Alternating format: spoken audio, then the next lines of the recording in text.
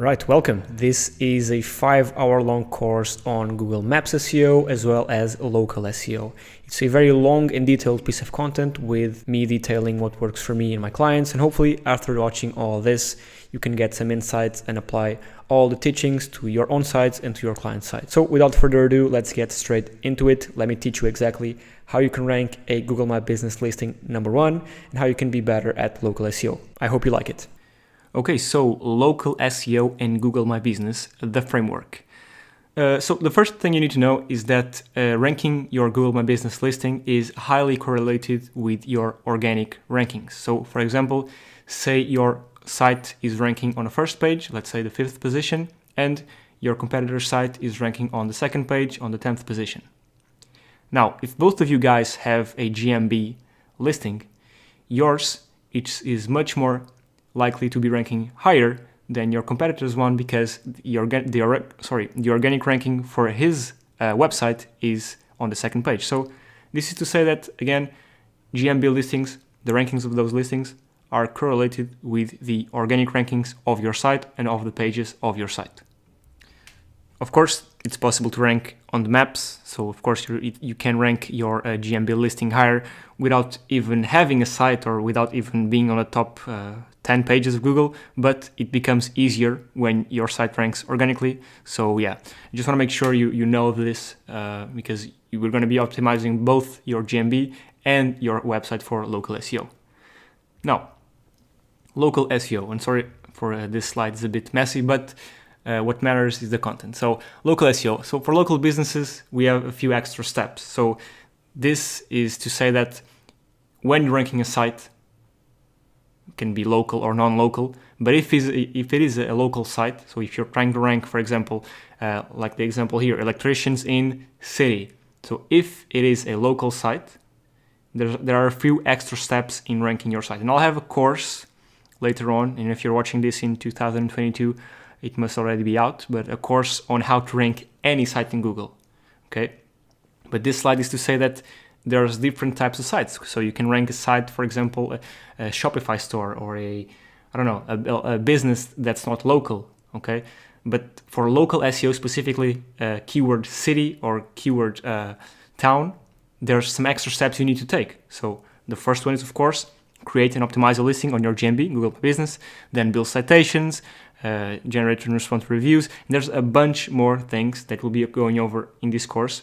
This is just to say that for local SEO, there are some extra steps you need to take to succeed.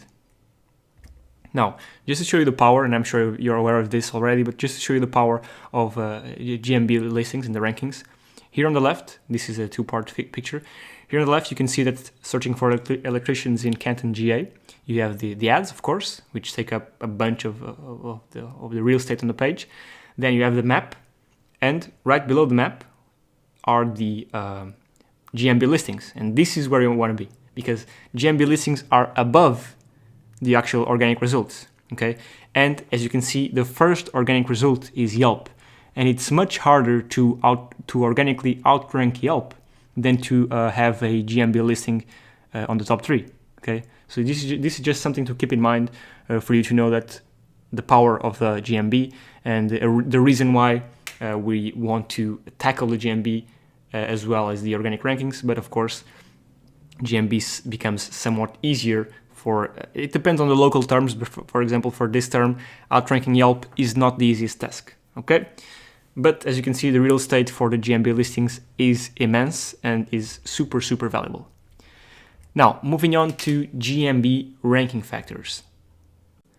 And people have different names for this, and this is more of a theory. Of course, all of this we'll then put in practice, but just so you know, there are 4 major ranking factors for your GMB listing. So the first one is proximity, the second one, relevance, the third, brand awareness, and the fourth, traffic. So, what is proximity?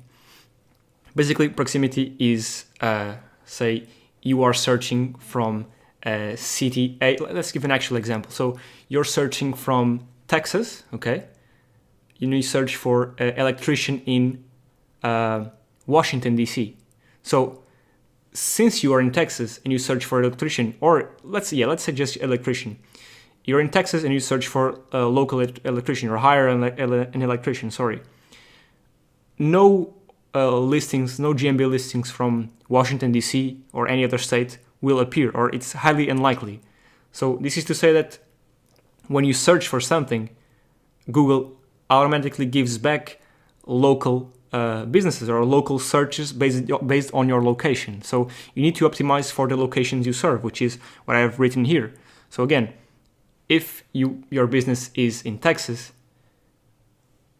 sorry, the other way around. If your business is in Washington, D.C. and someone from Texas searches for electrician or hire an electrician, if you want your site to show up on that guy's search, you need to optimize it for Texas as well. And I'll cover in this course how to optimize for different locations. And the way you optimize for different locations is what I have written also here. It's the signals on your site, the content you syndicate to Google, custom Gmaps. So this is just like an overview. We'll cover all of this. But basically, proximity is when someone searches for something, the websites that are relevant to that search in terms of proximity will appear first, which is kind of obvious, but it's what Google gives their searchers. Now, relevance. This is basically, again, so you have proximity. If I'm searching for location from location A, it's most likely that businesses that are providing services in location A will appear first. Not to say that businesses that provide services far away from that location won't appear, but they're highly unlikely to do so. Like I said, we'll give you some tips on how to make those your business appear in different locations, even if they're far away. Now, regarding to relevance, this is where you make your search relevant. And this is kind of, I don't want to say obvious, but I think you understand this. Okay, so basically, if someone searches for hire a plumber in New York City, for example, you want your site to be optimized for those keywords and relevant to those keywords in that niche and that search, so it appears. So again, optimize your site for those keywords plus the location. So plumber, New York City, Google My Business posts, optimize the reviews, which we'll get into later on, videos, your Google My Business site, your content syndication, all of these things that give relevance to your business, and you can capitalize on the search on the things people are searching, but you need to be relevant to those people's searches. And that's what we'll learn, to make our website and our business relevant to the most popular searches. And that's how you can get traffic. Then, brand awareness. This is basically some extra signals you give Google, because all of these are signals you're giving Google so it ranks your site higher. But basically, brand awareness signals are, again, content syndication, citations, which we'll get into later on, press releases, and a bunch more stuff. Basically, to get Google to know that you are the authority in that niche, in that location, or in multiple locations. That's brand awareness. And then traffic, of course, it's a ranking factor. And so a perfect example of this is, say you are ranking number 1 and your competitor is ranking number 2. Say 10 people click on your site and they don't see, for example, or the site takes too long to load. People will just go back and click on the second one. So,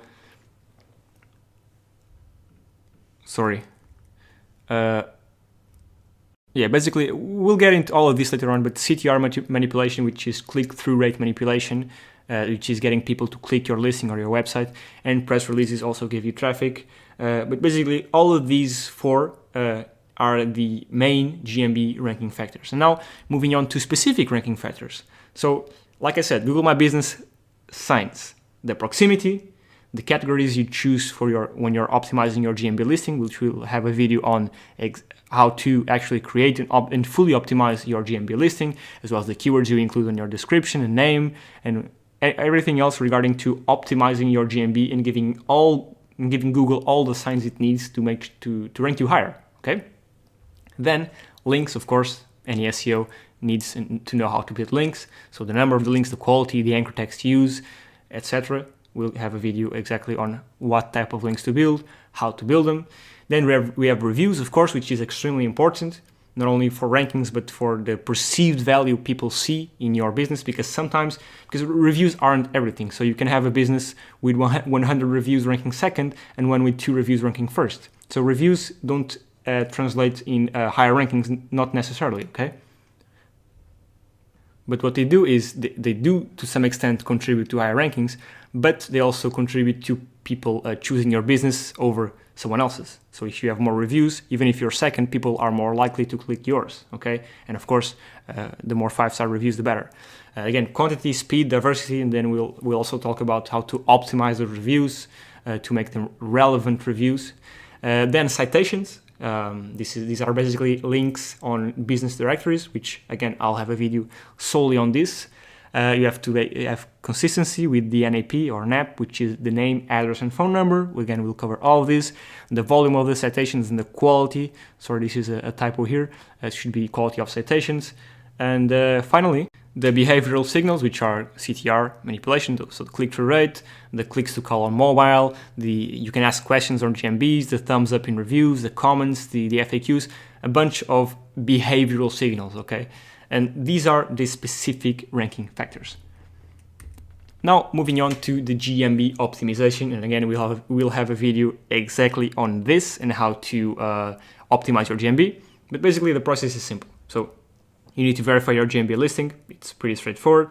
Then you need to fully optimize that listing. So address, hours of work time, phone number or phone numbers, website. You have to include videos, images. We also cover how to, there's a misunderstanding here. Not a misunderstanding, but people often think that when uploading images and videos to a GMB, that they should add, that they should geotag them, for example, to give them extra relevancy. And that's something we do when uploading images to our websites or any other place. You geotag them to make them extra location relevant. But the thing is, when you upload images to a GMB, it strips that information, so it's not really necessary and it's a waste of time. But yeah, moving on, again, I'll have a video just on this. Then the categories you choose, you have to, of course, evaluate your competition and choose the categories based on your competitors, okay? And we'll have a video on that as well, on how to choose the perfect categories. Then keyword-rich posts, then how to post, when to post, what to post, then how to syndicate the posts, FAQs, how to build proper FAQs with keyword-rich optimizations, and reviews. And all this may seem like a lot and complicated, but once I show you the processes you need to follow, like step by step, you'll see it's not that hard. And of course, then you can hire someone to do all of this for you. Then, of course, optimization requires including keywords in your business description. Again, like I said, a wide range of keyword optimized images, at least one keyword optimized video, citations, backlinks, and a lot of reviews. Okay. Now I'm going to take you over the game plan.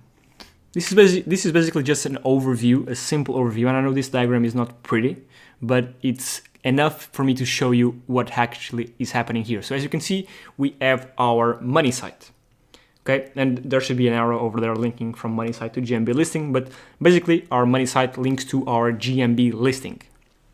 Our GMB listing then has three things attached or associated with it. It's the business site, so the Google business site, the GMB posts, and images and videos that you post on your GMB listing.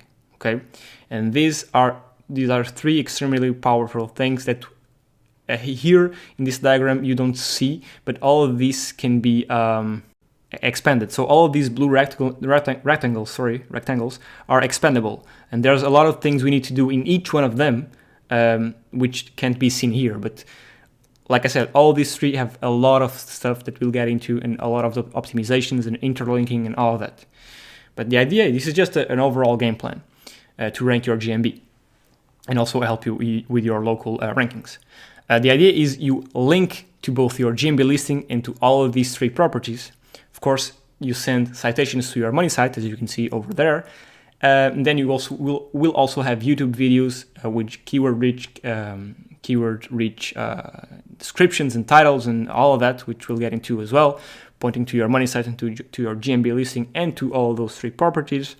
Then we'll also have Google Drive stacks, and not only Google Drive stacks, and I'll get into that in just a second. And then all of this is syndicated to your social media. And again, some of this can be done automatically, And then you take all of this and you do some press releases and some cloud stacking. And the goal is to is to take all of this and write a press release and syndicate it everywhere. Okay, the PR, the press release, will have all the links for all of this in it and all the business info and much more. But we'll we'll do that and we'll look into it later on. Then we also take advantage of cloud-based services, like Amazon, AWS, I'm sure you know of it, and Microsoft Azure, and a bunch others to tie all of this up and give it a final push. But again, we'll look into this later on. And this is the introductory video. I just want to tell you a bit of what you'll learn, what you'll do, and what you will gain with this. And yeah, I hope you like this video, and on to the next one. Hey guys, welcome. So in this video, I want to talk about citations. And what a citation is basically a link from a business directory. That's all you need to know. That's all they are actually. So citation is a link from a business directory, basically a site that allows you to place your business info from website, name of the business and address, to images, to videos, etc., and have it be on there. That's basically all this is. And it's important to be consistent. So consistency is key because you don't want to confuse Google. If you do, you end up not ranking at all. Okay, so you want to make sure all of your citations have either the same format or have the same info. And I'll be showing you an example in a bit. But basically, if your business name is dentist123 at street ABC, okay, you need to put that address in, for example, a Yelp listing. And you need to put that same address in the same format. So if it was dentist123 at ABC Street, you need to put it in that order. So don't put it 123 Street, ABC 123. Okay, you need to write the name of the business in the same way everywhere. Of course, there might be some websites that you cannot do it, but try and be consistent across all of the citations. And of course, you need to be consistent over your Google My Business and your website as well. So NAP means name, address, and phone number. And here's an example. As you can see, both of these websites in the footer have their name, address, and phone number. And what you need to do if you were to own these websites, you need to place this info in those citation sites as well as on the Google My Business. So in both your Google My Business and your citations, you need to replicate this information. And I can't stress this enough because this is really important. You need to be consistent. So please don't have different information on your website and your Google My Business. You need to be consistent. So if your address is written in a specific format in your website, make sure you write it in that same format in your Google My Business or in any other citation you'll be building. Now I'm going to show you a couple of citations so you can better understand what I'm saying. And here are a couple examples of citations. So as you know, Yelp, which is the most notorious one, a citation is simply a place where you can list your business name, what you do.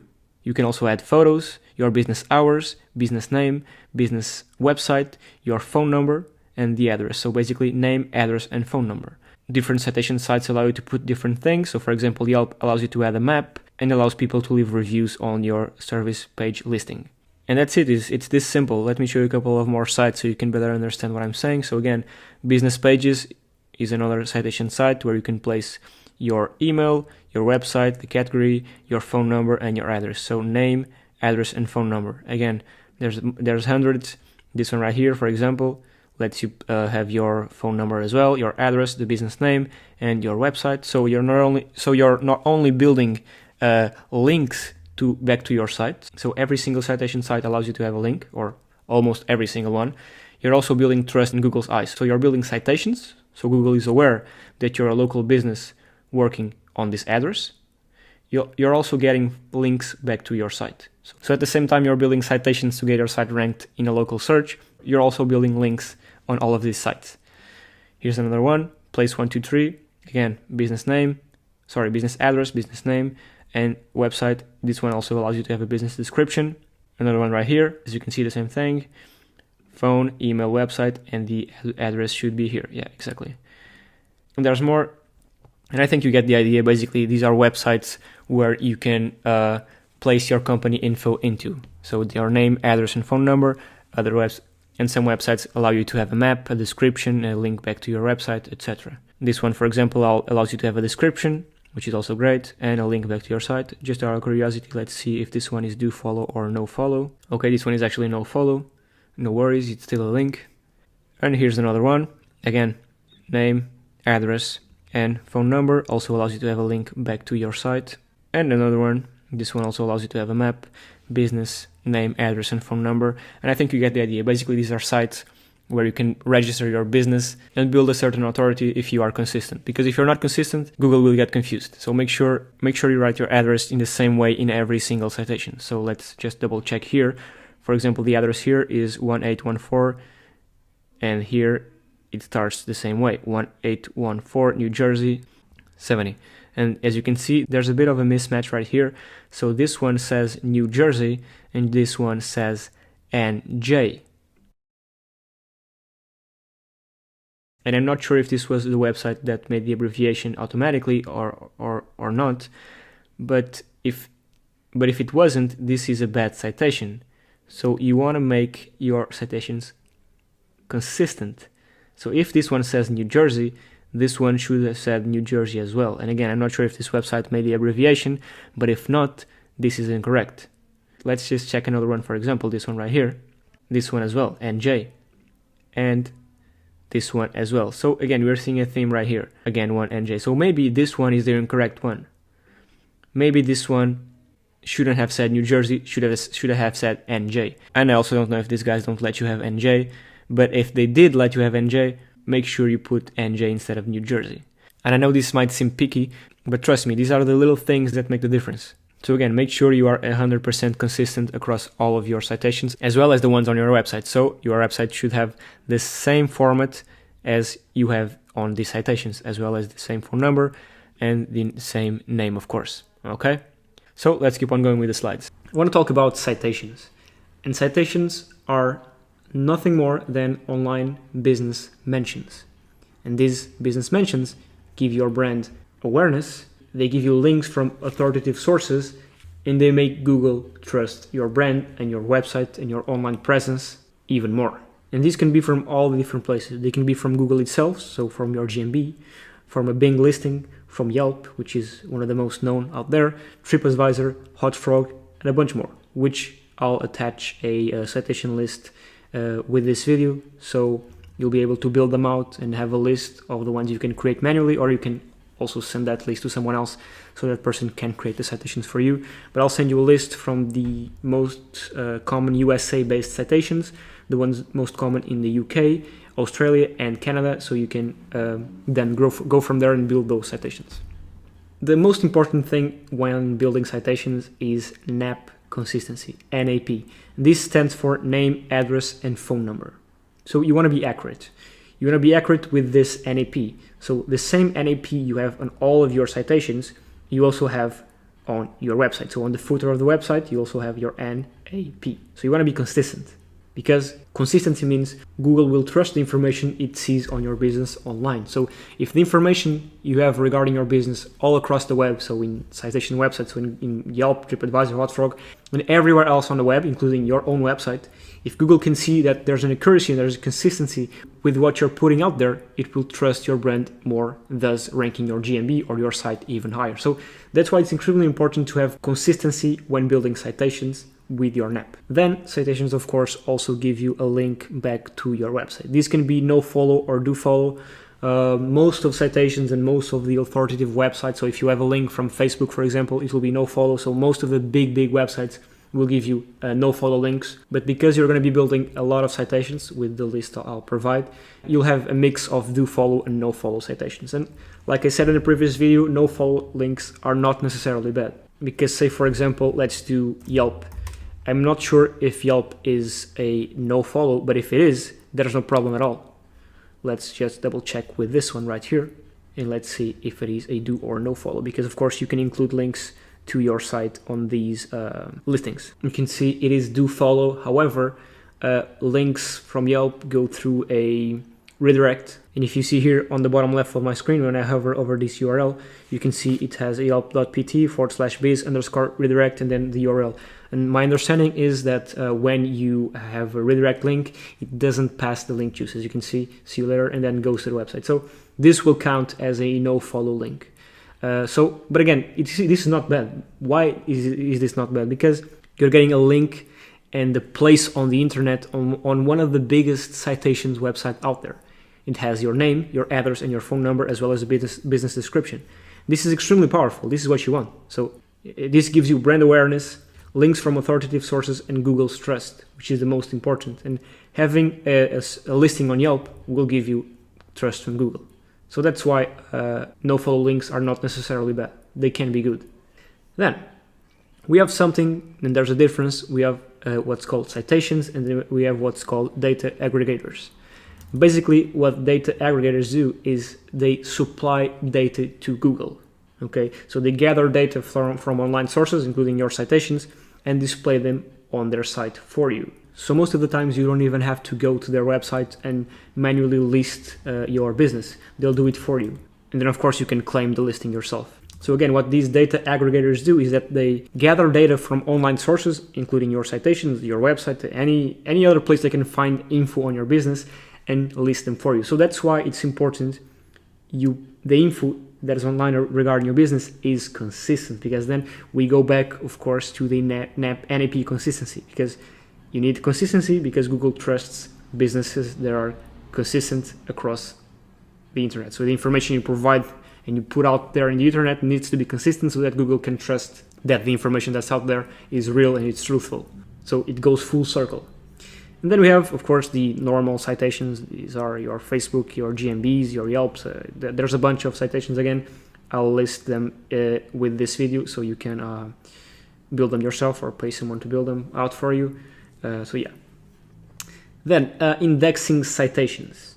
What you can do is you can throw a bunch of links to them. You can go to connect.co/GSA, and these are basically lower quality links ranging from 10K to 20K per blast.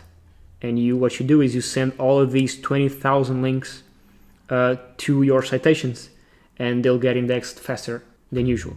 So you're basically forcing the index. And then something else that helps indexing the citations is interlinking. So say we have here a citation from Yelp.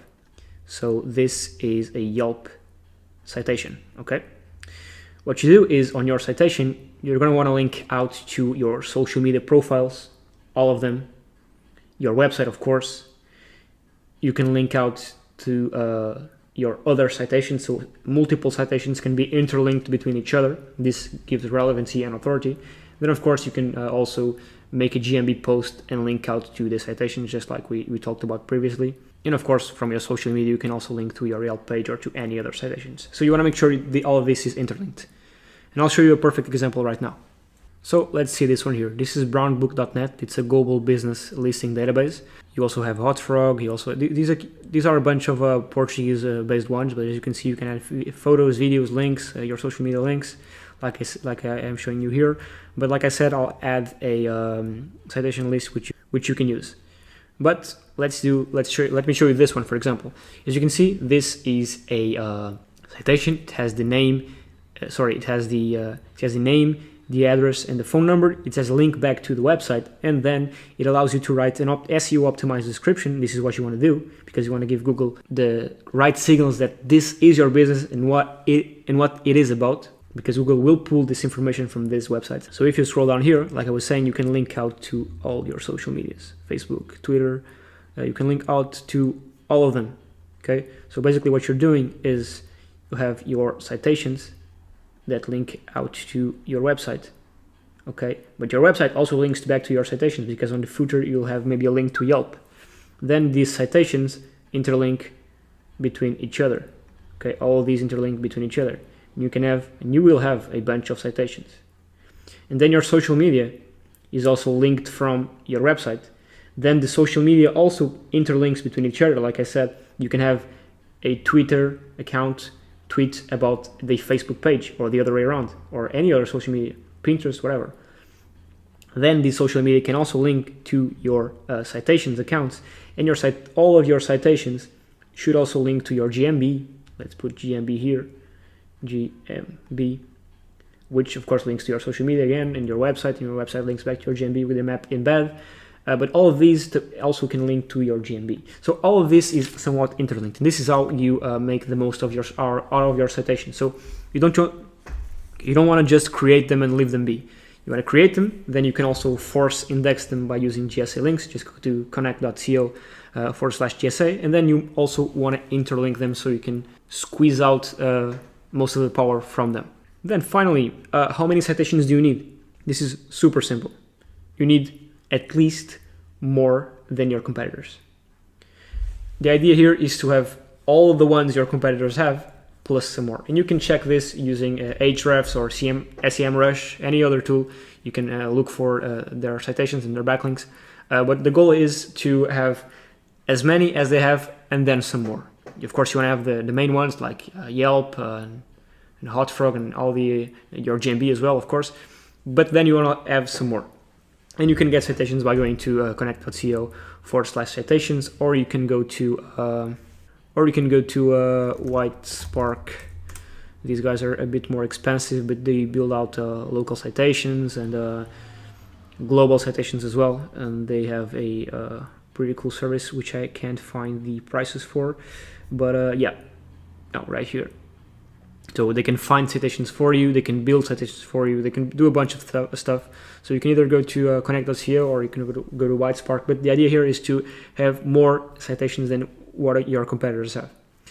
And that's it regarding citations. I will see you in the next video. Hey, welcome to the second video here in the Google My Business section, or the local SEO or snack pack section, wherever you want to call it. So I want to go over Google My Business. And before I show you, which I will in the end of this video, how to optimize one and how it looks like, I want to tell you about what I told you before. And actually before that, I want to tell you first, and I'm sure you know about this already, but the Google My Business allows us to put our website basically here. So when you search for, in this case, Dallas Dentist or Dallas Plumber, sorry, you'll get the ads, and then you'll get this. And only after that will you get the organic results. Okay, so this is an extremely valuable space, and this map pack only appears on, of course, local search results.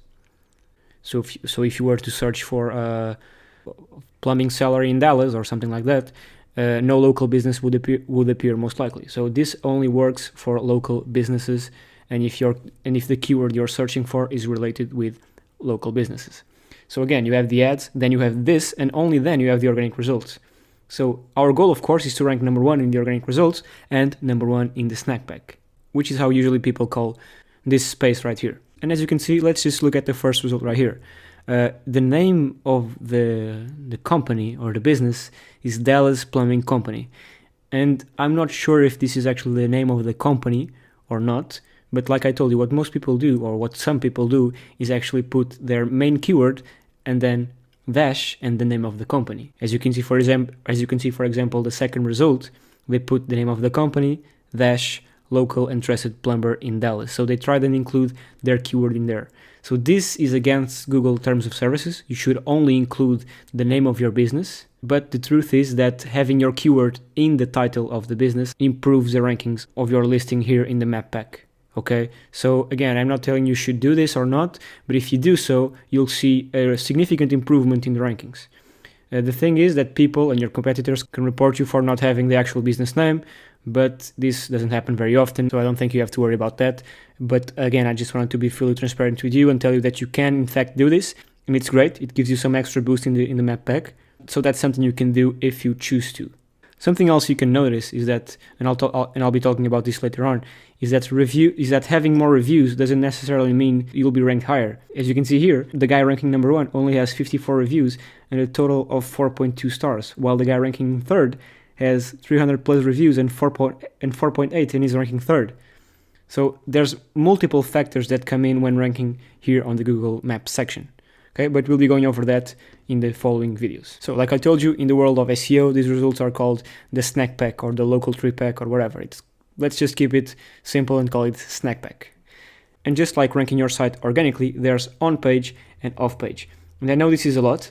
This is a lot crammed here in just one slide, but this is extremely important.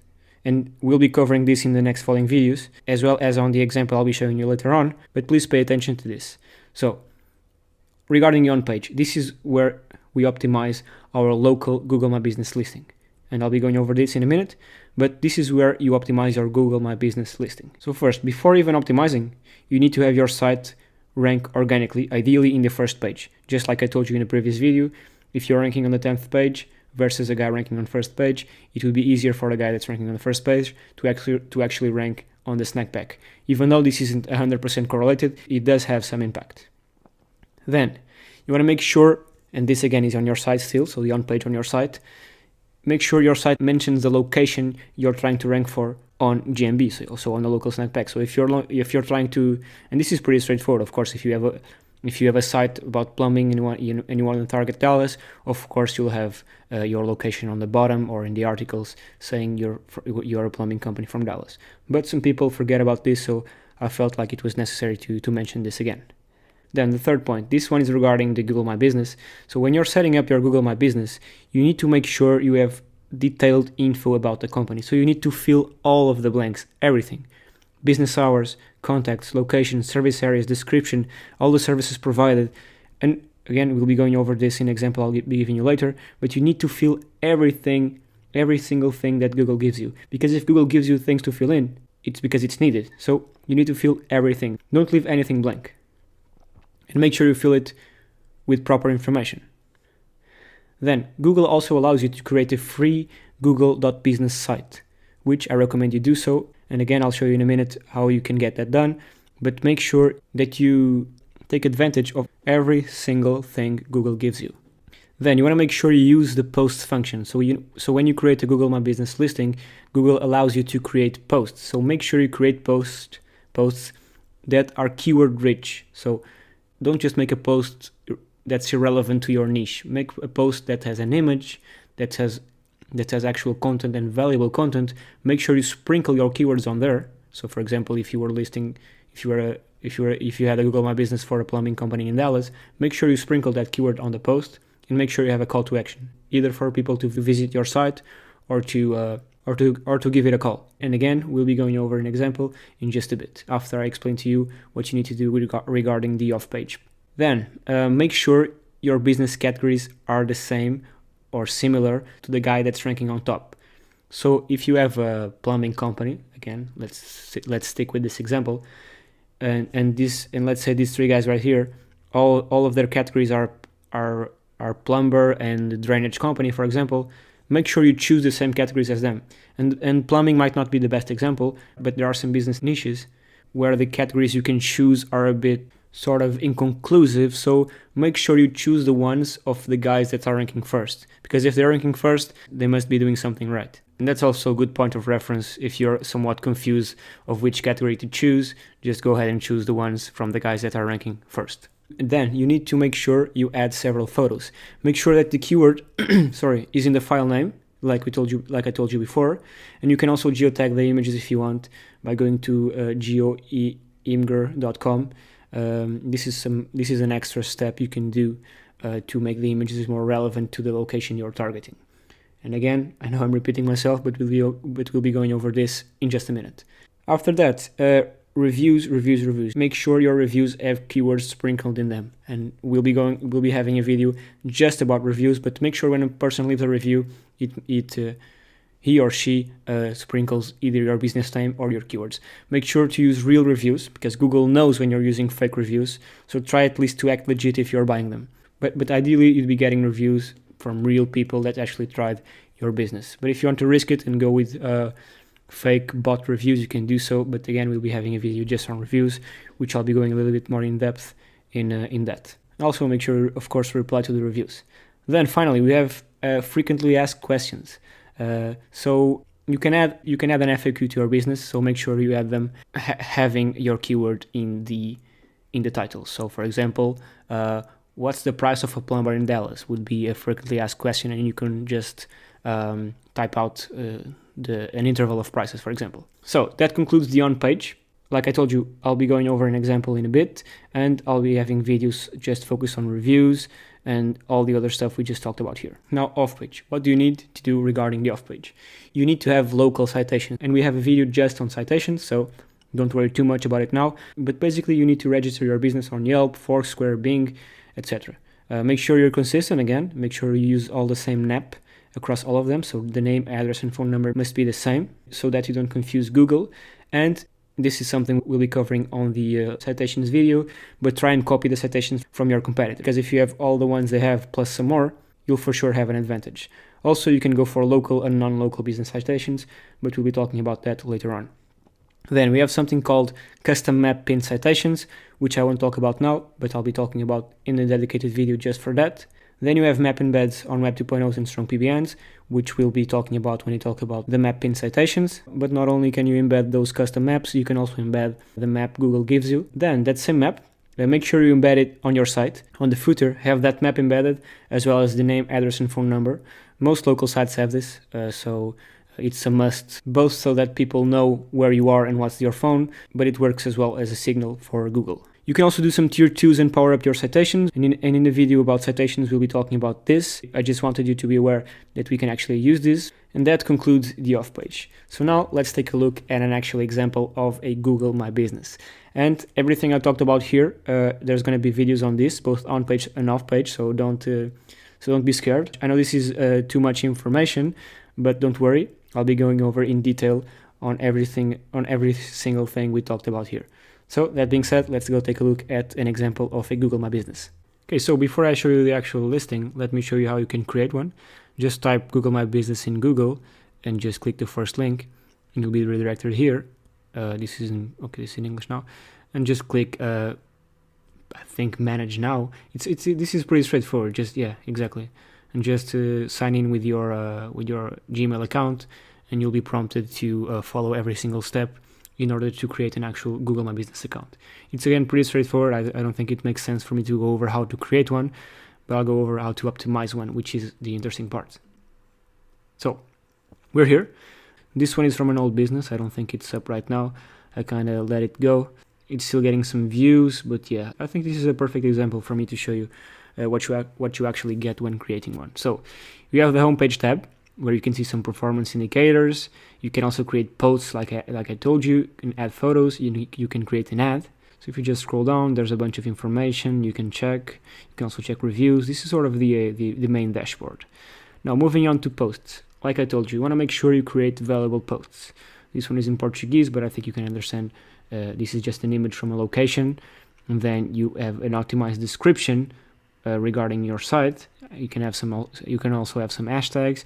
You need to include your keyword inside to make it more relevant, and then have a call to action, either a call now or where people can click to go to your website, and just create a bunch of posts. Ideally, you'd be creating posts every week, 2 or 3 posts every week, in order to make your listing relevant. The idea here again is that you need to make sure you take advantage of every single tool Google gives you. So for example, lately with the COVID, Google gave you an option to give your customers a COVID update. So make sure you get that done, okay? You can also add offers, add updates, add events, add products. You have a couple of things you can do, and I recommend you do them all, okay? Because if they're here, they're necessary. And if you're doing all this, you're probably ahead of most of local businesses that don't even bother in doing this. For example, creating posts or events or updates. Most people don't even bother doing this. So make sure you get that done so you can have the advantage over your competitors. And of course, it's not just posting on your Google My Business that will give you the advantage. It's several things, so several different factors. As you know, Google takes into account different factors. But what we want to do is to give Google all these factors one by one. So a little bit here, a little bit there, and if you add them all up, they can contribute to get you ranked. So make sure you get all of this done. Then when you come to info, here's the business name. Then of course you can add some service areas. So if you're only targeting a city, you can maybe write suburbs in here. That depends on the country you are, if you're in the United States or not. But I think you get what I'm saying. Make sure you fill all this in. Of course, make sure you fill the hours in. These are some special days, maybe holidays, I think. Then, of course, add your number. Here is where you can add your business handle. So just like Instagram or Facebook, you get to create a handle. Then add your website URL and any appointment link. So this is where you link your contact page. Then products and services. You can click here to add different products. Depending on your niche, you'll have products or services. So in this case, because this is a plumbing company, they only have services. So you'll be adding services instead of products. But of course, if you also provide products, you can also add them here. What I want you to focus here is that you need to fill this all out as much as you can. And as you can see, there are some things that I haven't filled here because I kind of let this one go. Then you also have highlights, health and safety, service options. You can add all these ones in. So make sure these ones are all filled. Then business description. This is where you can create, and sorry because this is in Portuguese, but this is where you can create an optimized SEO description. So write about your business, write about when it started. Make sure you sprinkle your keywords in there. Make sure you add your locations, your services, your phone numbers. Treat this like the place where you give Google the most relevant info you can. So business name, where it started, locations, your services, how you provide those services, to where, to what people. Just over-optimize this as much as you can. And then you can add an opening date as well as adding some photos. But we'll be covering that in a bit. Now going over here to insights, you can check the insides of the page, of course. This one's still getting a couple of searches, okay. Now reviews. And like I told you, we'll be having a video just on reviews, but this is a place where you can check and reply to your reviews. Make sure you reply to the reviews using your keywords, but again, we'll be covering that in the later video. Then you have messages. I think you have to have the application for this, but basically people can message you directly on your Google My Business. Then you have photos. You need to make sure you add a bunch of photos, okay? This one right here has photos, it has videos, has a bunch of them. And as you can see, they're getting 7,000, 2,000, 3,000, 13,000 clicks or views. So this is great, okay? If you add them all up, so 13,000 plus 7,000 plus 3K, 2K, more or less 2K over here as well. The videos, if you add them all up, this is a bunch of views, and Google loves this, okay? So add photos of your company, add photos of the offices, of people working. So at work, team, identity, which are the logos and covers. Make sure you fill these all out and add as many as you can. In a way, of course, it makes sense. Now moving on to products, just like I told you, you can add products based on your niche. You can also add services. The idea here is if you have them, make sure to add them. Okay, don't leave this blank. Then this is the website Google lets you have, which is the Google My Business website. This is an editor where you can edit the actual site here. Just a straightforward site. All your posts will be automatically syndicated here, as well as your reviews. I think we can view the site live. Let's just check it. So it will be your business name .business.site. Sorry, this is in Portuguese. Let me just translate this to English. Okay. So it's a simple site. You can call people, you can call the business, you can schedule an appointment. Just make sure you get this created. It's quite simple. This is everything. Everything here is done automatically by Google. So these posts again are automatically syndicated here, as well as the reviews and the business description, as well as your gallery. So make sure you get this one created as well, because I know I'm repeating myself, but make sure you make use of everything Google gives you. Then you also have users and some more information that it's not really relevant other than the manage locations. This is if you have more than one location. Make sure you fill it in so that Google knows where your business is actually providing services to people. So this works best for services where the business goes to the client. So for example, a plumbing company where the plumbers actually go to people's houses. It's not so much for dental clinics, for example, where the actual client goes to the place to have a service done on him. So this is more or less for companies that go to clients' houses. And that's basically it. This is how you optimize your business listing. I know it's a pretty straightforward video, and if you created your Google My Business yourself, you'd most likely understand what to do. But again, I wanted to emphasize the fact that you need to fill every single thing out. Everything you know about your business, every business hour, description, services, photos. Add as much information as you want, because information is important to Google. You want to give Google as much information as you have. And that's basically it. This is how you optimize your Google My Business. In the following videos, you will be going over a couple of strategies to actually boost your Google My Business listing. But it's very important that your Google My Business listing is fully optimized before you move on to the following videos. So before you watch the next ones, make sure your listing is 100% optimized. Okay, that being said, thank you for watching, and I'll see you in the next video. If you have any questions, make sure to leave them in the group, and I'll be sure to answer them as soon as I can. Okay, see you soon. Bye-bye. Hey, so today I want to share with you a powerful link building tactic to power up your citations. And as you know, a citation is nothing more than a link from an authoritative site pointing to yours. And we want to make those links even more valuable and powerful. So after you optimize them fully, so after your listings are fully optimized with images, your business hours, your address, name and phone number, your website. Basically, when you fill out every single thing they allow you to is when your citation is fully optimized. So after that, we want to make sure we can power them up even more, and we do this by using links. So I'm going to give you a practical example of Yelp. And let's say you have your money site here on the left. Of course, you have a citation from Yelp, which has a link back to your site. And what we do is build PBN links or any other type of powerful links to that same Yelp citation. And why did we choose Yelp? It's simple. This can be done with any type of citation site. I'm only using Yelp because it's one of the main ones out there and also the most powerful. And also because, and this is actually the main reason, is because Yelp allows you to have 3 different pages. You have the front page, you have the gallery page, and we have the individual image pages. And I'll show you this right now. So we're here looking at the listing.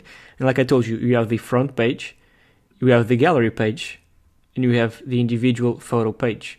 So you can go from one to another. So let's say we're here and on the front page where we have our business name, the hours, a link back to our website, our phone number. Basically, we have the name, address, and phone number, as well as and about the company where we can be more specific and include also some keywords in here. And so this is right off the bat a powerful page. So if you build links here, you basically are building links to your website. So you have your Yelp page, so the main Yelp page, which points to your website, which is your money site.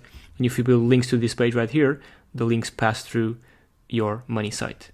Okay, but now the gallery page. If you click here on the See All, you'll be redirected here to the gallery page. And you can also build links here. And why? Because when you click each individual image, I'm going to click one. So let's click this one right here, for example.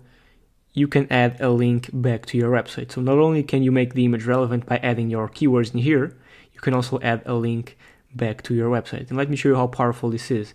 So again, let's say we have here our main page from Yelp. So the one I showed you before, this one right here, okay, the listing page. And inside this listing page, you have the gallery page, and you have the individual photo pages. And here you have your money site. So this page has a link to your website. All of these individual image pages have links back to your website, as you can see here. And this gallery page links to these individual photo pages, and this Yelp page links to the gallery page. So let me just change the color. If you are building links through this page, to this page, and to this page right here, all of the links you're building there, because these are all interconnected, okay, will be going to your website. And this is how powerful this is, okay?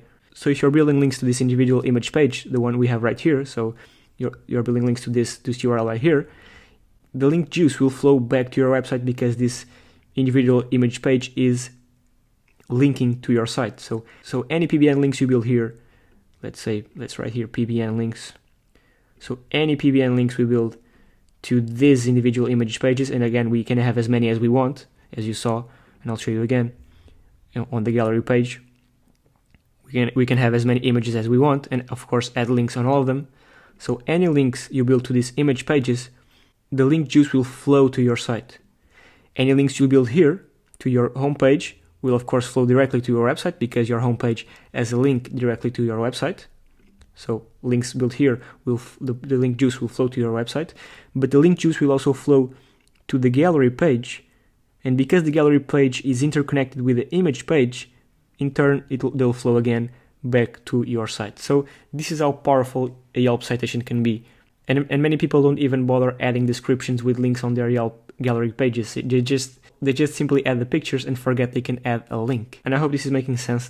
My drawing can be a bit overwhelming, but basically, if you build links to any of these 3 pages, so your home page, your gallery page, and your individual image pages, all the link juice will be flowing directly to your site. And that's how powerful a Yelp citation is. As you can see on all of these images, I have a link back to the site. And these ones are no follow, of course.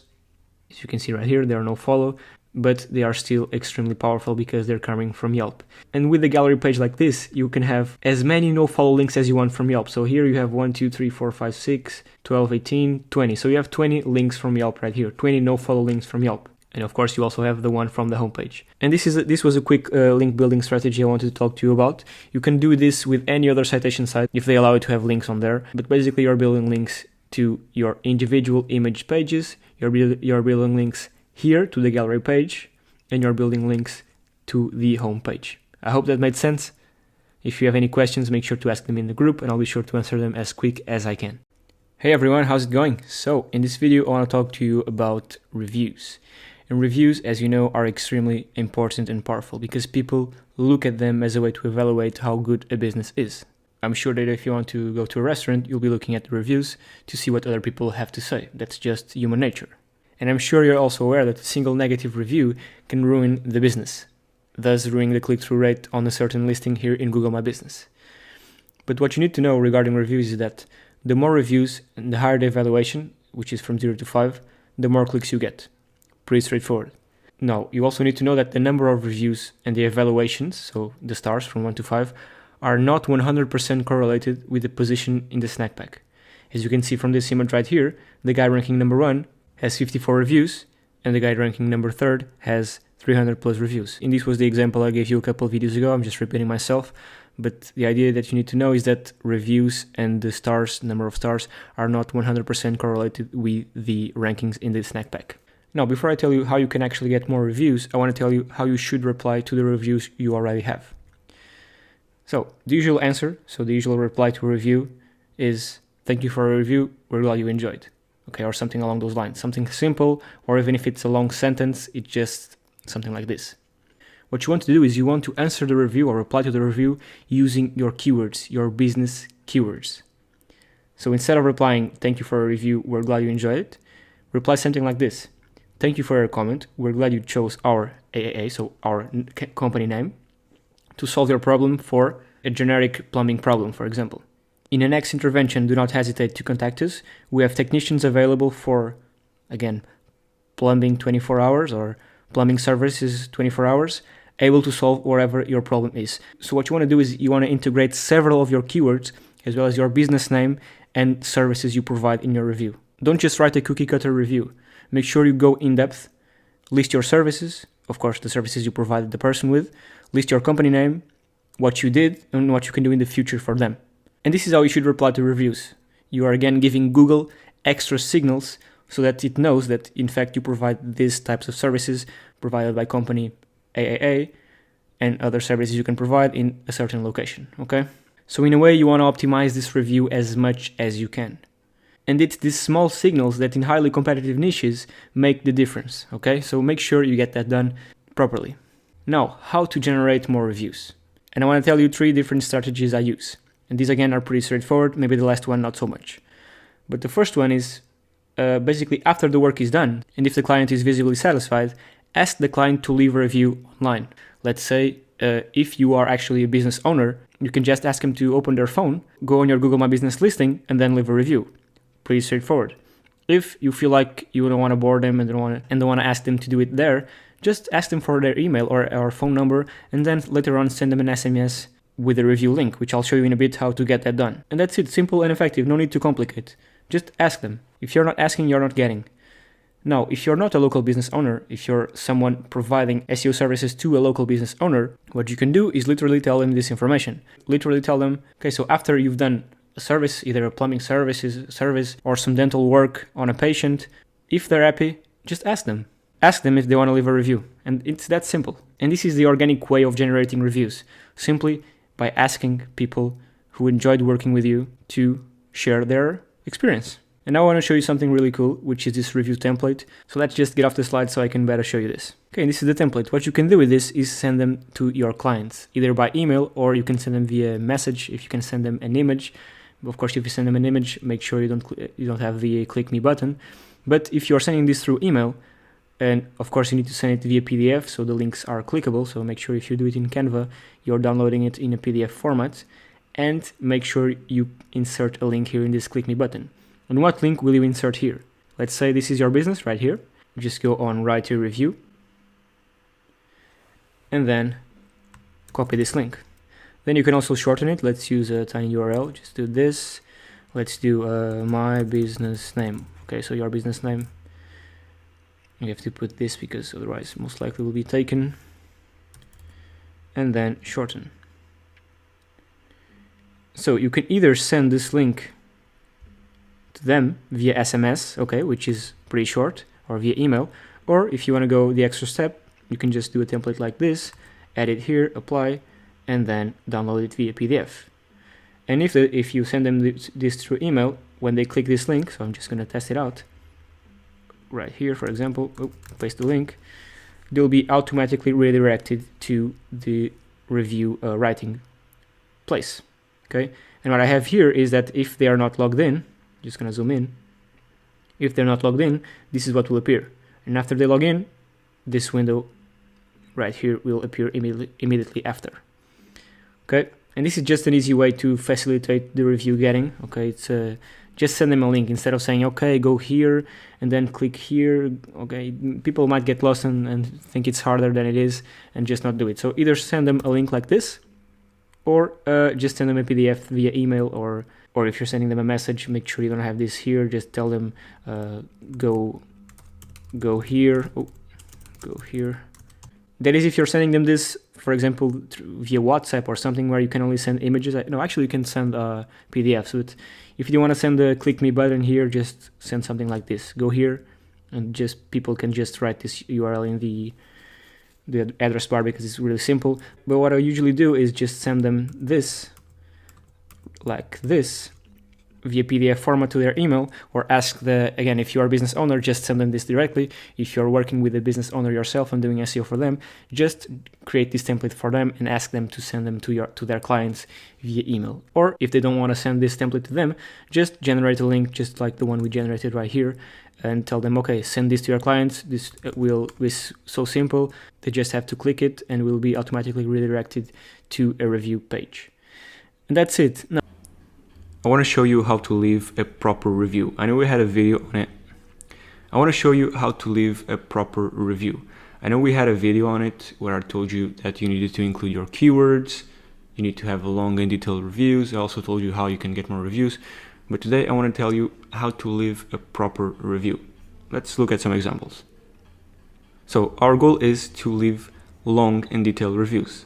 We can either ask our customers for it, or we can, of course, do it the black hat way, which is we buy some Google accounts or take some Google accounts from our friends and family and write the reviews ourselves. And of course you can use regular Google accounts or local guide accounts, which there's none here. Let me see if I can find some local guide accounts. They just have a badge on top of it.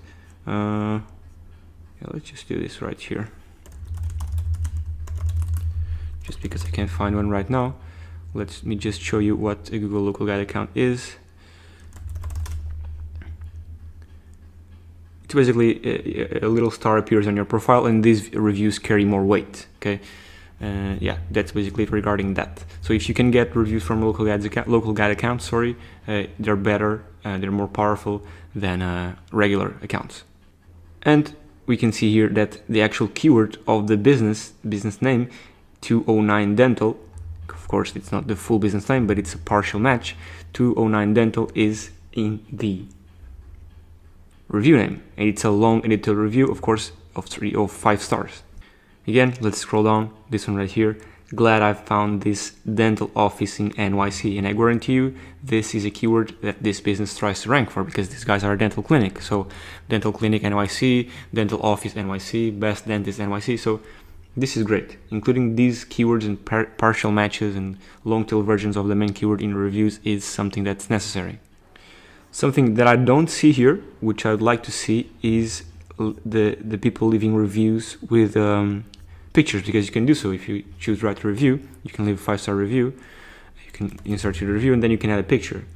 And this gives extra relevancy. So if you can do this, make sure you do it. So 5-star reviews, keyword optimized, long content, and add pictures if you can. And ideally you'd have reviews from local guides, but that's not always possible. So yeah, let's discard this one.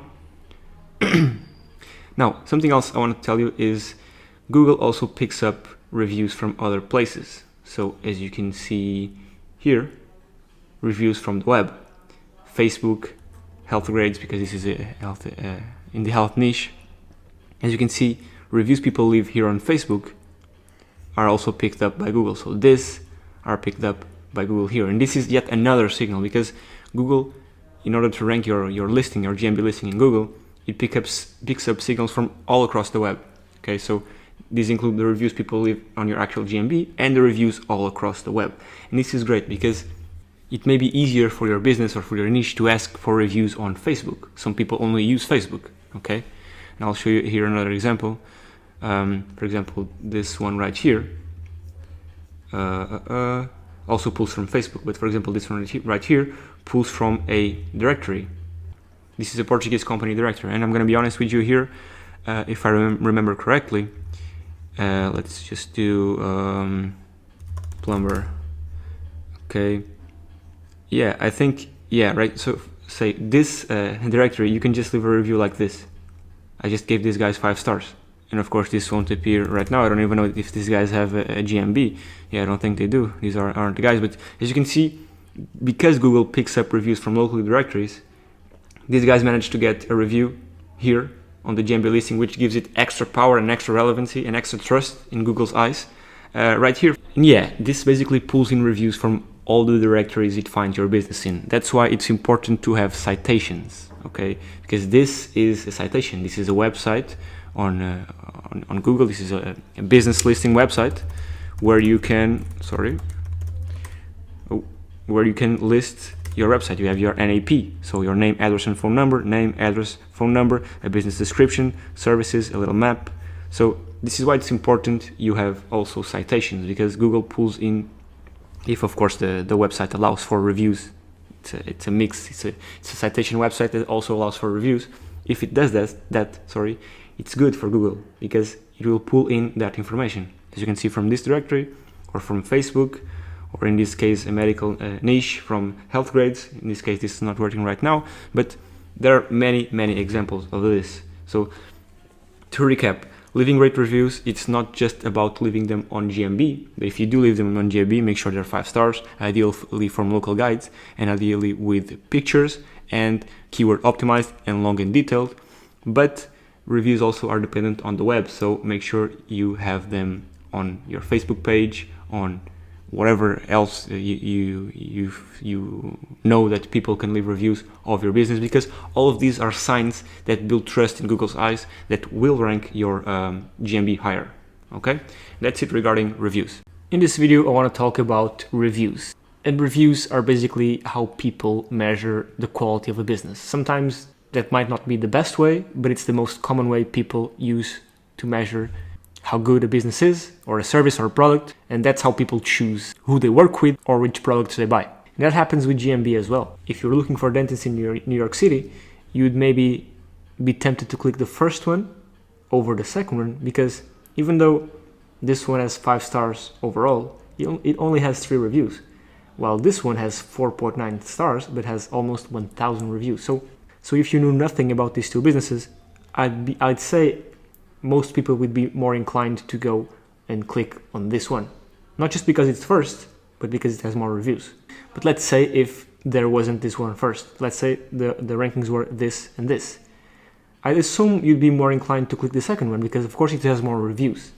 And as you know, the more reviews don't exactly translate in higher rankings, not every single time, but reviews are a ranking factor. There's many ranking factors, but reviews are one of them. So the first thing reviews give you are higher click-through rates, higher CTRs. Of course, people will click the ones with more reviews. So you want reviews because of higher click-through rates, which then will translate in sales. Then of course you can add your reviews, your social proof, to your website. Let's see, for example, this was an ad. These guys right here, like I showed you previously in another video, they have the reviews syndicated to their website, as you can see here. This is social proof. If you go to their website, you can check the reviews for yourself and look at them one by one. So reviews give you social proof, which is something customers really value. And with this video, I want to go over what I do to reply to reviews, which is something that it's extremely valuable, okay? Because you want to reply to your customers. You want other people to see that you're replying to your customers, even the bad reviews. And I'll tell you exactly how you should reply to the bad reviews. One thing I want to stress is that please don't do this, don't send copy-pasted replies, okay? People hate this. Make sure you reply to the reviews and read what people actually are saying, because there's a ton of businesses that just copy and paste the template. So thank you so much for your review. blah, blah, blah, blah. You don't want to do this, okay? You don't want to do this. And I'm looking through these guys right here, and it looks like they don't even reply to reviews, not even the bad ones. And I'll explain in a second how you should reply to bad reviews, because all reviews, or most reviews, are valuable, and even the bad reviews can be valuable to you and to your business. But the first thing I want to stress is reply to reviews without templates. So let's go here to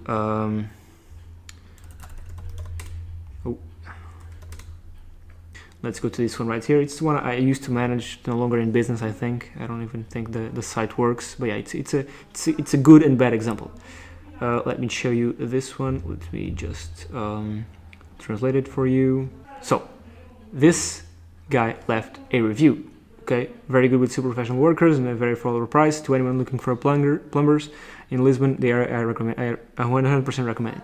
What you do is you reply to that review, and this one is not even as long as it should be, okay? This should be a more thoughtful and thorough reply to the review, and I'll show you an example in a second. But this is something that's not extremely well done. Now, something that's not at all well done is, for example, it's this right here. So this profile left a review saying really good, and the only answer was thank you with a smile. This is not professional at all. Okay, this is something that you shouldn't do. So the worst thing you should do, the worst thing possible, is not even reply. The second worst thing is reply just a basic thank you or a pre-written reply. The next one is just replying like this. It's thoughtful but not enough, not long enough. It needs to be thoughtful and long enough, and you need to acknowledge the person that left the review. Let me find you a perfect example. For example, this right here is a better example. As you can see, this profile left a review, a long and detailed review, and the response wasn't a general thank you or a general response. It was something that was thoughtful and thought out based on the review the person left. So personal recommendations are our biggest form of flattery. Thank you and thank your grandma for being a part of our dental family. As you can see, thoughtful and in line with what was written above. So you want to make sure you do this. No canned replies, no general thank yous, thoughtful replies based on what the person wrote. And of course, if you can include your keywords here as well, it's another plus. So for example, this could end with we hope to see you soon again in our dental clinic near Austin, Texas, or something like that. Make sure to include your keyword as well on the reply. And down here, another example. This one was from a review from a local guide, and not a canned reply and not a general thank you. It's something that it's in line and actually replying to this right here. So it shows that the person that replied, the business owner, actually read what was written, because it takes people some time to actually go to your business, write a review, and think about what they're going to write. So it's only right for you to actually spend some time as well replying to the review, and this will make people actually happy, and who knows, maybe recommend your business even more to someone else. So that's the main reason why you want to spend some time actually replying to reviews, because people spend time reviewing your business, and you never know when your reply can make them even happier, and who knows, recommend your business to someone else.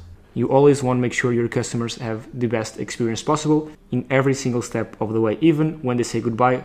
So when they leave a review, you also want to be very thoughtful in replying to that review. Now, I want to go over to how to actually reply to negative reviews. So negative reviews, we all know that they can impact a business to an extreme extent. Like we all know, people base their decisions on reviews, and having a 1-star review can really hurt your business. And because most of the times you won't be able to remove bad reviews or negative reviews, because people are entitled to their opinion, unless it's like a spam review or something that you can then report to Google, because you can report any review to Google, but they won't remove it. The only instance where I've seen reviews being removed is if they are completely spam, okay? Otherwise, you'll have to live with negative reviews. And let's try and find here a negative review. And before I go over how to reply to a negative review, let me just tell you that a negative review can be an opportunity for you as a business to show other people that read that review that you are transparent and that you're able to accept the criticism and grow from that. I'll show you a perfect example from this, which is here on Legit, where I sell some SEO services. For example, this service right here, I had someone leave a negative review, which was totally okay. I'm totally okay with it, because I understand the customer's frustration. And even though I don't agree 100% with this, I managed to take that negative review and make something good out of it. So let me explain. These are PBN links, links that you point at your website and make it rank higher in Google. Of course, PBN links alone won't rank a site in Google. You need on-page SEO, you need other things regarding off-page SEO. But for the sake of it, let's just read this review. The buyer said, well, I didn't see any improvements at all in almost 2 months. Totally valid. Might be true, might be false, I don't know. I'll believe the customer, of course. So let's say this is true. And it might be, because PBN links don't do the job on their own. It's important to do other types of optimizations.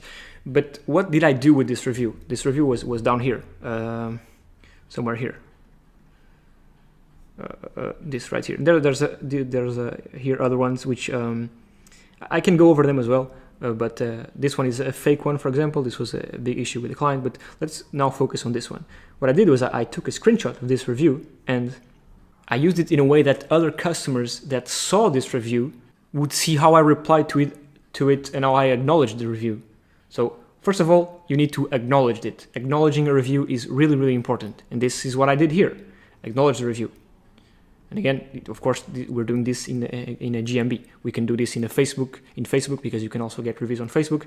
I'm just explaining to you the theory behind this, because you can apply this to any place people can leave reviews on. I'm just going to give you an example in specific. I'll then go over again here in a second. But the first step is to acknowledge the review, which I already did here. And I also did down here, acknowledging the review with a reply.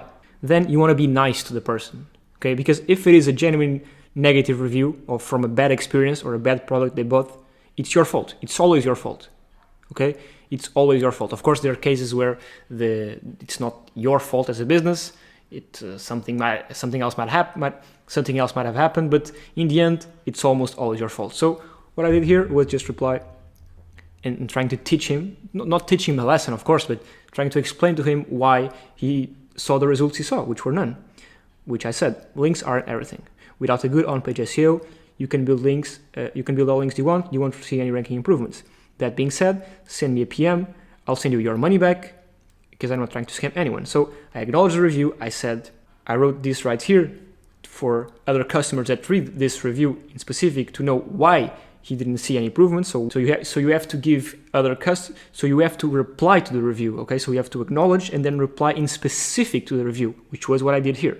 And then you have to give something back as a form of compensation, which again I did. So I said, send me a private message and I will refund you all your money back. So I'm not trying to argue here. I'm not trying to say, blah, blah, blah, you did this bad, you did this good. I'm not trying to argue. I just acknowledge it, explain why, and then offer something in return to repay him. Then this happened here as well above. A customer saying, I can't really remember this one, but complaining of the traffic. Then of course I acknowledged it, I explained it, and I offered for the money back as well, I think. If I didn't do it here, I did it through a private message. But the goal here is to acknowledge, reply to the review specific. And then on Google My Business, you can't do this. But what I did was take the review and put it up here in the actual service description. So I took a negative review and put it on my sales page. This is not very common, but it's something that I did, something that I chose to do because it brings out the transparency in the business. Let's move out of this example because I think you now understand. So first step is to acknowledge the review. Then it's to actually reply and try and solve the problem they were complaining about in the review. So if it is a bad product or a bad service, you explain them what happened. So you always need to explain them what happened and then offer some sort of compensation, either their money back, a new product, a new service, whatever it is. And of course, never be confrontatious. Never try and judge the person or start a discussion. Okay, that's not a good look. You never want to start a discussion in a public place, in a review, which is a public place anyone can see. So let's go over this one. As you can see, 1-star reviews 5 days ago wasn't replied to. This one, a 1-star review 7 months ago, which was replied to. Let's see how they did. So I'm not going to read all of this because even if the customer is right or is wrong, it doesn't really matter. The only thing you need to know, or the only thing you want to do, is to mitigate the bad look that this review gives your business. So it doesn't really matter if it's right or wrong. Even if the customer is lying or completely wrong, it doesn't matter. The review is there, it's 1 star. You need to address it either way. Okay? Let's see how was the response. This was a top-notch response. Professional. Okay? Dear patient, we appreciate the feedback. So acknowledge the person and the feedback and say thank you for the feedback. We appreciate it. Even if it's bad or good, false or true, you always appreciate the feedback. Then you go over The situation in specific, we understand that various situations may arise to delay of our patient's arrival to the office. Thus, to accommodate for such occasions, we have set a grace period of 10 to 15 minutes, blah, blah. Basically, they're explaining the situation.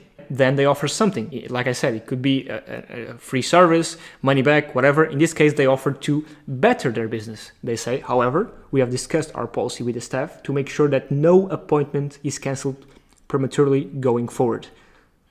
As you can see, me reading this review and reading the response from this negative review, I look at the business and I think, okay, so they got a negative review, but they're improving on it. They're improving upon it. So they took the criticism and they're improving on it. And this is exactly what you want to do. So acknowledge it, say thank you, offer something, and improve, which was what I did on Legit as well. I acknowledged the issue and I improved on it. And that's exactly how you want to reply to reviews. Never be confrontatious. Never. The customer is always right even when he's not right. They have a couple more here which they don't reply to, I'm not sure why, but if you have bad reviews, you want to make sure you reply to all of them with a complete response. So nothing like this, for example. This is a bad reply. We are happy to announce that we have Wi-Fi available for our patients.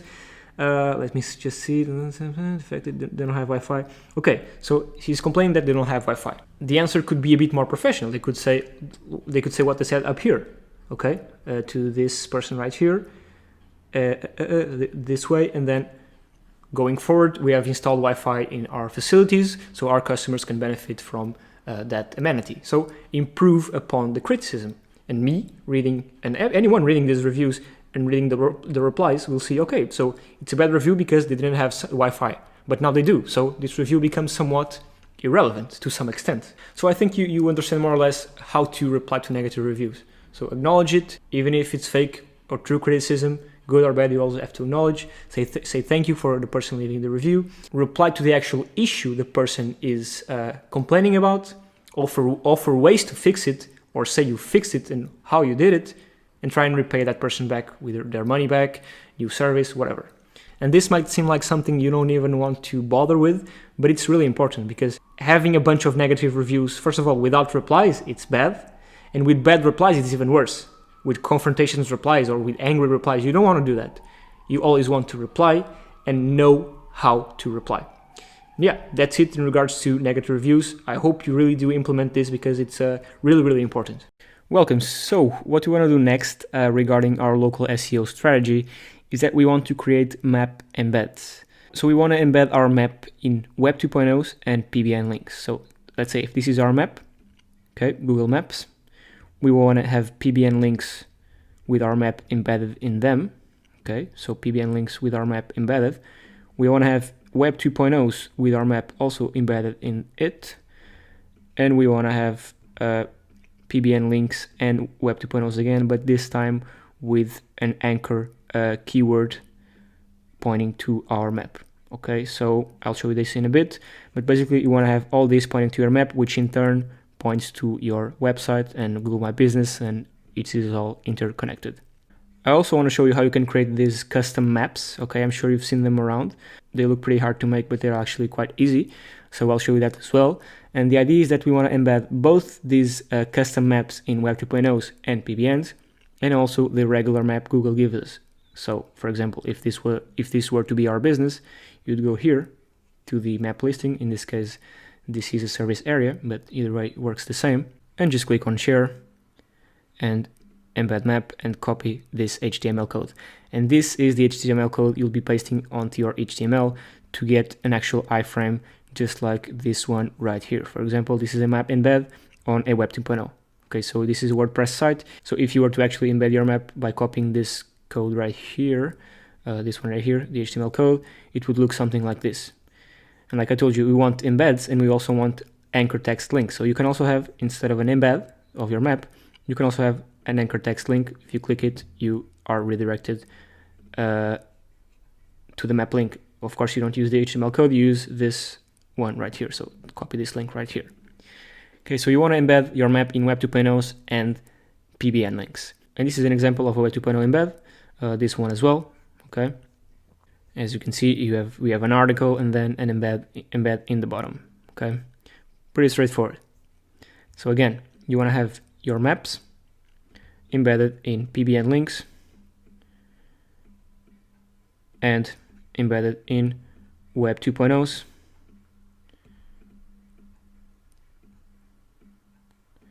Which in turn make your map, of course, point to your website, to your money site, and to your Google My Business. Okay, so everything is interconnected. And you're doing this to give power to your maps, okay? And why would you want to give power to your maps? Because your map listing, so this thing right here, has a link to your site, okay? Has a link right here to your site. It's a clickable link. So you're embedding this map in a bunch of Web 2.0s, I'm talking 500 plus Web 2.0s, which all in turn link here, which link back to your website. Okay, so this page works like more or less like a buffer site. And this is what this map gives you. The benefit with creating my maps is that they give you much more. So when you're linking here with Web 2.0s and embeds on PBNs, you're getting the link juice back to your site with the info that's here, okay?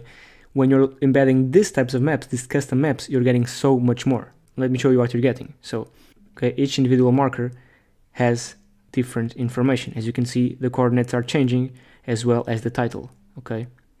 This right here is different from this one right here, for example. And you can also change the website and the description. And ideally, that's what you want to do. Then you also have the main place, which if I can click it, it's behind the E. Let me see if I can get it. Okay, right here, you have the main location, so where your business is. You can add a fully optimized description. You can also add a link to your website. Actually, you can add multiple links. You can have as many links here as you want. And what I recommend you do is also add your citations here. So instead of just adding your a link to your website, make sure you add links to your citations right here as well. So this one isn't a very good example because it can be even more optimized. It's good that they have the name, address, and phone number, as well as the website, as well as a quick description. Should be longer, as well as some keywords, but they should also have their social media profiles, their citations. And because you have a bunch of these markers, you can add so much information. If you don't want to add your citations to just one of these, you can add them, you can spread them evenly across them all. Okay, you can spread your social media evenly across them all as well. So my map is much more valuable than an actual map from Google, a regular map. That's why you embed them both, these ones and these ones, okay? You can also have what's called driving directions, which is where you can tell Google how people can reach your business from certain points. In this case, let's say, for example, marker A was a famous museum. You can tell Google that people driving from that museum should take this route and they can reach your business in X amount of minutes. This is, of course, valuable information you are giving Google. Now, how can we create these custom maps? Pretty easy. Just type on Google, Google My Maps, click the first link, and then just create a new map if you don't have one already. And let's do the United States, for example. So let's go here to Texas. Let's say our business was in Austin. We just drop a marker right here. And this is our first point, okay? You can type here anything you want, okay? I'm just gonna type, for example, business location 1. Of course, you can also add your keyword. You can add keywords here. Like I told you, you can add citations. Oh, sorry about that. You can change the color, okay? You can do anything you want. You can add pictures, images, and videos, which I recommend you do as well. So, like I told you, you want to add as much information as you want. You want to give these little signals to Google as much as you can. And I actually want to show you one of the maps I created, which I think it's fully optimized with pictures and citations. Let me just double check. Yeah, so this one right here, as you can see, has pictures, okay, images, and has a description for each one of them. Okay, so even though this map only has 1 point, or 2, I think. Yeah, 2. So the main one, of course, where you can add your business description and website, etc. And you also have the pinned ones where you can add a long description. You can add your Facebook, Twitter, any social media you want. You can also add your citations, which I recommend you do so. And also don't forget to add images, just like I was showing you here. And going back to this one, you can add as many points as you want, making them look like the one we saw previously. So a circle of points around a certain area. So let's say you, for example, you are a plumber here in Austin and you provide services to all of these locations surrounding this area. You'd be adding points all around here, okay? Of course, you'd add a main one on your business where the actual location is, and you'd add different location points all surrounding your business. Okay, for example, here, here, here, here, and in each one of those points, you can even add images of your workers working there. If you're a plumber, of course, you can also add images of certain monuments in those same locations. You also want to add driving directions, okay, from your business to those actual locations. And you want to make sure you optimize each of these points individually. So again, add images, add a description, add citation, add your social media, add a description that's SEO optimized, of course, with your keywords in there. And don't worry too much about being spammy, because these maps, you can be a little bit spammy in what you do. Of course, don't exaggerate, but you can be a little bit more spammy. Then, of course, what I was talking about, you can add driving directions. Just click here, and let's say, let me just check a location nearby. Let's do East Austin. And there you go, you have a driving direction. Again, this is pretty straightforward, and I think if you play around with this a bit, you'll most likely understand how this works. What I wanted to do with this video is to tell you that you should embed your Google Maps, so the one Google gives you, by clicking share and embed map. Okay, you should also send links directly to of course, this page. So this is just a shortened URL from this one right here. So embed these maps and send links to the map URL, and also create my maps, optimize it fully, just like we talked about, and also make sure you embed this one and send links to this one directly. And this is what we do to power up our maps and in turn get us ranking higher in the Google Snack Pack. If you're looking for Web 2.0s to embed your maps or PBNs, I'm sure you can find some vendors on Legit or Fiverr or whatever you buy your services on. Again, I'll be having an outsourcing module, so any questions regarding that we can then clarify later on.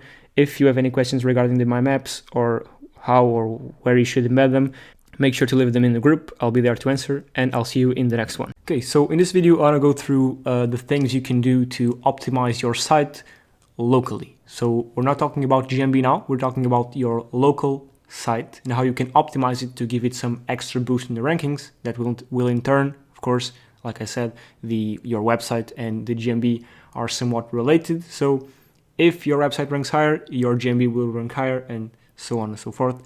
So I want to go over the things you need to do to optimize your site organically so your GMB ranks higher. So like it's written here, ranking a GMB is easier when you rank organically, and I know I'm repeating this often, but it's important that you know this. So you need a local optimized site. And I'll go over an example after I read through all of these, but what does this mean? Okay, you need an FAQ page. You need some sort of review syndication page. You can input them manually on your site, but there's plugins that do it automatically, and if they do it automatically, why not? We're going to use them. Then, this is more about what is SEO actually and how to rank sites, but you need long form and detailed content. This is what makes sites rank, okay, valuable content. So keyword optimized pages with images, videos, headers, H1, H2s, schema markup, which we'll have a video on that later on, meta tags, interlinking, so how you interlink your pages. This is really important. So when you're building links to a page, if that page interlinks to another page, the link juice will flow through, and that's extremely, extremely important. Then, of course, outbound links. We'll go over that as well. Link building in general, the sitemap, image carousels for relevancy, map embeds. Of course, you need to embed your your local map, which has your business in there on the footer of your site. The NAP presence, so the name, address, and phone number. Product and service pages. You need to include all the products and services in a page on your website or in a menu, whatever, because this will be consistent with your GMB listing, because as you know, on your GMB, you can tell Google what services or products you're selling. So we need this also present in our website. Then again, I know this may seem like much and a bunch of information, but I'll run through an example after this, and we'll have videos on all of these, so don't worry. Then a speedy site, of course, you need your site to be fast, because even if you're first and people click on it, it takes 5 seconds, 6 seconds to load. People will just go back and click the second result. So even if you're first, you need a speedy site. Sorry about that. So as I was saying, a speedy site, this includes the hosting you choose. This is a factor that changes how your site is in regards to its speed, image optimization, user friendliness, and we'll have a video just on how to optimize the speed of your site. Then, of course, you need to be mobile friendly. That's a given. People search more on their phones than on desktop, so your site needs to be firstly mobile optimized. Of course, you need an SSL certificate, so that's the padlock that's on the top left corner on your website, makes it secure basically. And of course, social media presence. But with all of this said, let's run through an example, and I'll go over sort of an audit, and how to get all of these done. So let's jump into my desktop. Okay, so now we have 3 sites over here, and I want to go over how these are locally optimized and how you can take some things that these guys are doing right and apply them to your own site. Okay, so first things first, and I mentioned this just a second ago, is the SSL certificate. This is something that's a must-have. You need to have it. I'll also have a video in this course teaching you how to do it. It's like a 5-minute video. It's super easy. So this is a must-have. As you can see, all the sites have a SSL certificate. So this is a must. Then another thing we can do is see if the sites are mobile optimized. What you do is inspect element and go here, and let's do, for example, iPhone. As you can see, the site is fully mobile optimized. Okay, perfect. Okay, we can also check this one as well. And I'm doing this because most searches nowadays come from mobile devices, not from your desktop. And this one as well, let's see if it is mobile optimized or not. Most likely it is. Okay, it is. It also has many right here, so this is perfect. All these 3 sites are mobile optimized. Now, another thing you need to have is social media presence. Okay, as you can see, and let's open this right here, these guys have social media presence. Okay, this is good for brand awareness and also, of course, for link building. As you can see, each one of these properties has a link back to their site. We'll be talking about YouTube later on. As you can see, these guys do something really great, which is, if I'm not mistaken, these are reviews or testimonials, which they put here, which is great because it builds trust in the brand. And we can click one of the videos and let's see what actually, the description is not optimized. I can't even open the description. Let me see. It could be doing something better, which was maybe write an in-depth description, maybe add an article from their website, contact information, a link. So yeah, but as you can see, this is great. They have social media presence. And I even think that the link from Twitter is dofollow. I'm not 100% sure. And yeah, it looks like it is a dofollow link. Yeah, so there you have it. You have a dofollow link from Twitter, dofollow and nofollow links. So links can be of 2 types: dofollow and nofollow. Dofollow links are more. Dofollow links are basically links that carry the link juice. So yeah, the more dofollow links you have, better. Of course, you need to mix between do and nofollow links, but yeah, that doesn't really matter here.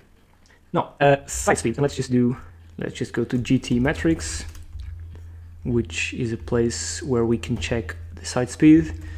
And again, I'll have a video on how to optimize your site speed. So don't even worry about it. I'm just showing you why these sites are good and what makes them good, okay? And why they're ranking where they're at. Because I think this one, I searched for Plumber Dallas, I think this one was number 1 after the ads. Yeah, exactly, number 1 above Yelp, okay? And as you can see, again, the map packs are extremely valuable because they're above even the organic results. And I even think this one right here is that a listing. I'm not entirely sure. Looks like it isn't, or it is. Let me just double check. No, it isn't. Okay, so as you can see, this site isn't even ranking on a first page. But of course, I'm not doing this the right way because I'm searching from Portugal. I need to either try a VPN or use a ranking assist tool. But yeah, regarding the speed, as you can see, it's great. The site loads under 1 second. So that's achieved through hosting, image optimization, and some other things we'll cover later on. Now, something, again, I mentioned when I was in the slides, is long and detailed content. So keyword optimized with images, videos, and let me see what they have here. So let's go plumbing, for example, toilet repair and installation. So these guys are doing it the right way. I mean, the content could be a bit longer, but let's see. This should be an H1 text. Header, as you can see, it is an H1 header. And this one should be an H2 header, which, let's see if it is. Exactly, it's an H2 header, okay. So H1, H2, just like I mentioned. And then long and detailed content with keyword optimized, of course. I'm assuming this page was trying to rank for toilet repair. Let's see, toilet repair. They have it H1, H2, they have it inside the text. And they don't have it anywhere else. Replacing toilet, they have long tail versions of the keyword, so this is good. Then something else they're doing great is interlinking. This is really important. You want to interlink to other pages on your site. So when you build links to this page, the link juice flows through to the other pages. So this is good. I would even interlink, I would even place a link to another page on their site. But yeah, minimum of 1 is fine. Then of course a video embed. This is great. And this image should have an alt text. And let's just test it out on a different site, just so I'm not just using the same. You do inspect, and as you can see, the alt text is plumbing services. So the images that are uploaded are optimized for the site. So like I said, H1, H2's long form content, keyword optimized, which with images, as you can see here, videos and images should be optimized, fully optimized. And I'll record a video on how to optimize an image to its full potential. Then we of course have the outbound linking, which these guys, for example, don't do. So they could like link for So they could link, for example, to a Wikipedia page or a plumbing association, so something that gives this page authority, okay? So you want an inner link, and you also want to outer link, so link to authoritative sources, and this will give this page more authority. And of course, we have the classic map embed. If we go to contact us, both here and on this one as well, contact us, and on this one as well, location and hours, they of course have a map embed here as well, which links to their GMB listing. They have of course the NAP here, name, address, phone number, address, hours. Of course, this matches with the one from here. Of course, it needs to match. Another map embed over here, which is interactive as well. And these guys also have the reviews, which I mentioned before, review syndication. So include all the reviews here on your website. This gives it extra relevancy. They also have here a plugin that allows for that basically takes the reviews from your Google My Business listing and uploads them here. There's a bunch of WordPress plugins that do this. I can't even recommend one because there's so many that do it. So just search for a review syndication plugin or review WordPress review. One should pop up. This is something really simple, but it gives you that extra relevancy and that extra signal. So this page is great in that aspect. I don't think these guys have it, nor this one have it. Reviews, they teach you how to leave a review, and then have the reviews embedded from Google right here with a plugin as well, and a map embed with all the reviews again, the reviews by location. This is great. You need and you want to include reviews from your clients. Either use a plugin to automatically take them from Google My Business, or you can write them up manually like so. And yeah, that's it in regards to review and the review syndication page. Then of course, something else they're doing great is having services, and these guys only offer services, but services and product pages. These guys have a bunch of different product pages, these ones as well, service pages, sorry, and these ones have service areas and services. So you want to have both. So you want to have both if you service different service areas. For example, plumbers and types of jobs where they go out to the client. Usually you're going to see these sites having a bunch of locations, which these guys do here. Yeah, service area. As you can see, they service all of these areas, so they include them all here. You can, and there's some people that create pages individually for each one of these. For example, I think these guys actually do it. Yeah, okay, so as you can see, they have an individual page for each one of these, and they can even be like the same. So let's just double check. Yeah, basically the content is just the same. They're just changing this right here, the location. Okay, it's straightforward.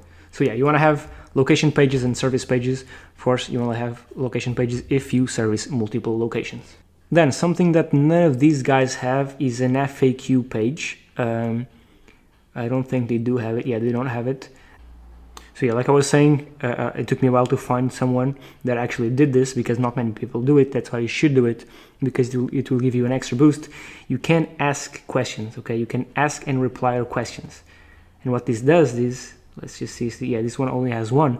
What this means, is you can have an FAQ page on your website where you can syndicate all of these questions and answers.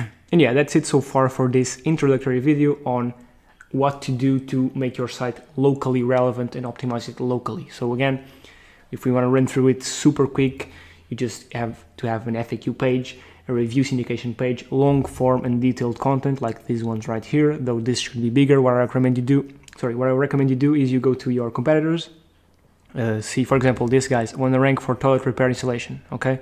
You search that keyword on Google and see who's ranking number 1, 2, and 3. You check those pages and you see the number of words the content that's ranking has, okay? And what you do is either write the same amount of words or more, okay? Never less, okay? I'll recommend these guys write a bit more, but if they're ranking first with this, just leave them be. But yeah, so again, keyword optimized with images, videos, H1s, H2s with their keywords in the headers. Of course, the keywords in the text, images, videos, meta tags, inner linking, outbound links, link building, which we'll be having a video later on how to link build. The sitemap, which I forgot to actually tell you, which is something you can do with a plugin as well in WordPress. Basically tells you the whole maps out all your site. This is great because Google This is great for Google spiders to crawl your website. Okay, if you give them this, it makes it easier for them to crawl your website. So you want to give easy and valuable signals to Google, and this having a sitemap, having a sitemap is another plus. And I might as well just tell you about Schema. We'll have a video later on how to get Schema and what is Schema, but I can show you right here what these guys are using for Schema. So just do this. And as you can see, these guys are using Schema for a home and construction business. As you can see here, this is the Schema code. This is again some extra steps you can take, and you will take if you watch this course till the end. But I'll have a video later on exactly what is Schema and how it can benefit you and how you can get these sort of codes and how to include them and place them on your website. Looks a bit difficult, but it isn't. It's super simple. And yeah, that's it for now, and I'll see you on the next video. In this video, I want to talk about on-page SEO, and I'm going to take you step by step through this checklist on actual things you can implement to get your on-page on point to start the process of ranking your website. On-page is something you have to do before the off-page. So this is your money site. You have the on-page and the off-page. This will get you to that #1 position, but you have to focus both on on-page and off-page. And right now, we're going to be focusing on-page. So I'm going to take you through an example on how to actually get this done. The first step then is URL structure. And let me just do this URL structure. So let's say we search for Dallas Plumber. The URL structure is, of course, the URL. In this case, it's a branded domain and then has the keyword plumbing after it. Let me just search here for another example. For example, this one right here. This is the URL structure. Okay.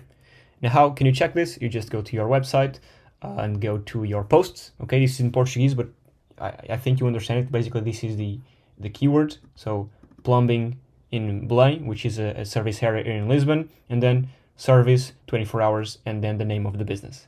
But what you do, regardless of that, is you go to your Yoast SEO and then go to Google Preview. And this is your URL slug, so the structure that comes after the main URL. So the main URL is zentopi.com, and this is what comes after. And what you want to do is you want to make sure this URL structure is keyword optimized. Okay, you want to make sure to include your keyword in the slug here. Don't make this super long, okay? Google values shorter slugs, so don't make this like a place where you write like a bunch of words. No, make sure this is short and concise. It has only your main keyword. In this case, I put this is not really plumbing, but let's do plumbing for now. Plumbing, the location, and then service 24 hours. I could have just done like this, plumbing service area, but I chose to do the service 24 hours because that's a keyword that this ranks well for. And this is how you check the slug and how you should keyword optimize it. Okay, so the next thing we have is the H1, H2, and H3 titles. These are the header titles. These are really, really important. So the most important one is the H1. As you can see here, it says heading 1, H1, which is my main keyword, plumbing, location name. So plumbing, location name. You want to make sure all of these headers are keyword optimized. Okay, so has my keyword exactly. I could have written a bit more, but you want to make sure that you have at least one H1, one H2, and one H3 at least. So this is an H1 keyword and title, and then this should be an H2. Sorry, you should only have one H1 because you don't want to get Google confused. So one H1, then another H2 with the plumbing, this time 24 hours location. So this right here was plumbing location. This time is a sort of a variation of that keyword, which is plumbing 24 hours location. Then another H2 another H2 header, plumbing, location, dash, service 24 hours. So what you want to do is fully optimize these H1s, H2, and H3s. Let me just double check if I have an H3 right here. And this one should be an H3. So you only want to have one H1. We can make this one a H3 as well. So basically what you want to do is optimize these H1, H2, and H3 titles with your keyword in them. It can be your exact match keyword, it can be a long tail version of your keyword, but you want to make sure you include your keyword in those titles. And then of course you have your page title, which can also include your keyword in there. But what you want to make sure regarding this H1, H2, H3 is that you have at least one of each, okay, and that they're keyword optimized. So make sure you include your keyword in there, and know that the H1 is the most important one. So if you want to include your exact match keyword, you should include it in the H1. Then we have the title tag, and this is basically what shows up in the SERPs let me just see here. So basically, when you search in Google, the title tag is this one that appears here, okay, in blue. These are the title tags, okay? And Yoast calls them SEO titles. You can generate these automatically by just writing these variables that Yoast allows you to do, or you can write them out manually. So I'd say plumbing. As you can see, it's changing, and I can delete this if I want. So as you can see, right here is changing. So plumbing in Dallas, 24 hours, something like this. Okay, so this is the blue text that appears right here. And there's two things, sorry, you want to know regarding this. The first one is that you want to make these optimized for click-through rate. So let's go here, for example, to these first results. Glancing at this, which one would you click first? In theory, of course, you'd click the first result because it's the easier one to click. It's the one that most people click. But depending on the keywords and on the words that are written here, you might be tempted to click the second one or the third one. For example, maybe if I was searching for Dallas plumber, maybe I'd click this one, even though it's in third. It has the best 10 plumbing in Dallas. So, oh, these are really the best. So maybe I should click this one. So what I'm trying to say here is that you want to optimize it for click-through rate. You want to have a enticing title that people will want to click. Okay, so you want to optimize for click-through rate. You want to have something that's catchy that will make people click. And for example, the best top 10 plumbers might be something that makes people want to click more than all these others. For example, this one is the perfect example. Let's say this one was first, this one was second. I would be heavily more inclined to click the first one, of course, not just because it's in first, but because I'm looking for a plumber. I don't care about magazines. So this one is not really optimized for click-through rate because people searching for Dallas plumber, they want to hire a plumber. They don't want to see anything about magazines. So that's the reason behind this. You want to optimize for click-through rate. So you want to have something that's catchy that people want to click on. Then, of course, you want to optimize it for Google. And what does this mean?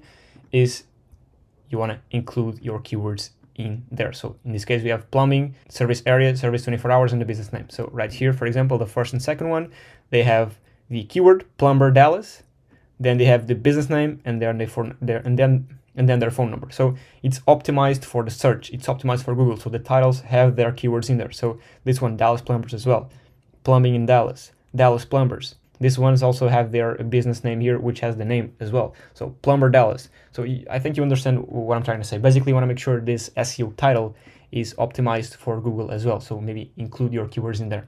So it needs to be both catchy, so people want to actually click it, so your CTR is higher, and optimized for Google. Then we have the meta description, which is this that appears here, so below the title. And you also, again, want to optimize this for both CTR and for Google. In regards to CTR, so when you search for Dallas plumber, for example, you'll see that the keywords that you search for are bolded out. So plumber and Dallas are bolded out. And on here as well, Dallas plumbing Dallas. So you want to take advantage of this. Ideally, you'd want to include your keywords in the beginning of this meta description because people read from left to right. So this would ideally call more of their attention. So you need to play around and see the best combination between optimizing for CTR for Google, because say this one doesn't make as much sense as this one right here, because these guys, of course, tried to forcefully sort of include the Dallas plumbing keyword here. So Dallas plumbing company offers. So it doesn't make much sense, even though, okay, right here it's the business name, but if it weren't the business name, this wouldn't make much sense. This one makes much more sense. So looking for the best plumber in Dallas. So they didn't try to force the keyword plumber Dallas, because if they wanted to force the keyword plumber Dallas, it wouldn't make sense, because no sentence has the plumber Dallas. It needs to have an in between. So you want to have a mix of optimizing both for CTR again and for Google. And what I recommend is you go through your competitors' listings and try and see how they're doing it and what they're doing it and where they're including their keywords, how they're including them and how many times.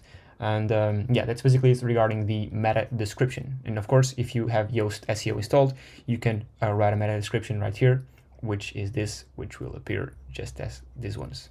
Then image optimization. This is for your articles. So for this right here, for the page, you want to add images, of course. But before you add images, you want to do 3 steps. The first one is the alt text. Okay, so this is when you upload an image to your website, you click this little pencil if you're using WordPress, and the alt text is this right here. In my case, I just put in the exact match anchor. Let me just show you how you can check if a page has the actual alt text in there. Let's go to the image right here, right click, inspect element, and then as you can see here, the alt text is in fact the plumbing area name. So this is yet another signal you're giving Google. So you want to make sure again that when you're uploading images to your site, you upload them and add a alt text. Of course, you can add a description. And yeah, that's the first step. The second step is to change the file name. So most of the times when people upload images to their sites, they just upload them from their computer, or maybe it is a screenshot and the file name is something like screenshot 2022 January blah blah. So you want to make sure that the file name of your actual image is your main focus keyword. Okay, so on the file of the image, you got to make sure the file name, so something.png, and sorry this is in yellow, but I think you understand. So the file.png or .jpeg is actually your keyword.png. Okay, so make sure the file name is also your keyword. So alt text, file name. Then the file size. Of course, you want to make sure the images you're uploading to your site are of quality, but they also need to be small in size, because if you have big images, say you have an image that's like 200 megabytes, the site will take ages to load and your page speed will decrease, thus your rankings will eventually decrease. So you want to make sure your site loads like this, super fast. And there's also a video in this course regarding speed optimization that I go from A to Z to what you need to actually do. But this is a first step, which is optimizing your file size. You don't want to be uploading images to your site that are huge in file size. And then file extension. This also helps with file size because usually people upload PNGs as images to their sites. You can easily convert a PNG to a JPEG. So convert a PNG to a JPEG, and JPEG files tend to be much smaller in size. So this is yet another way to optimize the files of your images, sorry, to be less heavy for your site and thus making your page load faster. Then interlinking and outbound linking. This is extremely important. You want to interlink the pages on your site, because when you're building links to a page, so this is the page you're trying to rank. Let's say this one is the page you're trying to rank. When you're building links to this page, you also want this page to link out to other pages so that the link juice flows through, okay? And of course, you also have the home page, say the home page right here, also needs to link to all of these. So because most of the links you're going to be building go through the home page, because it's only natural. So you want to make sure that the home page interlinks with the service pages with the blogs, and basically everything must interlink in a way that makes sense, of course. And I'll show you here in a second. So as you can see this here, this one links to yet another service page. And let me search a bit more around here. This one links to yet another service page. And there should be a couple of more here. You at least, depending on the size of your article, you want to link out to several different pages on your site. And of course, this page will also link out to other pages, as we can see here. So linking out to the contact page, linking out to a Yelp listing. Yeah, so basically you're interlinking between all of your pages. So you want to make sure the link juice flows through, but you want to interlink your pages in a way that makes sense. So you would never, for example, interlink a blog page with the home page. I mean, you could do it, but you need to do it in a way that makes sense. Okay. And a better example is, for example, your contact us page, where you have your contact information. You could link out to a blog article, but would that make sense? I don't know, maybe it would, but you want to make sure to link and interlink in a way that somewhat makes sense, so the user experience is great.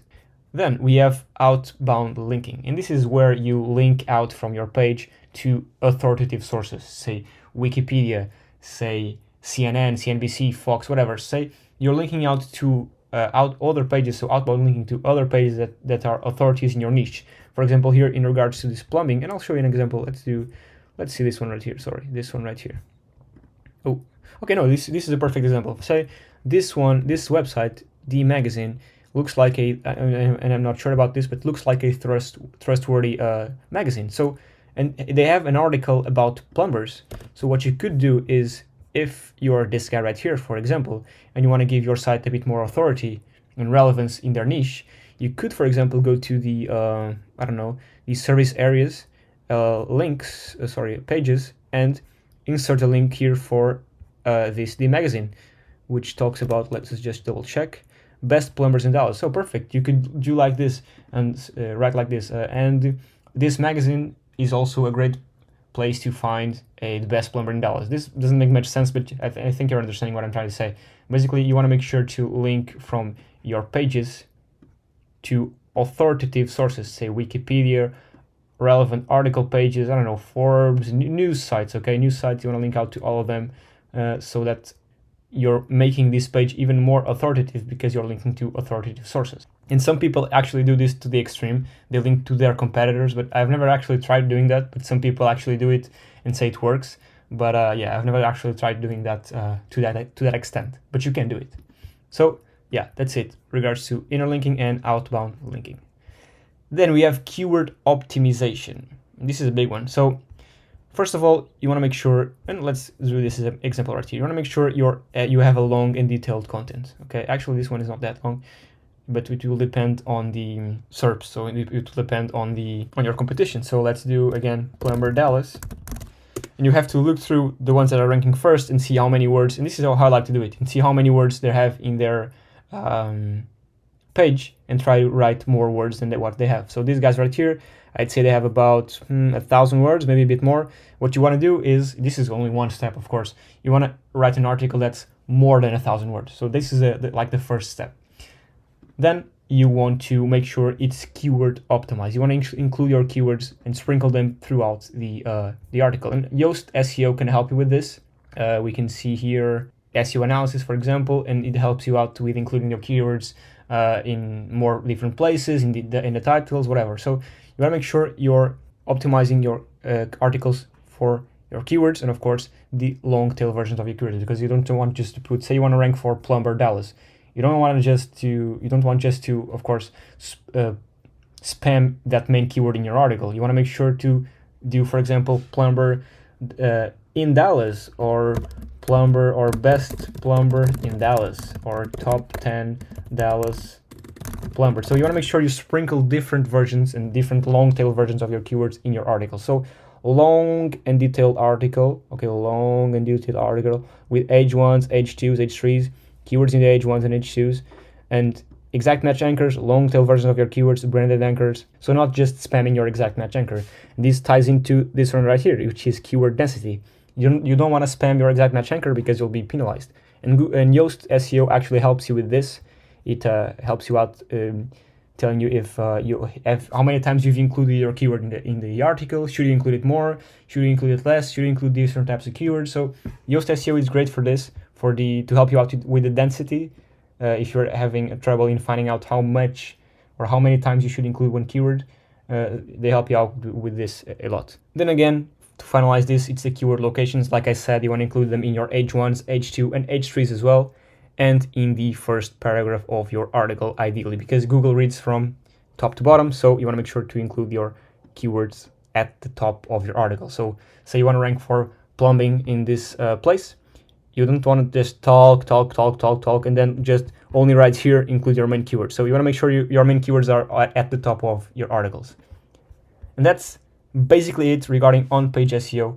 If you go through all of these and be critical and think about in a critical way how to actually optimize your site for both CTR, so click-through rate, user experience, and Google, you're going to have a page that outranks everyone.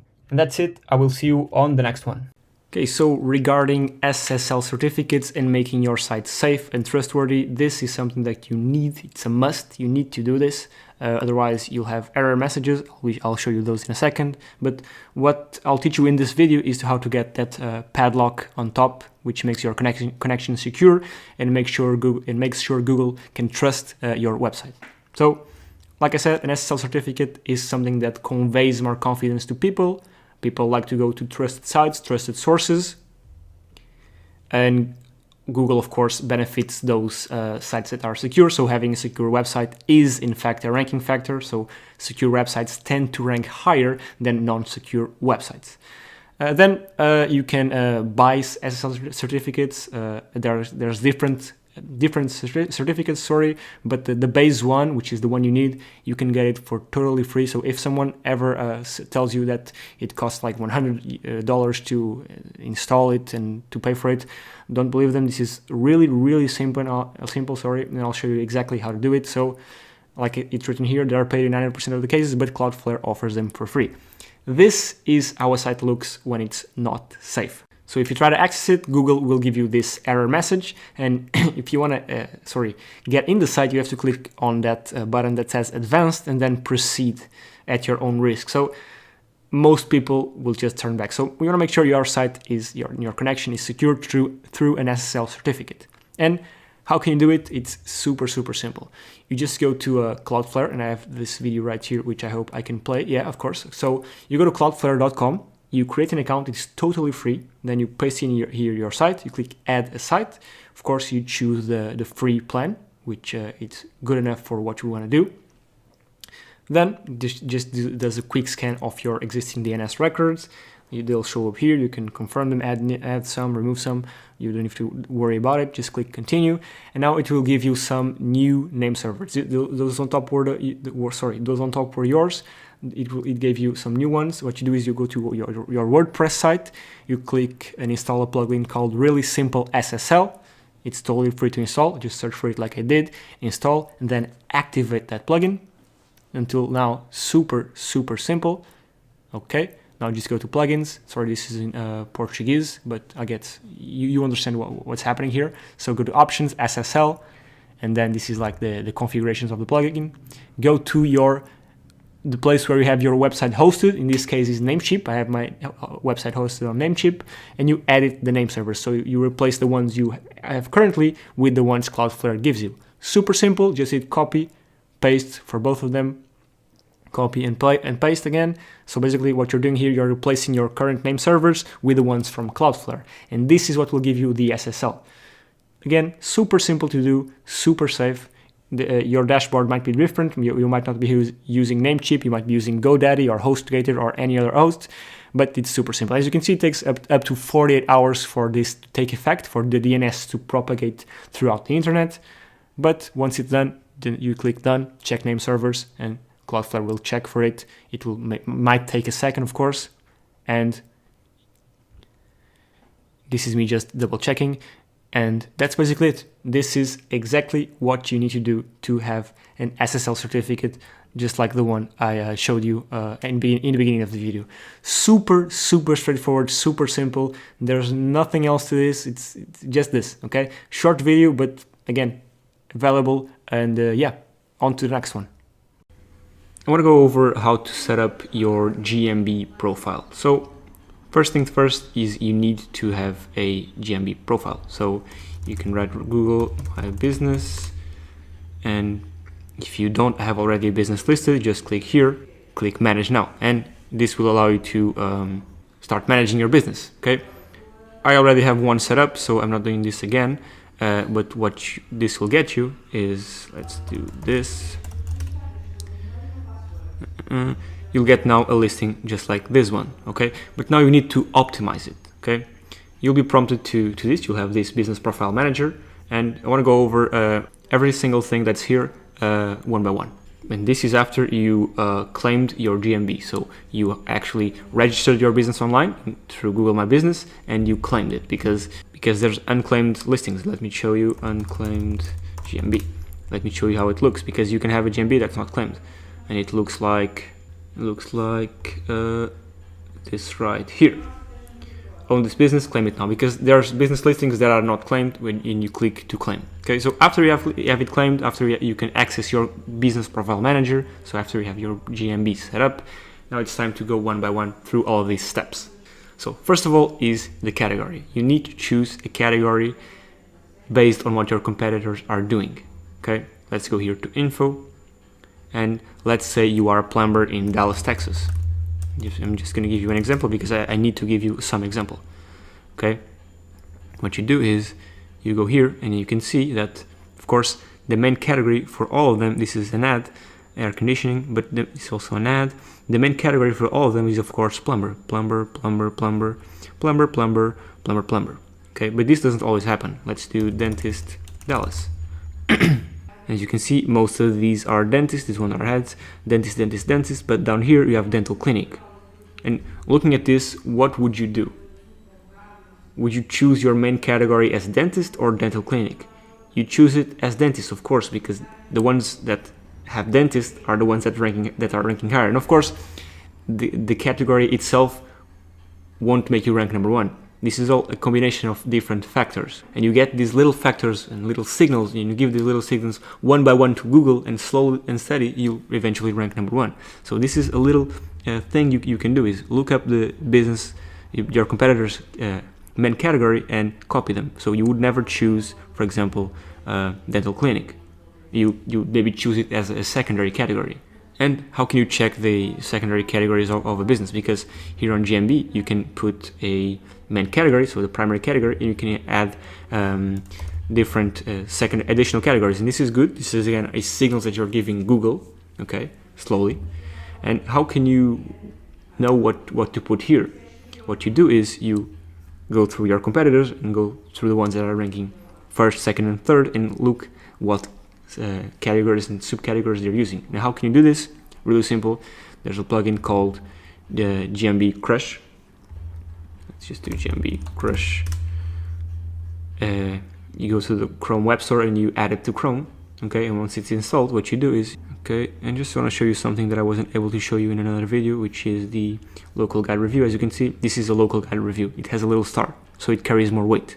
Okay, and what you do now with the tool is you just go to the tool and you click on search now, and you do dentist Dallas or whatever it is your location, your competitors.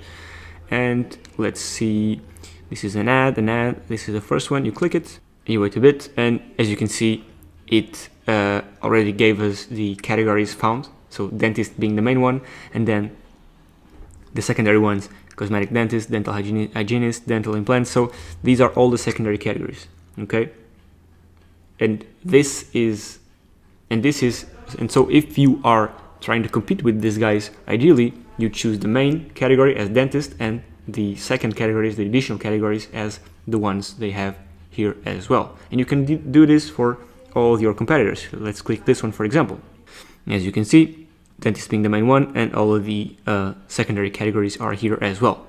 Okay, this plugin is very helpful. You can do this by also viewing the page source and looking through the code, but it's a bit harder and not that intuitive. So just install this plugin and it gives you a bunch of stuff. Let's just do right here. Let's click search now. I'm going to show you the full functionality of this plugin. We just need to wait a couple of seconds.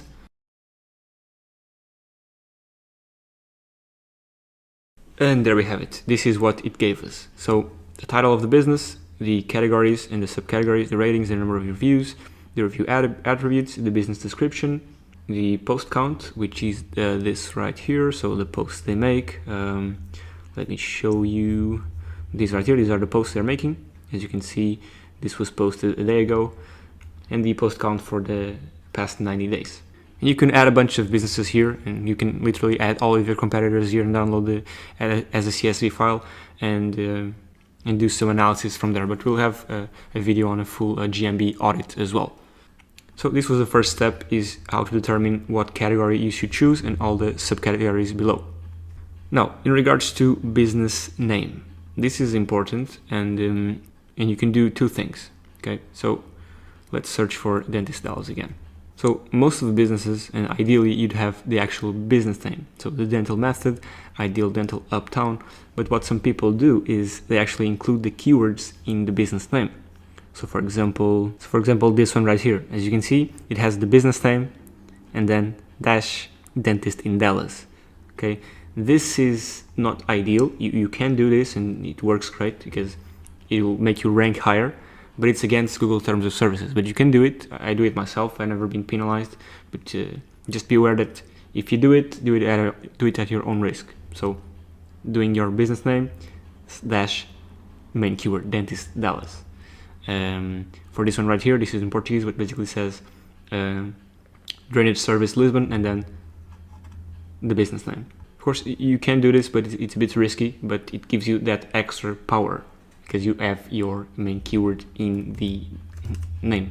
So you can do this and it works, but be sure to be careful, because it's a black hat technique, because this isn't actually the business name, or most likely it isn't the business name. The business name is just this, and these guys just included the dentist in Dallas, so the main keyword for extra relevancy and extra power. It's risky, but it works. So now you know what to do in regards to your business name and to the categories and subcategories. It's time to go to down here to the description, and this is in Portuguese, but I'll show you one that's not in Portuguese. We can go, for example, to this business. Let's do it right now. Scroll down here, and as you can see, this is the business description in English. This one is not fully optimized, and my goal here is to tell you that Google gives you up to 750 characters. So you want to make sure you fill all of these, use all of them. I could write 30 more characters, but you want to make sure you fill all of this. And remember to include information related to your business or industry, okay? So for example, they have a little bit of a story in where the business is based, and also include relevant keywords. This is really important, okay? And as you can see here, dentist in Dallas is right here, dentist in Dallas again, family dentistry. So you need to optimize this in a way that includes your keywords and makes it relevant for the search. But make sure to not stuff your keywords, so don't blast your, in this case, dentist in Dallas multiple times, because it will look spammy, and this needs to look real and professional. So keep it professional. So keep it professional while doing the filling in the 750 words, and you can also add locations, which was what I did here, and make sure to talk a bit about the company, and again include your keywords and make it professional. Now we go to service areas. So this will depend on the business. If you have a business, say a dentist, you don't have service areas unless you have multiple clinics. But if you're a plumber, for example, or a electrician, you'll have multiple locations, so multiple service areas. So you can put them here, okay? And you can include as many as you want. And you should do this if you want to rank and appear in searches nearby. Okay, so let's say, for example, let's go here. So these guys right here, they should have different service areas. So as you can see, area served, denton, and nearby areas, all of these, okay? And you get this by filling them here. So make sure to fill all the categories and all the services, all the areas you serve your customers in, because clients searching from all of these will get your business to show up. So, and if you don't include all of these, say you only include Plano, for example, most likely when a client searches from Alan, your business won't show up. So if you do provide businesses to different service areas, make sure to include them, all of them, which you can do by going to service areas. And don't spam it. Say, for example, if you are a plumber here, of course you won't most likely provide services in Houston. Okay, so be mindful of that and be professional, and make sure you're doing something that actually makes sense. Then of course the business hours, you can do 24 hours. You just want to make sure you fill all of these in. You want to fill every single thing. You can also add more hours. This will depend on your type of business, of course. And these are your special hours for example, holidays and stuff, which you want to make sure you fill them as well. And of course your phone number and your short name. This is something else that I can no longer change because I've already done it in the past. It was already approved, but this is something that is valuable, and this will basically give you a custom URL. So if you go to g.page/ this business short name, you'll be automatically redirected to this business. As you can see, it serves this service area. Why does it do this? Why does Google say it does this? Because on the service areas right here, I put all of this, okay? And I know this is in Portuguese, but you can understand what I'm saying here. So these are the service areas this business serves. And you give that information to Google through including them here in the service area. Now, as I was saying, the short name, you can get it, and it will give you a custom URL that will link to your business, just like I showed you. And the URL looks a bit more professional. So the regular one, it's pretty long. So if you just write if you just write gpage/ your business, so you have a shorter URL which you can gpage/. So this right here is a shorter and easier to understand URL, and it's more professional. So this is what you get with your short name. Why is this good as well? Because if you do this and do this, you have a complete short URL for a review. So you can just send this to your clients, g.page/your business name /review, and they're redirected to a place where they can leave a review. Super easy to do. So that's another benefit of having a short name. Then of course you have your appointment links. If this of course will depend on the business, but you should link to your contact us page. Okay, so website dot your contact us page. Services, you can add services as well. I have ones right here, and you should also add services and products, and I'll show you. If we search for the business name, you can see that these appear right here, the products, and you can click them, see the prices, see what they are. Okay, you can even call the business. So again, these are all micro signals you're giving Google to rank your site higher. And of course you want this to be here. As I show you, for example, this dental clinic, they included a bunch of different services they have. You want to do this, you want to include as many services as you can and make it look professional. You can click it, you can learn more about it, and you can even schedule a call or an appointment. So as you can see, the appointment link right here that I mentioned here, this one right here is right here. Okay, and you can schedule an appointment.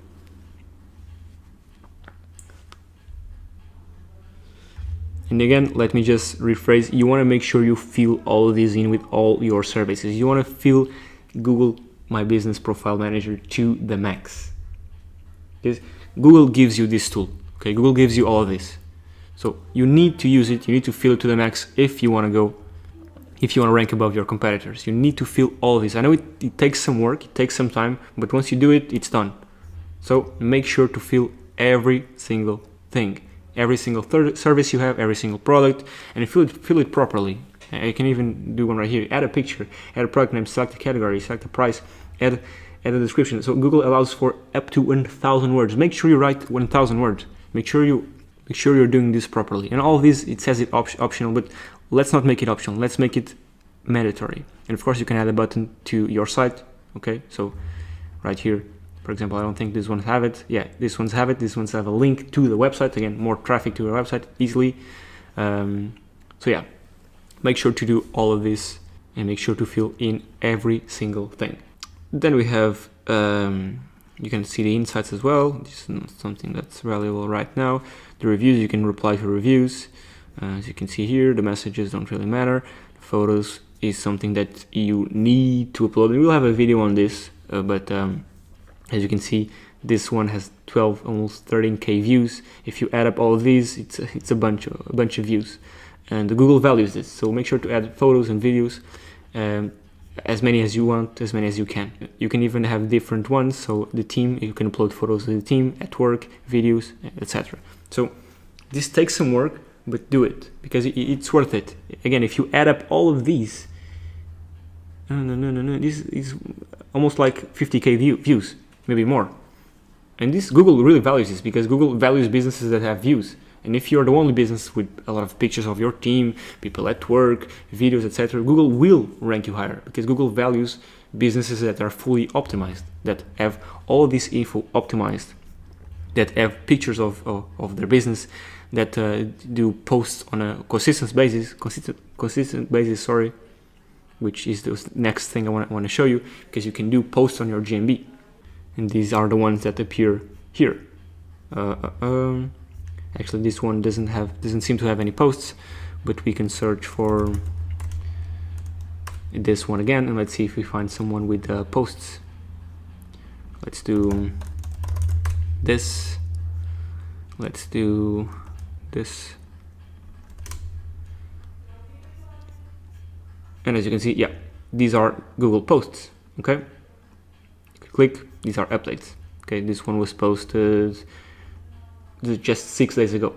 Okay, and these get views and get clicks to their website. As you can see here, the posts get views. This one actually got 0 clicks.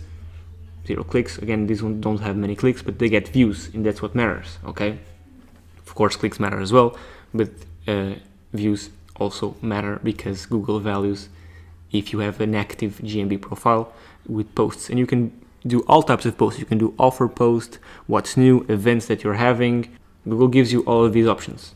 And we'll have a video just dedicated to GMB Posts, because this is something that requires a video in of itself, okay? Because it's really important, and I'm gonna tell you how many posts you need to post each day. You need to be consistent. This video right now is just an overview telling you that you need to do it, and then I'll show you what and how to actually make these posts and what to write and where to link out to, okay? And then finally on the GMB we have the frequently asked questions, which let's go here, and you can see this one doesn't have any question, but you can ask the business a question and you can answer it. Again, this will be another separate video just on FAQs, on frequently asked questions. I'm going to tell you what to write, how to find quality questions and answers to post on here. And these are valuable, of course, because, like I said, Google values an active GMB profile, and if you're providing value to the people searching, so answers to questions people often search for, Google will rank your business higher. And that's basically it for this introductory video. What I want you to do now is to go out to your GMB Profile Manager and fill in every single thing. Okay, so name, service areas, hours, all of these, the short name, the appointment link, your website URL, the services, products, all of these, the description. Make sure to fill all the 750 characters. Make sure to add your keywords in there. Talk about the business, make it professional, add locations if you want. Add photos. Make sure to add photos and videos to your GMB, because like I said, these ones get a bunch of views and a bunch of clicks as well.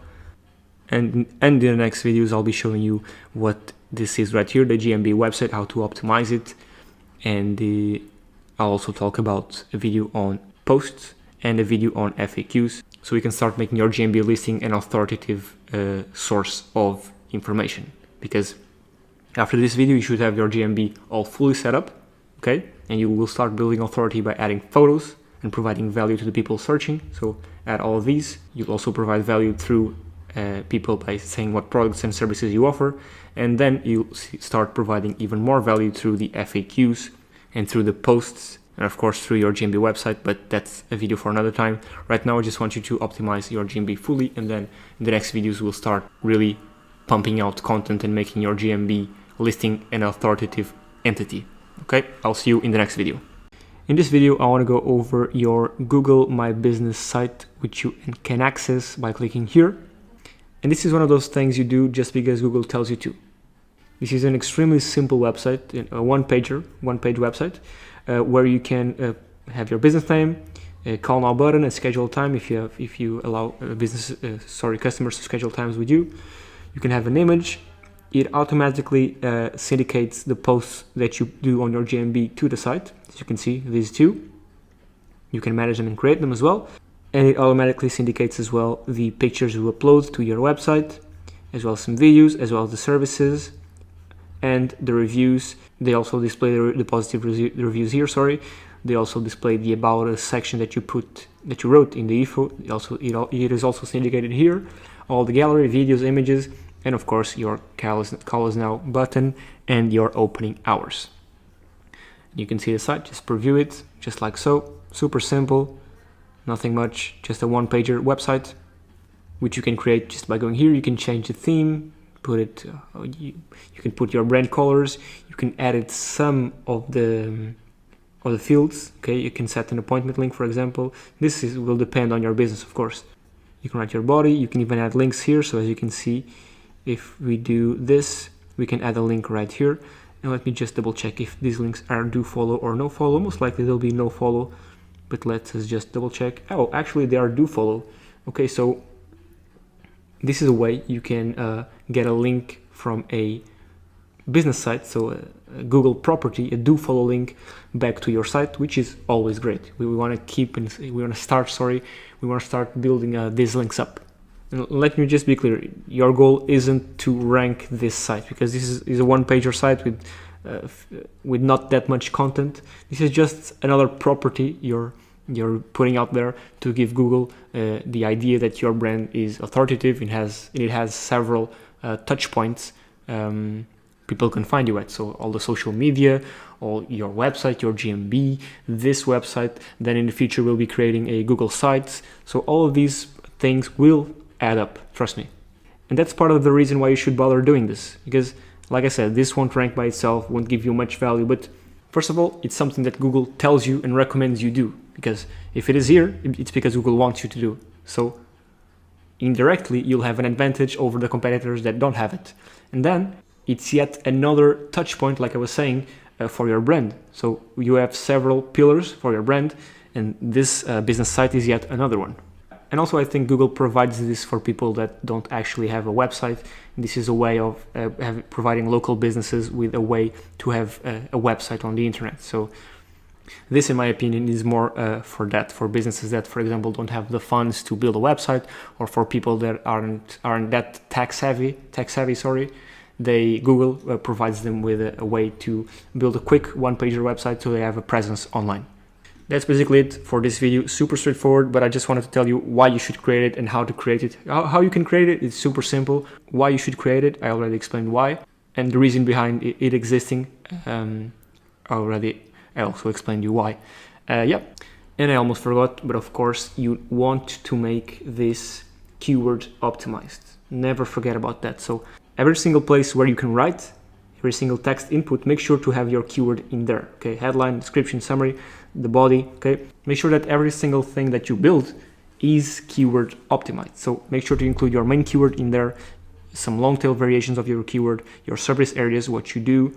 Make sure to always be thinking like that, thinking with the mindset of optimization.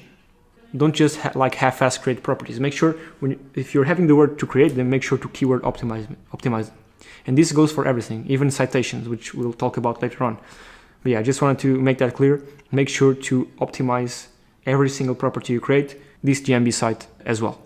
Okay, so I want to show you how you can get these social media profiles right here, which give you extra relevancy. So the ones right here, profiles Facebook, and this one is an old client of mine, which I managed to get the Instagram and Facebook. And I'll show you exactly how you can get this. And the first thing is, why would you want this? Because of course, this gives you some extra relevancy again, and you're giving Google signals for it to rank you higher. So we'll be talking about all of these products, popular times, Q&A, reviews we already talked about, the About Us section, and now the profiles. This gives you extra relevancy and trust in Google's eyes, and you need to set up as many social media profiles as you can.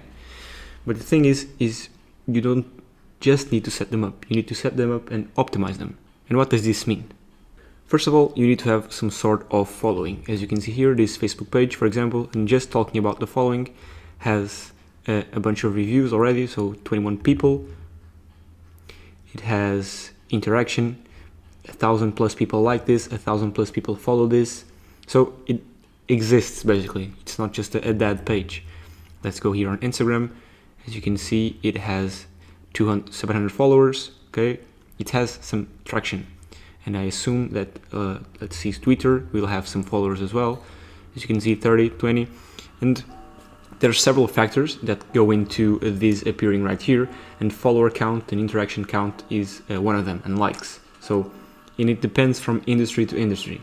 So in some industries it might be harder, you might need some bigger followings, in some industries you might need less. So it depends, and there's no magic number. Okay, so the first thing is have some sort of following. So no, actually the first thing is have them created. The second one is have some sort of following in them, okay? The next thing is your social platforms need to include your business NAP, the NAP, the name, address, and phone number.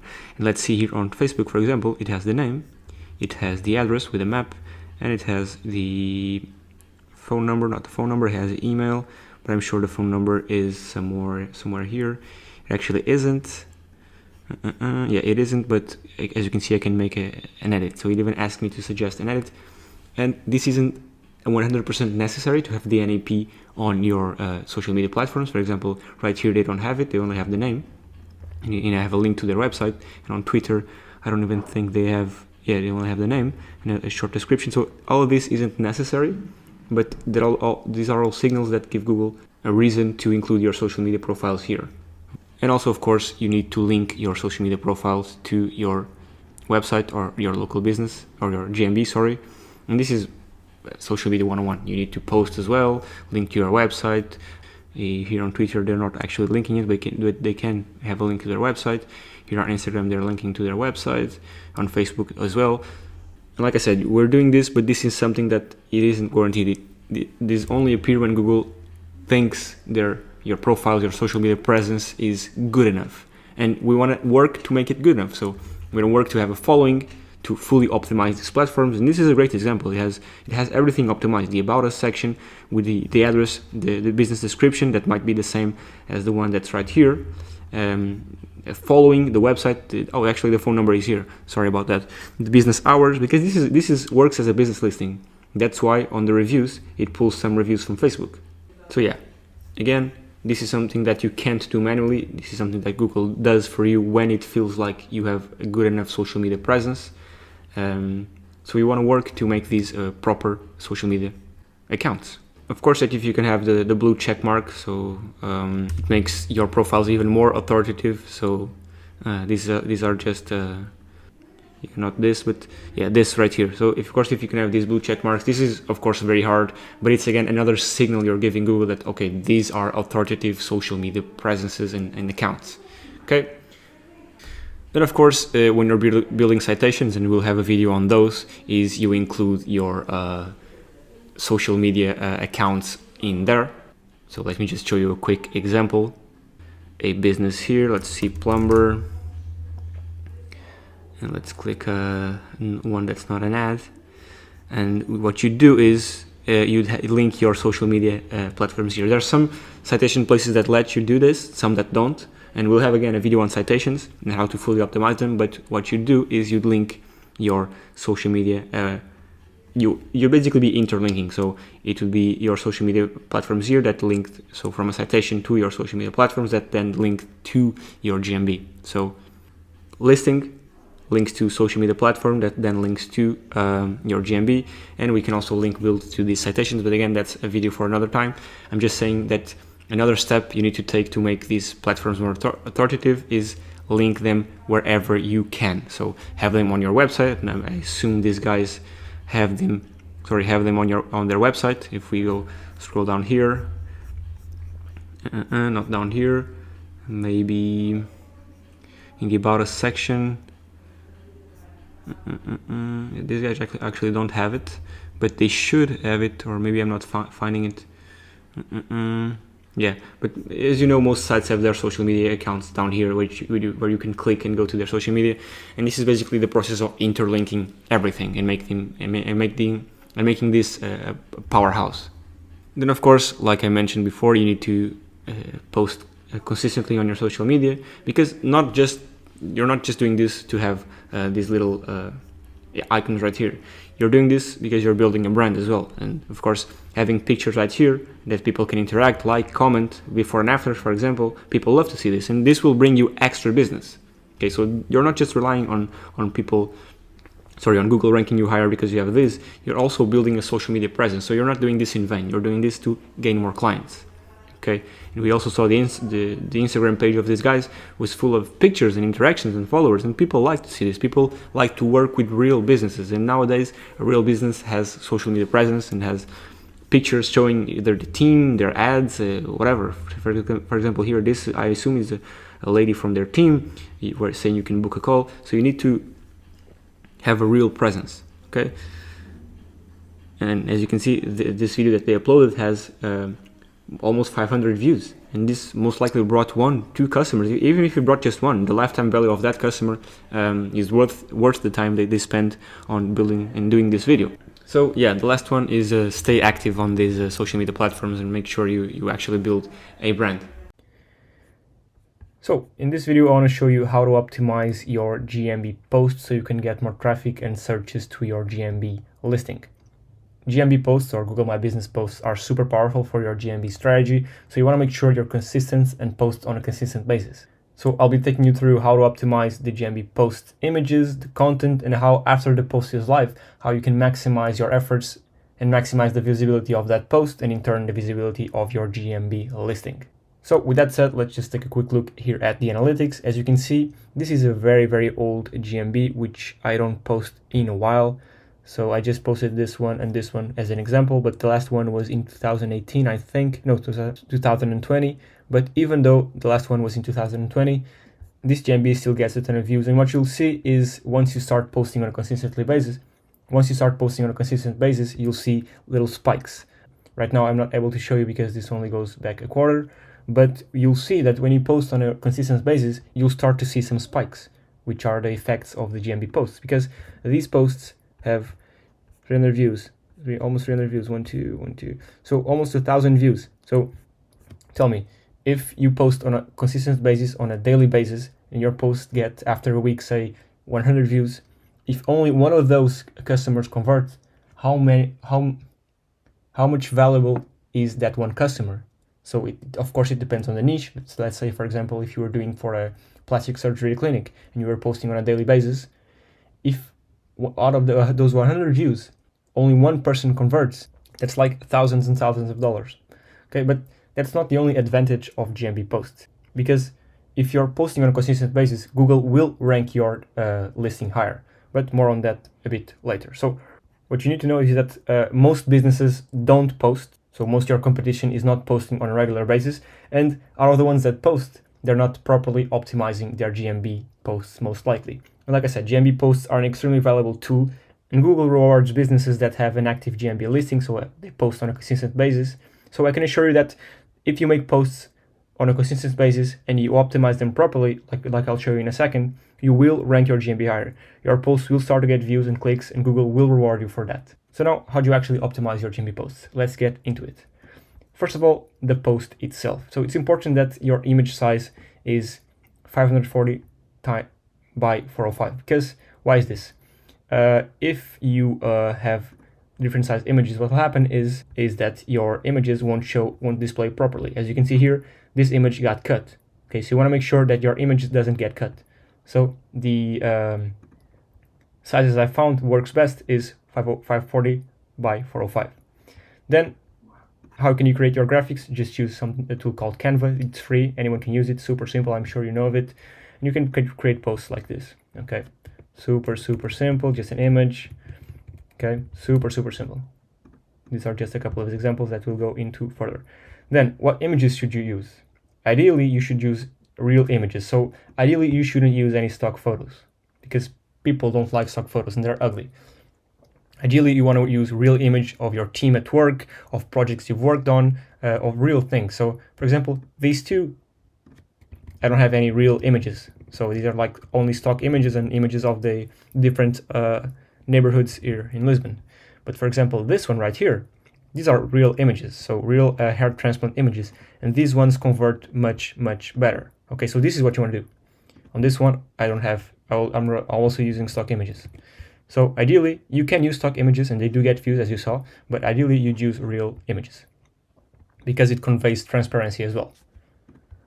Then the content on your post, and I'll be showing you exactly how to write one of these posts, but the content, basically Google gives you can write up to 1,500 words, so you should use all the words. Then of course you should link to your social medias, any PR you've done, so press releases, citations, and you want to use hashtags as well. And again, we'll be getting into that in a second. Then the frequency. Ideally, you'd post one per day, but you want to post more than your competitor, basically. And this goes for everything. So in SEO and in local SEO, what you always want to do is talking about backlinks, you want to get all the backlinks your competitors have and then some more. This is the same. So if your competitors are posting 1 time a day, you want to post 1.5 times a day. Or so if they're posting 5 times a week, you want to post 6 times a week. So you always want to post more than them. Okay. Then there's different types of posts you can post. There's offers, business updates, events, services, and we'll get into those and how to use each one of them. Then the image itself. So it needs to be relevant to the post. So if you're writing a post on a service, say for example, we're writing a post on a hair transplant, we want to include an image that's relevant to the post. This is obvious, but it's important. Then you also want to include your logo and your keyword, because we all know that Google can read images. So if you upload an image to Google, this is actually in Portuguese, but this says hair transplant. So let's just do like this.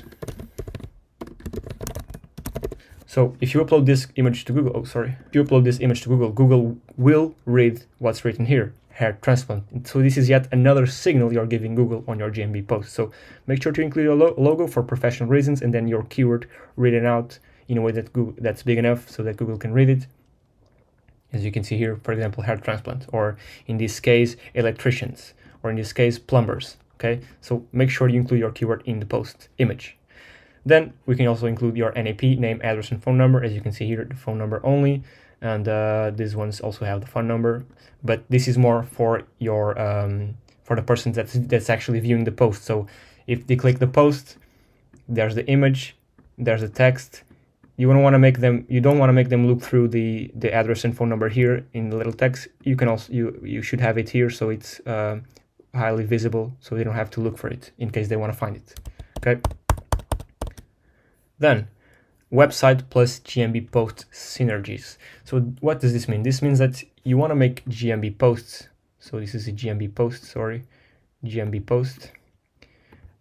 And this is your website that makes sense according to your website. So if you have an article on the top 10 plumbing tips, you want to make a post about the top 10 plumbing tips, because then you can link this post to a relevant article on your website. So the idea is, if you already have content set up on different plumbing tips, or for example, hair transplant prices, or whatever, you want to make sure you link that GMB post you just did to that relevant article, because here we're building relevancy, we're building authority, and Google will value more your posts if you're linking out to an actual source that has more information on what you talk about on a post. So make sure there's some synergies between your website and GMB. So make sure they're somewhat interconnected and they talk about the same thing. So services, prices, how they can get in touch with you, special offers, the team, whatever. Make sure they're somewhat interconnected, that they talk about the same niche, the same thing. So post is relevant to the website content. Then, of course, on your GMB post, you want to use a CTA button, a call to action button that links to your website, to either to the contact us page, to your service page related to the post, to an image, whatever. You want to make sure to always have a CTA, a call to action. Then you want to include your NAP, your name, address, and phone number on the written post, social media, and hashtags. And again, I'll be showing you how to create a post in just a second. Then the final touch is, after your GMB post is posted, you want to share it through all your social medias to get the most out of your post. So to your Twitter, Instagram, Facebook, Pinterest, whatever. So I can even show you an example here. Let's, for example, go here. So this is the Facebook page for this GMB listing. So if you're having the work to make all of these posts and write all of this and add an image, you might as well just click on share post and copy the link and post it to here. Okay, you might as well do this. And of course, so an example of this would be something like this: learn more about our plumbing services on our most recent post. Say this post was about the plumbing services you offer, and then you could do, you can hire a plumber here, and then you link to your website, for example, and then follow us on other social medias, and you can add links to your Instagram, to your Twitter, and then you can also add links to citations you have built. Okay, so make the most out of this, interlink everything. So, and then also after you post this one, you can go on Twitter and link out to this post you just did. So for example, let's say the post was this one, you can then pick this up, click here and Control C and Command V on your Twitter, for example. You want to interlink all your social media. So the GMB post goes to Facebook, for example, goes here, and then you share this one here, and then you share this one here, and then you share this one here. So everything is interlinked. You want to make the most out of the post you just did. So now let me actually show you what I'm talking about. So here in your GMB, you can go to posts, you click here to make a post. You can make, of course, a COVID-19 update because we're living through this pandemic. So you want to make sure you have an update because it's important for both people and for Google to know what your stance is in regards to COVID-19. If you're open, when you're closed, what are your rules? Do you need masks? Do you don't need masks? So you want to make sure you make this COVID-19 update. Then you can make offers, and these are time sensitive, so Google will show them Google will show them on your on the range you set for that custom offer. So you can make some custom offers from time to time. You can make a business update, so what's new on your business. This is the most common one. If you're having events, you can make an event post. You can make new products you have. So for example, these will appear here on the products, and they also appear on search. They are here. As you can see, the products appear here. So more real estate, you're occupying more and more real estate. And going back here, you can go to posts again, and let's go for the types one more time, products. And these are all the types of businesses posts, the GMB posts you can create. So, but the most common will be what's new, so an update to your business. And like I was saying, what do you want to do? So first of all, you want to add an image. So this is a bad example because this is a stock photo and doesn't even have the logo or the phone number, anything. So a better example would be something like this. So it has the logo, the phone number, the keywords, plumbing services 24 hours in Lisbon, but you want to do something ideally like this. So a non-stock photo, your name, address, and phone number, and the keyword so Google can read it from the image. Okay, so that's what you want to do. You want to post a image like so. Then the actual content. You want to make sure you use all, and this is in Portuguese, but it doesn't really matter. You want to make sure you use all the 1500 words. So if Google gives you 1500 words, you make sure to use all of the words. And then you want to write an optimized article, a keyword optimized post, sorry. So you want to make sure to include your keyword inside the article multiple times, or inside the post multiple times. So in this case, the keyword is plumbing, so you want to include it multiple times inside your post. Then you can link out to all of your properties, and you should link out to all of your properties. Here I'm linking out to the GMB listing, so in the maps. I'm also linking out to a page of a service in my website, for example, which has a link to YouTube, that links to a map, but this is more of on-page optimization, which we'll get into later on. Then I'm also linking to some PR I did. These are some press releases from a Portuguese website. They link out to the website again. This is another press release I did. So you can link to PR, you can link to citations, sorry. And then you will, of course, like I said, add your name, address, and phone number here, and some hashtags. And finally, the Learn More button, which you can customize. I'll usually send it to the homepage, but when you're creating a post, you can have all the different types of buttons. You can make a call button, sign up, learn more, buy, order online, book. So you usually want to do this Learn More button and send it to the website, your homepage website, or a contact us page. And that's basically how you optimize your GMB post. So a lot of people don't do this. So linking to your social medias, having your NAP, because these are all signals you're giving Google, sorry. You want to include your brand name here, your multiple keywords, so the long tail keywords, the exact match keywords. So make this fully optimized, interlink your social media. So after posting this post, click share post and post it to your Facebook, to your Instagram, to your Twitter, that then will link out to the post again, and have a call now button or a learn more button. So a call to action, a CTA button, either linking out to any page on your website or to an actual call. And then you need to be consistent. You need to post on a daily basis. So ideally you post a minimum of 5 times a week. And I guarantee you'll be seeing results in a week's time, because Google really, really values this. And most likely, most of your competitors on your niche are not posting. And if they are, they're not posting them optimized like so, like keyword optimized, linking to their social medias, NAP optimized. And again, these are all signals you're giving Google, and this will rank your GMB listing higher. I also want to tell you how to make some link building to your GMB post. So this, again, all this goes to can go to your website, can go to, ideally, yeah, all this goes to your website in some way or another.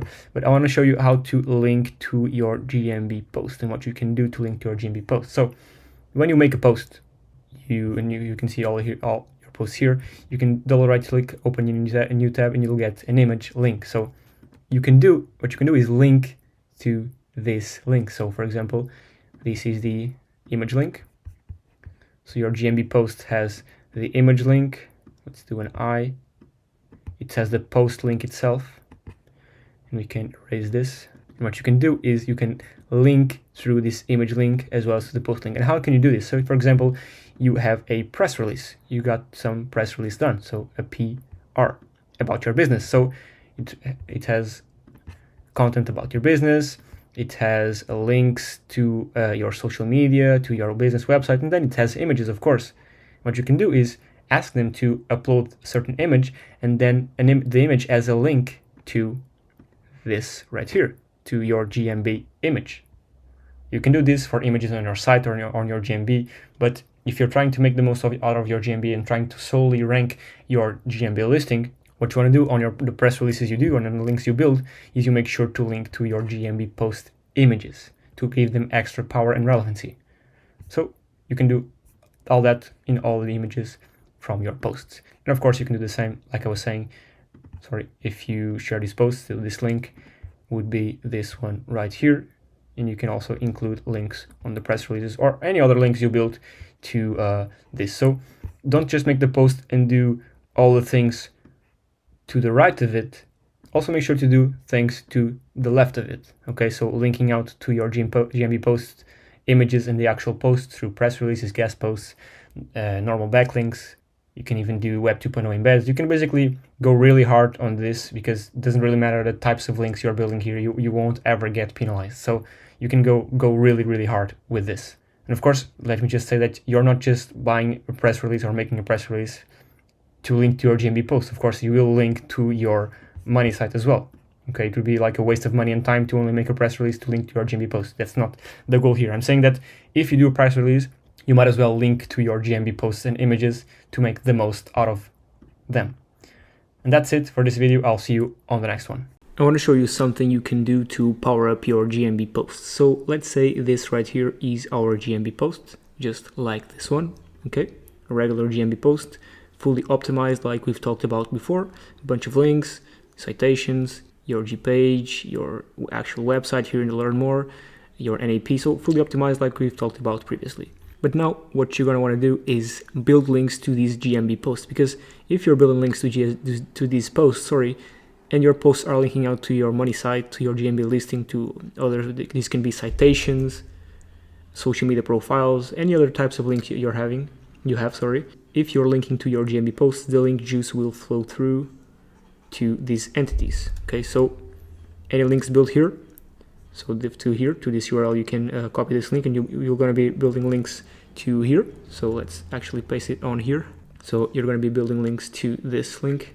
So all the links you build here will eventually flow through to all these properties. So your website, social media, citations, and again, if you have everything interlinked, so the links you build here go through your citations, for example, and your citations link to your website eventually. Or you can link, of course, from the GMB to your money site directly. But that's not the goal of this video, because we already talked about that. Our goal is to teach you how to link build to these properties, to the GMB post. So the types of links you're going to want to build are GSA links, which are basically 10 to 20k link blasts, which you can blast to your GMB post with your exact match anchor. You're going to want to do high DA links. And this is what I do, okay? This is what works for me. You're going to want to build high DA links, these ones with your exact match anchor, a bunch of branded anchors, and some long tail versions of your main keyword, and then some tier 2 PBN backlinks. These are extremely powerful. In these, I usually do naked URL and exact match anchor as well. So all the power from these links will be going to your GMB post or posts, which then in turn will be going to your money site, your GMB listing, and other types of links. And this will make both your money site rank in Google and your GMB listing rank higher in Google as well. Then there's a trick you can do is, say for example here, I'm linking to my website. As you can see here on the bottom left corner of my screen, it's linking to the website. Something you can do is, though, instead of linking from the GMB post directly to your website, you can link to bit.ly and then to your money site. So how'd you do this? You go to bit.ly.com, you hit create a URL, a short URL, you go here. So the learn more button, links to our site. So let's do this and paste it in here, and then create a short link. And you can customize this however you want. You can put your main keyword here in here as well. Main keyword, this one, main keyword, blah, blah, save it.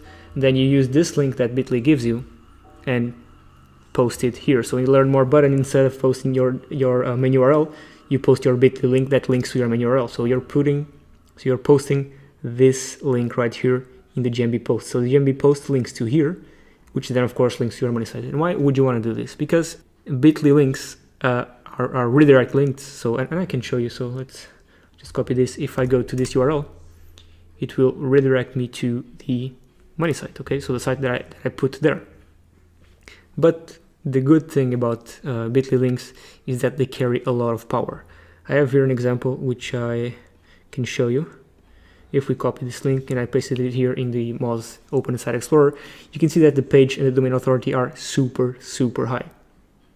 So you are passing it through a DA 90 plus and a PA 50 plus link short on a redirect link. And this will give some extra power to your links from your GMB post. So if you're doing all of this, you might as well do this as well. It's an extra step to give you some extra power.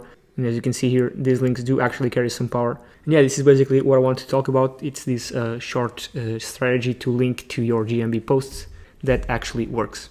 Hey, welcome to the next video. I want to talk to you about keyword research. And just like the niche selection, keyword research is something that people often overlook. And again, I can speak from experience. When I started doing SEO, I skipped this step completely ahead and came to regret it later. This is because it's something really important that you have to do before you start building your website. And why is this important?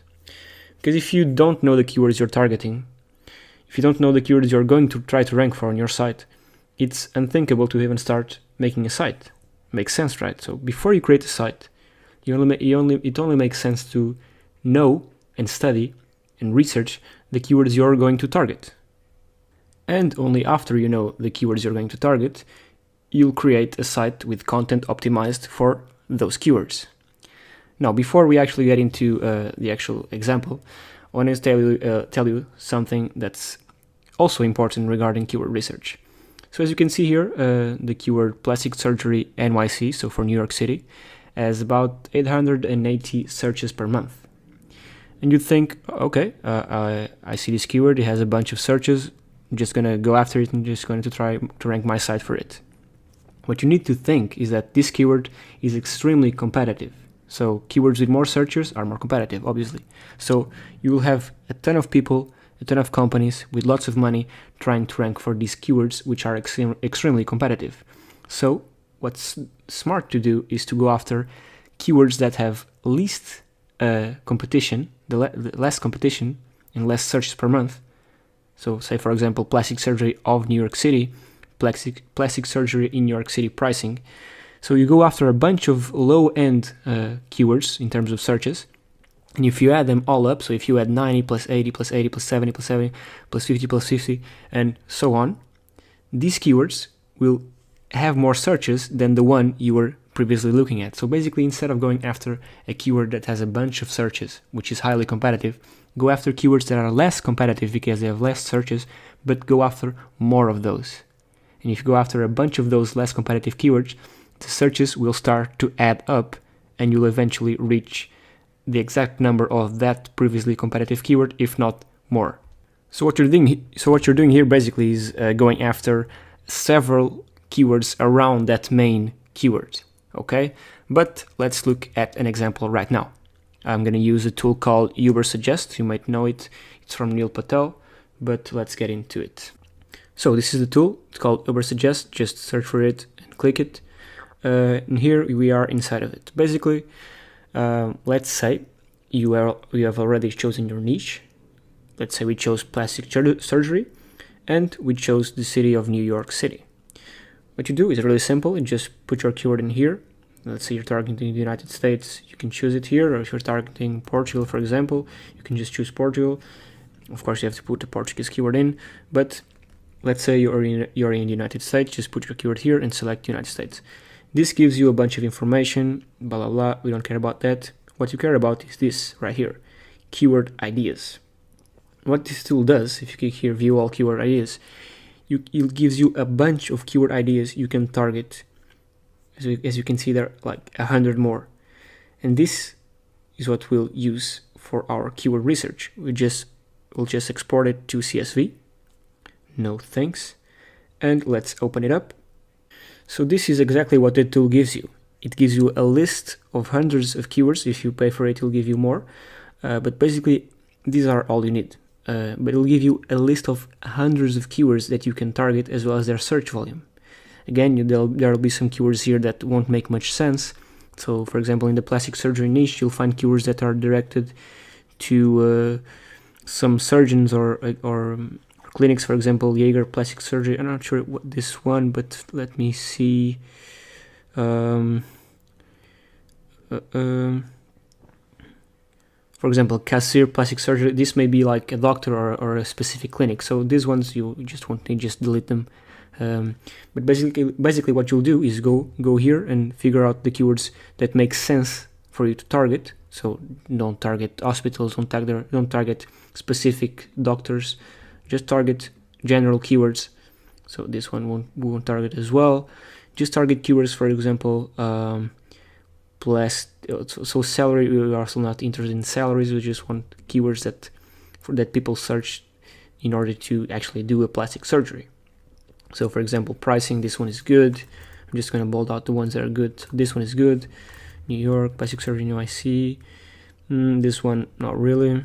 We can just delete it. Okay. Oh. Best plastic surgery NYC, of course, of New York, plastic surgery dermatology NYC. This one we can delete as well.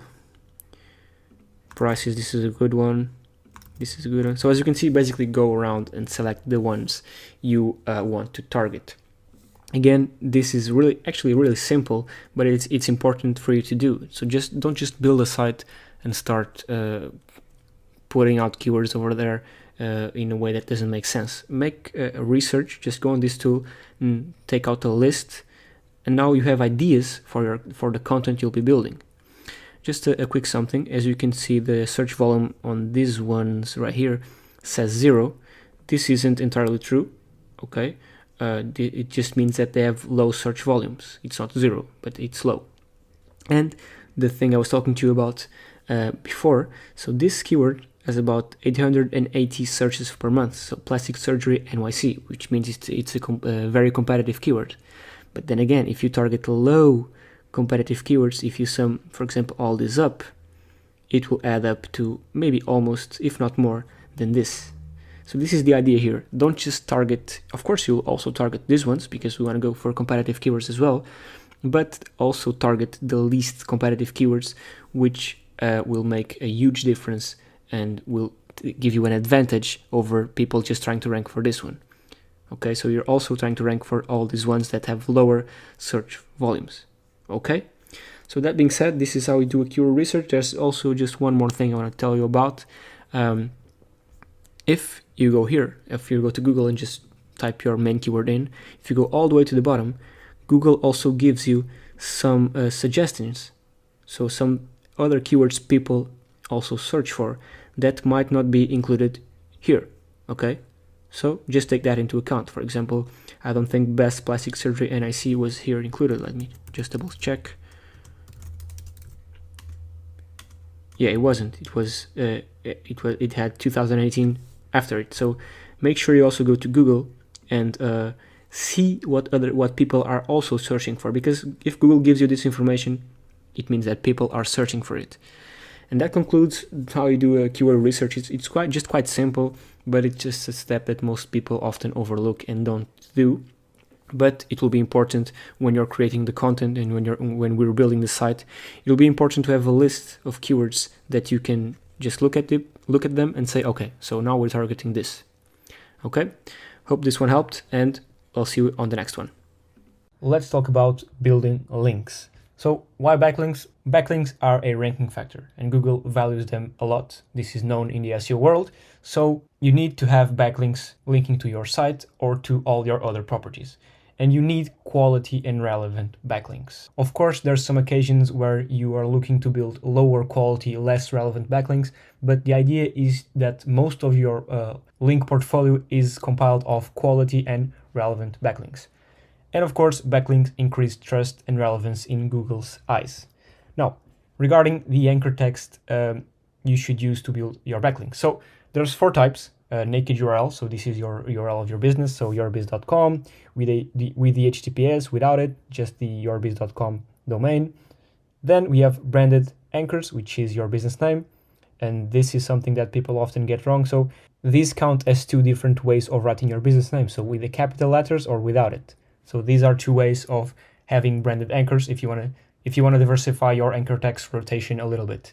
Then, of course, we have the exact match anchors, for example, a plumber Dallas, and the partial match anchors, which is, for example, find a quality plumber in Dallas. Now, linking structure, and this is important. So let's say this is your website. You have the home page, you have 2 service pages, a contact us page, a blog page, and then you have 2 product pages that are linked to from each one of these service pages. So you don't want to just build links to your homepage. So it's good to build links to your homepage because since the homepage is connected to all of these pages, the links you build here will trickle down to all of these pages. So the links you build to the homepage will trickle down to all of these pages. But you also want to build links to the service pages, okay? The contact page, the blog page. So you don't just want to build links to your homepage. This is a mistake that a lot of people do, but you don't want to build links just to the homepage. Most of your links will inevitably come to the homepage because it's what's most natural. Most links that link to a website in most of the cases are to the homepage, but you also want to link to your service pages and to all your other pages on your website. And of course, these links we'll be talking about in a later video, but these links could be links from citations, links from your social media. So for example, of course, your homepage website in the footer might have a link to your YouTube, to the Twitter, to the Facebook page. So your homepage links to these social medias, and these social medias link back to your homepage. Guest posts, press releases, and some other backlink types we'll be talking about later on. Now, like I said in the beginning, you're looking for quality links. So no PBNs, no Web 2.0s, no non-friendly Google links. That's what we're looking at for now. The first type of links are citations, which are basically links from business directories. These are your Yelp, your Foursquare, your Bing, Yellow Pages, Hotfrog, and these ones allow you to, and we have a video on this. We have here the citation, and these allow you to have your business information and then a link back to your site, which is what we want. Then, like I mentioned above, your social media profiles. You want to make sure all your social media profiles are set up. Even if you don't use them a lot, you want to make sure you set up at least the main ones. So Facebook, Twitter, YouTube, and Instagram. There's more. There's LinkedIn, Pinterest, Tumblr. There's a bunch of other social media platforms, which I understand that you most likely won't use, but make sure you set them up. And at least use these for linking them from your website. And when you post something on Twitter, for example, syndicate it to Facebook and in turn syndicate it to your website. So let's say, for example, you make a Twitter, you send out a tweet. This is a tweet that has something about your business and a link to your homepage. Or sorry, a link to your to a Facebook post you made. So now you have Twitter, it links out to a Facebook post that links out to your money site. Okay, you want to make sure you interlink everything. Then another type of link building strategy are press releases. And I'm going to show you an example. And what you want to do with these press releases, you want to make the most out of it. So you want to make sure you embed your map. This is for local SEO and to try and rank your GMB as well.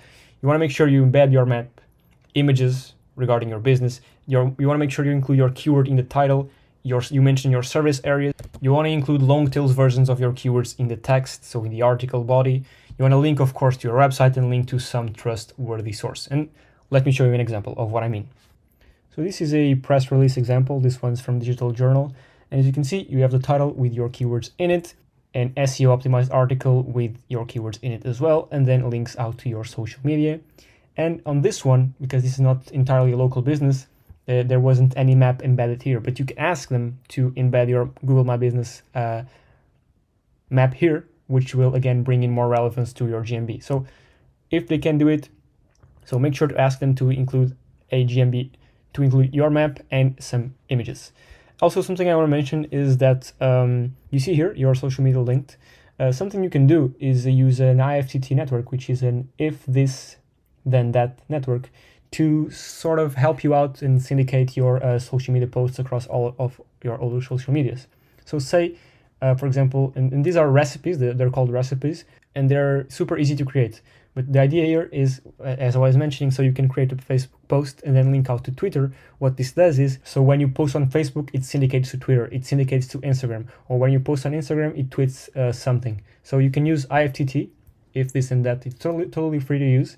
IFTT networks to help you syndicate your social media content and help spread your brand across all of the internet. Then we have some competitor link building. This is basically where you steal all your competitors' links. So if you have all the links your competitors have and then some more, you'll most likely be one step ahead of them. And this is the idea with this. So you can use a tool like Ahrefs, SEMrush, and there's a bunch of tools that allow you to, free and paid, that allow you to place the URL of your competitor site on there, and you can then look through all the links they have built so far, and you can see, make a list, like make, for example, an Excel sheet, and see which of those links are free to create, and you can either create them yourself or pay someone to do it for you, or you can look through the links that are paid for and try and get in touch with those websites and ask for the prices to get a link posted on there as well.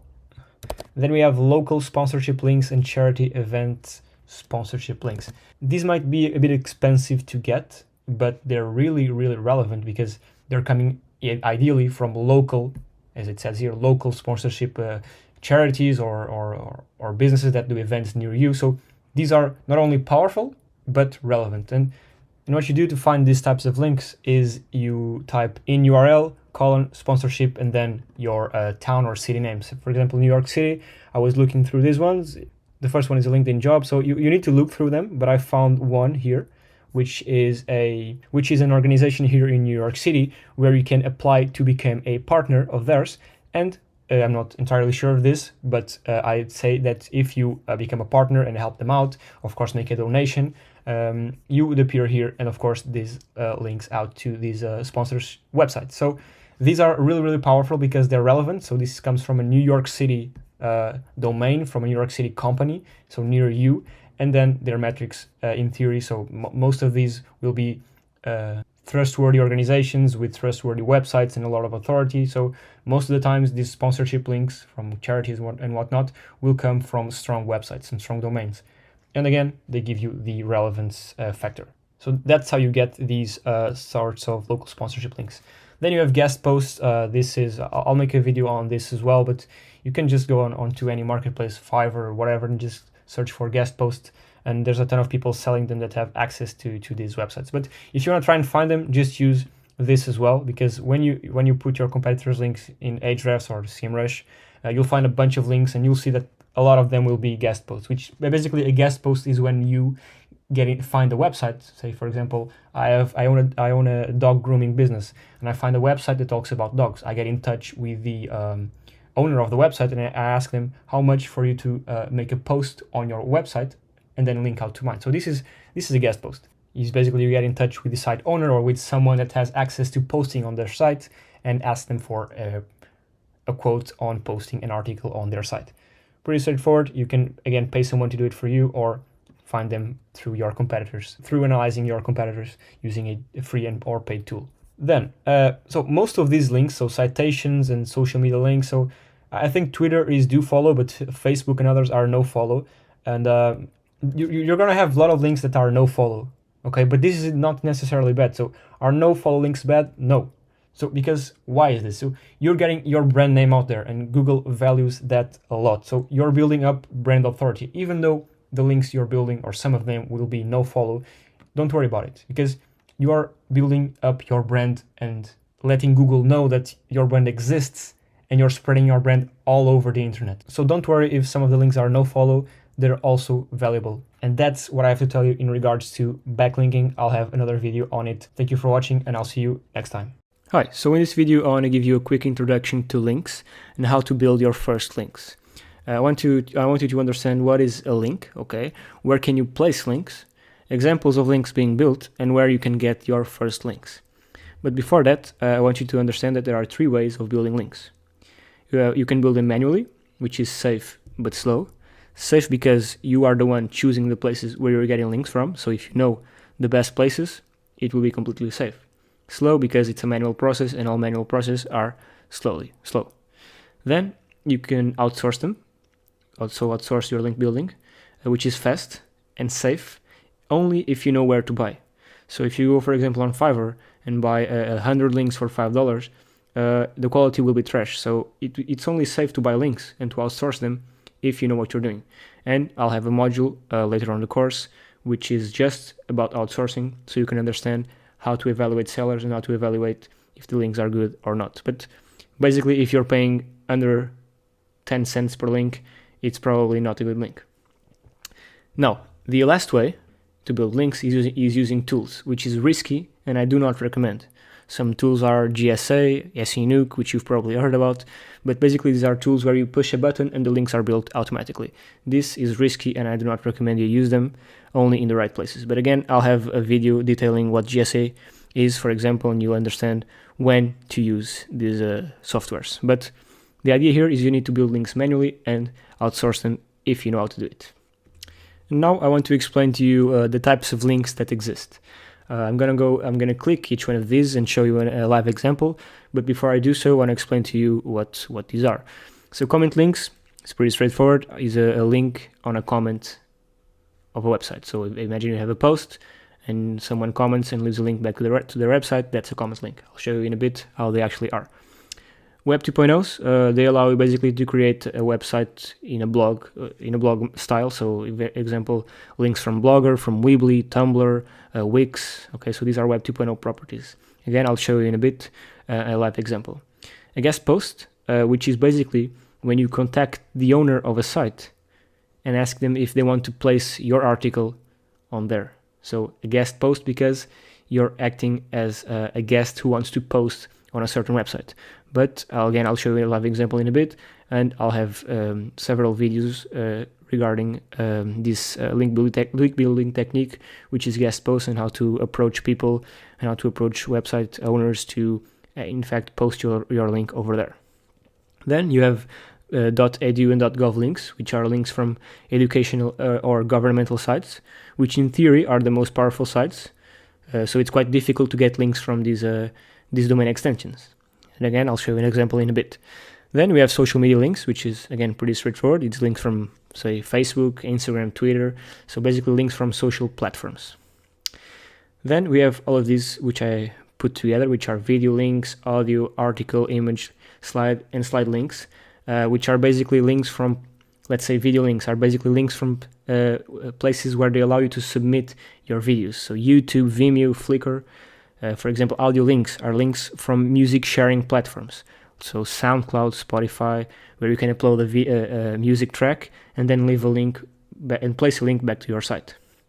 Then we have article, which are PDF links. Basically, these are websites that allow you to share PDFs. So you can upload a PDF there with a couple of links inside of it. So you're getting link juice back to your site. Slide links, more or less the same thing, and image links, the same thing as well. Again, I'll show you an example in a bit. Then we have press releases, and I'll have a video just for them, but let's just go over it a bit fast. So basically, a press release is when you submit an article to a syndication service, and that syndication service spreads your article across the whole internet. And if people who see the article find it interesting, they can put it on their website, and of course, a reference where it came from, which was your site. This is in theory how this works. But of course, if you're working with a plumber, for example, even if you post a press release about plumbing services, most likely the people who see your article will not link to it, because it's quite hard to get someone interested in plumbing. Okay, so but I'll have a video detailing how press releases work in the future in the course. But for now, you need to know that a press release is basically when you submit an article to a syndication platform. And that syndication platform syndicates it and shares it all over the internet and places it on other websites. Now, PBNs, private blog networks. You've probably heard of them, but basically it's where you build your own blogs and create your own network. But I think I have 3 or 4 videos detailing only PBNs and explain to you what they actually are. So don't worry about them now. And then we have expired domain links. And I'll have a video on this as well, but an expired domain is basically a domain that was registered before, and the person who had it stopped paying for it, so it went expired. So if no one registered that domain again, so if we don't renew the domain, it will be expired. And what we do here is we look for domains that have expired that had high metrics. Let's say, for example, there was a very famous dental clinic in New York City, and the guy forgot to renew his domain, and the domain got expired. What you would do is you'd register that domain and then place a link on that site back to yours. So the idea here is that those domains are extremely powerful. You need to look for extremely powerful expired domains, register them, and then link them to your site. But we'll have a video later on that, and we also regarding the PBNs and expired domains, you combine them together. So the domains on your PBN are actually expired domains. But we'll cover that in the future, in a future video. For now, I want to take you along these examples, and let's first start with the comment links. Okay, so link examples. The first one I wanted to show you was comment links. So we're here at this blog. this SEO blog. And as you can see, he wrote a blog post, and if you scroll down to the bottom, all the way to the bottom, you can see there are people leaving comments. Okay, and it's pretty simple. A comment link is a link from a comment. So on a blog post, this is a comment, which is a reply, and he left a link on the reply. So this is a comment link. Pretty simple, I know. Now, Web 2.0 links. Like I said, WordPress, Weebly, Wix, these are all Web 2.0 properties. So Web 2.0 link is a link from one of these properties. So as you can see, this is a free WordPress blog, and they have a link here. I don't think it's here, but they might have a link, I'm sure they do, to their website. Yeah. So Leaky Gutters goes to, actually this one goes to WikiHow. Yeah, right here, they have a link back to their company. Okay. So this is a Web 2.0, a link from a Web 2.0. It can be WordPress, Weebly, Tumblr, Wix, etc. This was just an example. Now, a guest post. This is actually a Portuguese news site. Okay, and what you do is, again, I'll have a later on I'll have a video just on guest posts. But basically, you get in touch with them, in this case a news article website, and ask them if they can post a link on your site, on their site. And this is the post they posted here, and with a link back to a site. And let's just see, let's just check if it's do or no follow. And it is actually do follow. And again, I'll explain this in a bit. Now, edu and gov links. I only have here an example from an edu link, but as you can see, this is a .edu domain. We have here an article, and then you'll have a link to their site, which is probably somewhere here hidden. Okay, so it's here. Okay, so this one links back to their site. Okay, so this is a link from an .edu domain. Simple. Now, video links. Again, like I told you, YouTube, Vimeo, etc. All these websites allow you, when you upload the video, to leave a link back to your site. Simple. Then you have audio links. So SoundCloud, for example, allows you to upload a track and then leave a link back to your website. Pretty simple again. Now, PDF links. So these again are PDF sharing sites, which allow you to upload your PDF and include a bunch of links inside of them and upload them to these sites. Okay, you can also add a description, but the links really come from inside the PBN. Inside the article. So if you click them, you go straight to the website. Now, image links, again, it's the same thing. You upload an image and you can leave a link on the description of the image. Pretty simple. You can use sites like Imgur, and there are many others. And finally, slide links, which, for example, SlideShare, which is a pretty known platform, allows you to upload slides, and you can upload slides and again have links inside of the slides. I don't think they're clickable right here. I mean, I think they are. I think you have to do it in full screen. Yeah, exactly. It's clickable. Okay, so pretty straightforward. These are just some of the links you can create. And again, I'll have we're going to be having more detailed videos on this. But I just wanted you to have an overview of what types of links there are.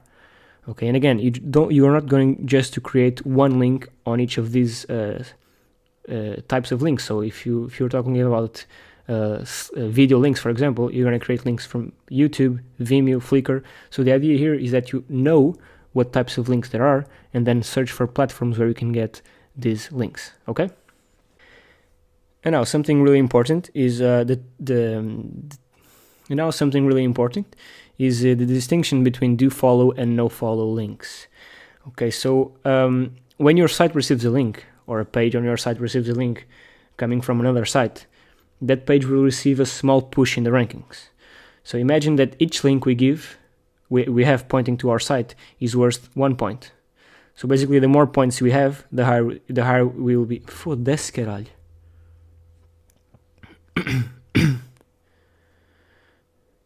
So now something really important you need to understand is the difference between do follow and no follow links. So when your site receives a link, or a page on your site receives a link coming from another site, that page will receive a small boost in the rankings. That's why we build links. So imagine that each link that we have pointing to our site is worth 1 point. Basically, the more points we have, the higher we will be in the rankings. And that's the idea. So a do follow link is links that count as points. As I said, the more points, the better. In do-follow links, the power is transferred from the site that is linking to us to ours. On a no-follow link, they don't count as points, but they can help generate traffic to the site and also generate authority. So for example, links from Wikipedia are no-follow. Links from Facebook are no-follow. But they are still important because they pass on authority. So you can ask me, why do you have no-follow links? Because it's good to have a mixture between follow and no-follow links, so that Google realizes that you're not trying to manipulate the search algorithm. So you need to have a link building profile that looks natural. So like I said, links from Wikipedia, Instagram, Facebook, and many other authoritative sites are all no-follow. However, they're still very powerful. So basically, in short, you need a mix of two, mix of do-follow and no-follow.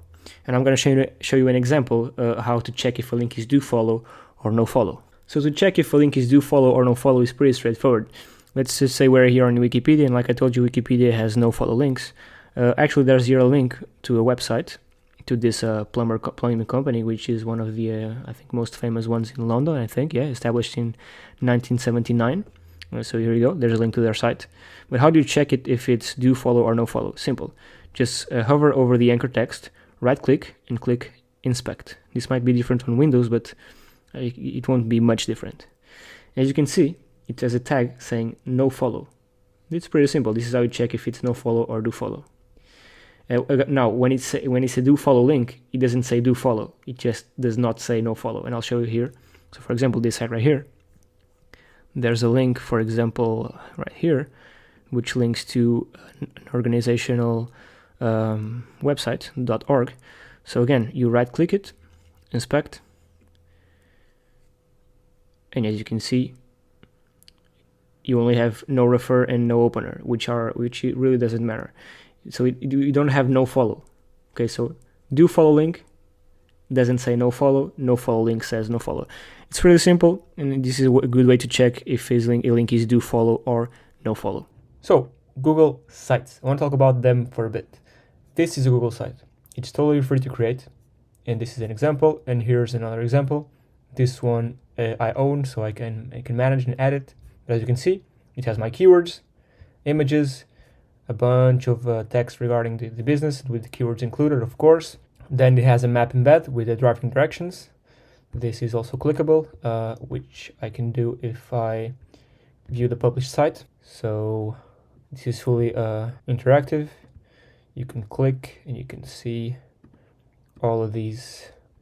I'll try to show you here if I can.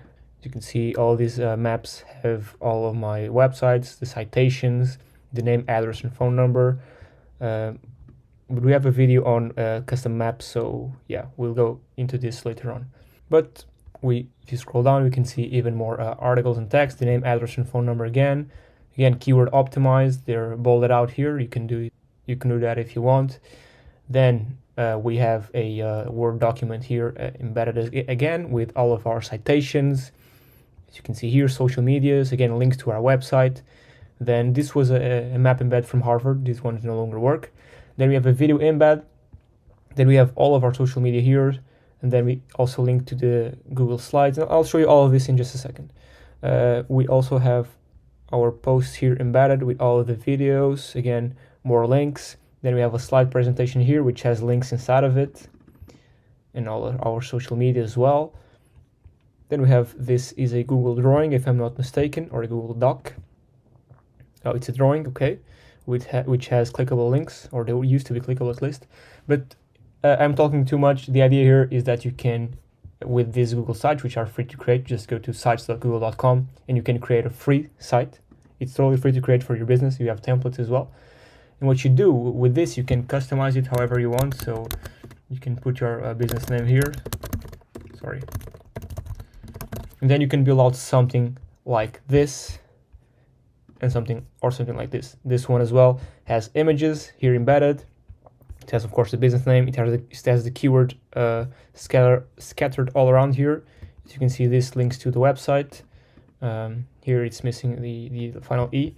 It has all of this, which I can go into. For example, these are images.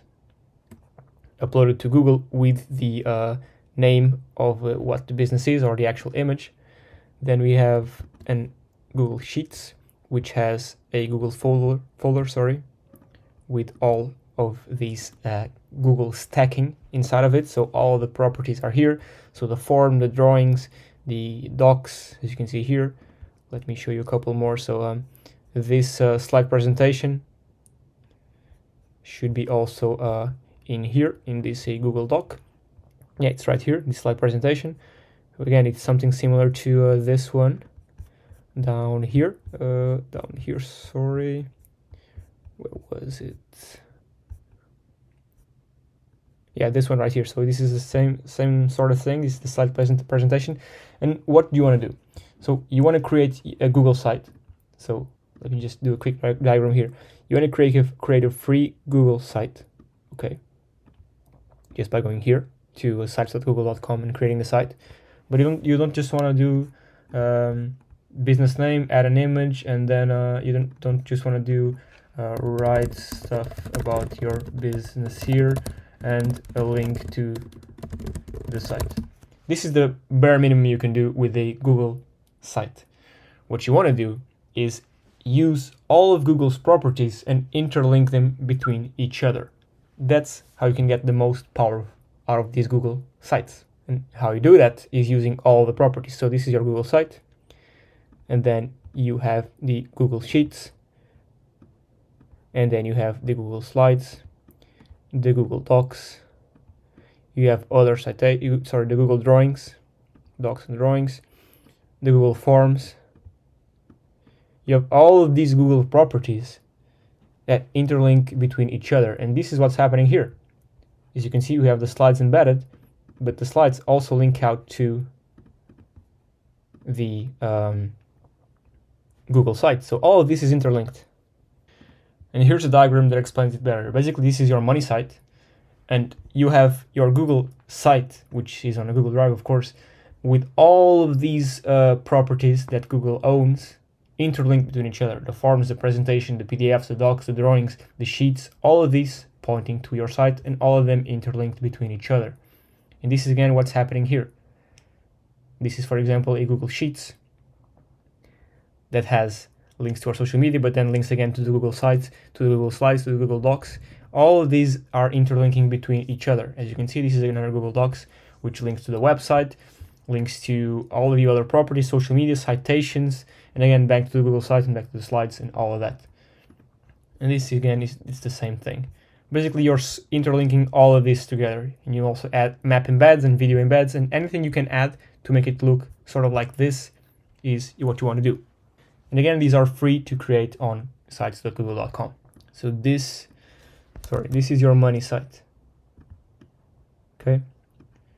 This is your free Google site, which points to your money site. But then you have a bunch of Google's properties down here.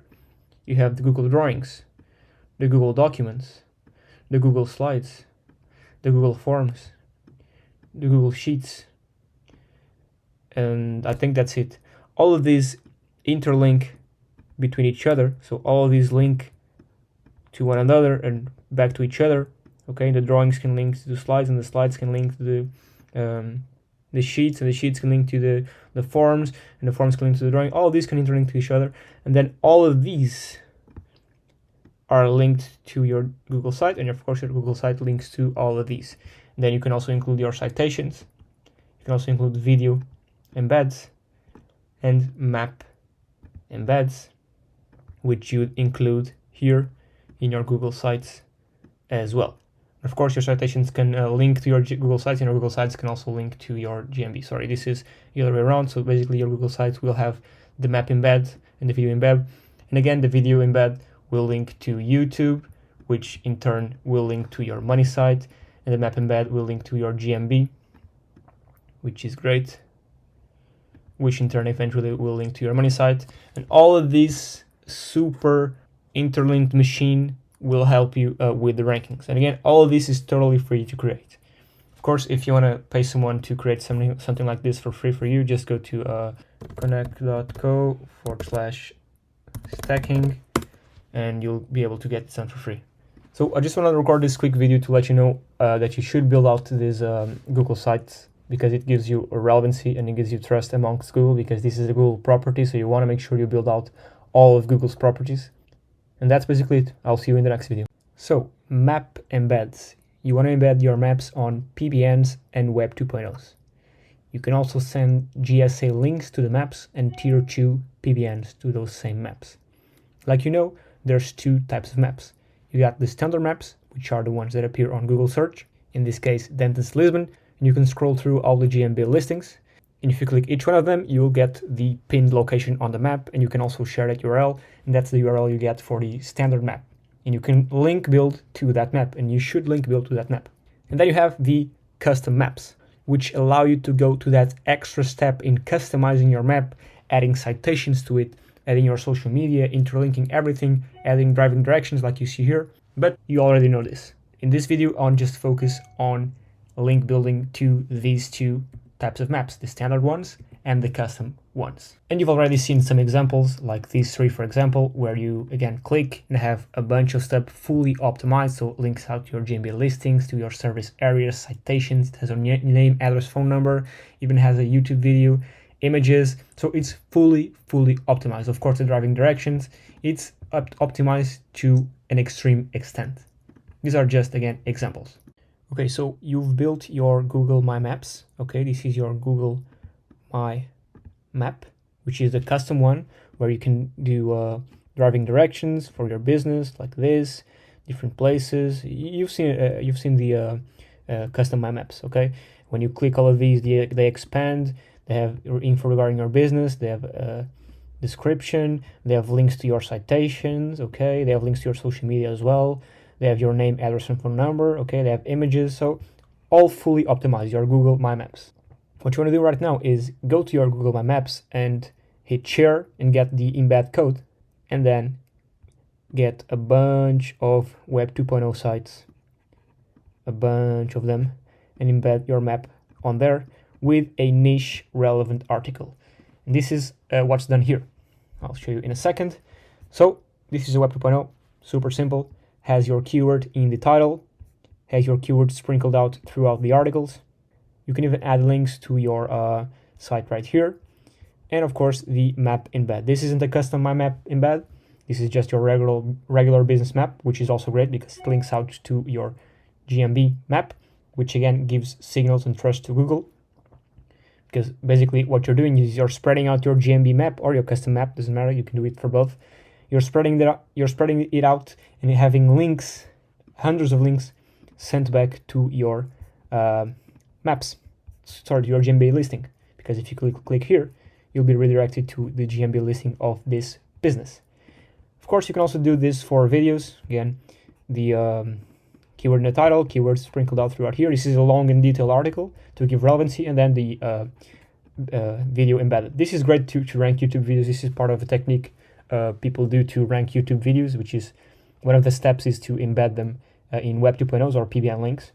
This is the same. Okay, again, the keyword in the title and your video embed over here. And yeah, that's basically what I want to say is to get these done. You can get them done by going to connect.co/embeds, and you'll get them done right here. I want to clarify something, which is why you want to have the work to build out these somewhat complex looking My Maps. The first reason, which was the one I already mentioned, is because it gives you extra relevancy, because you're fully optimizing these. You're interlinking them with your citations, your GMB, your social media, your website, and everything else. But the main reason why you'd want to do this is because driving direction maps, when you create them, we're telling Google that if someone is searching for a certain business within that area, Google sees that your business also provides services in that same area. So this makes it so if we want to create relevancy on a certain area and rank on that area, we would go to that area and create a driving direction map back to our business. This basically tells Google that our business is ready to travel 10, 15 miles or 20 miles to a certain area to serve a certain client. So at the end of the day, these maps and these custom maps with driving directions help Google understand to which extent is your business willing to travel to your customer's location to provide them with your services. And why is this good? Because obviously you don't want your business to only show up when people search nearby your business location. If you are a plumber, an electrician, a service business that provides services to your client's house, for example, you want to make sure that every client in a 15-20 mile radius of your actual business location gets your business to show up when he's searching on Google. So that's the main reason why you'd want to do this. Local relevancy to get your business to appear nearby in the 10, 15, 20 mile radius of the actual main location. Today I want to talk a bit about schema markup. And first of all, let me tell you what this is and how this can benefit you and your website and your business. So basically, there's different types of schema. I'm going to show you one, which is the how-to schema. As you can see here, if you search for how to rank in Google after all the ads, the SERP the result that most calls your attention, of course, is this one. It has an image and a checklist, a step-by-step list. So this one is in second, but I can assure you that this one is the one that gets the most clicks. So if you click here, which I already did, this is basically the list. Okay, this is the site right here, which is list step 1. So it's a how-to guide. Step 1 has a bunch of text. Step 2, again, text, images, blah blah.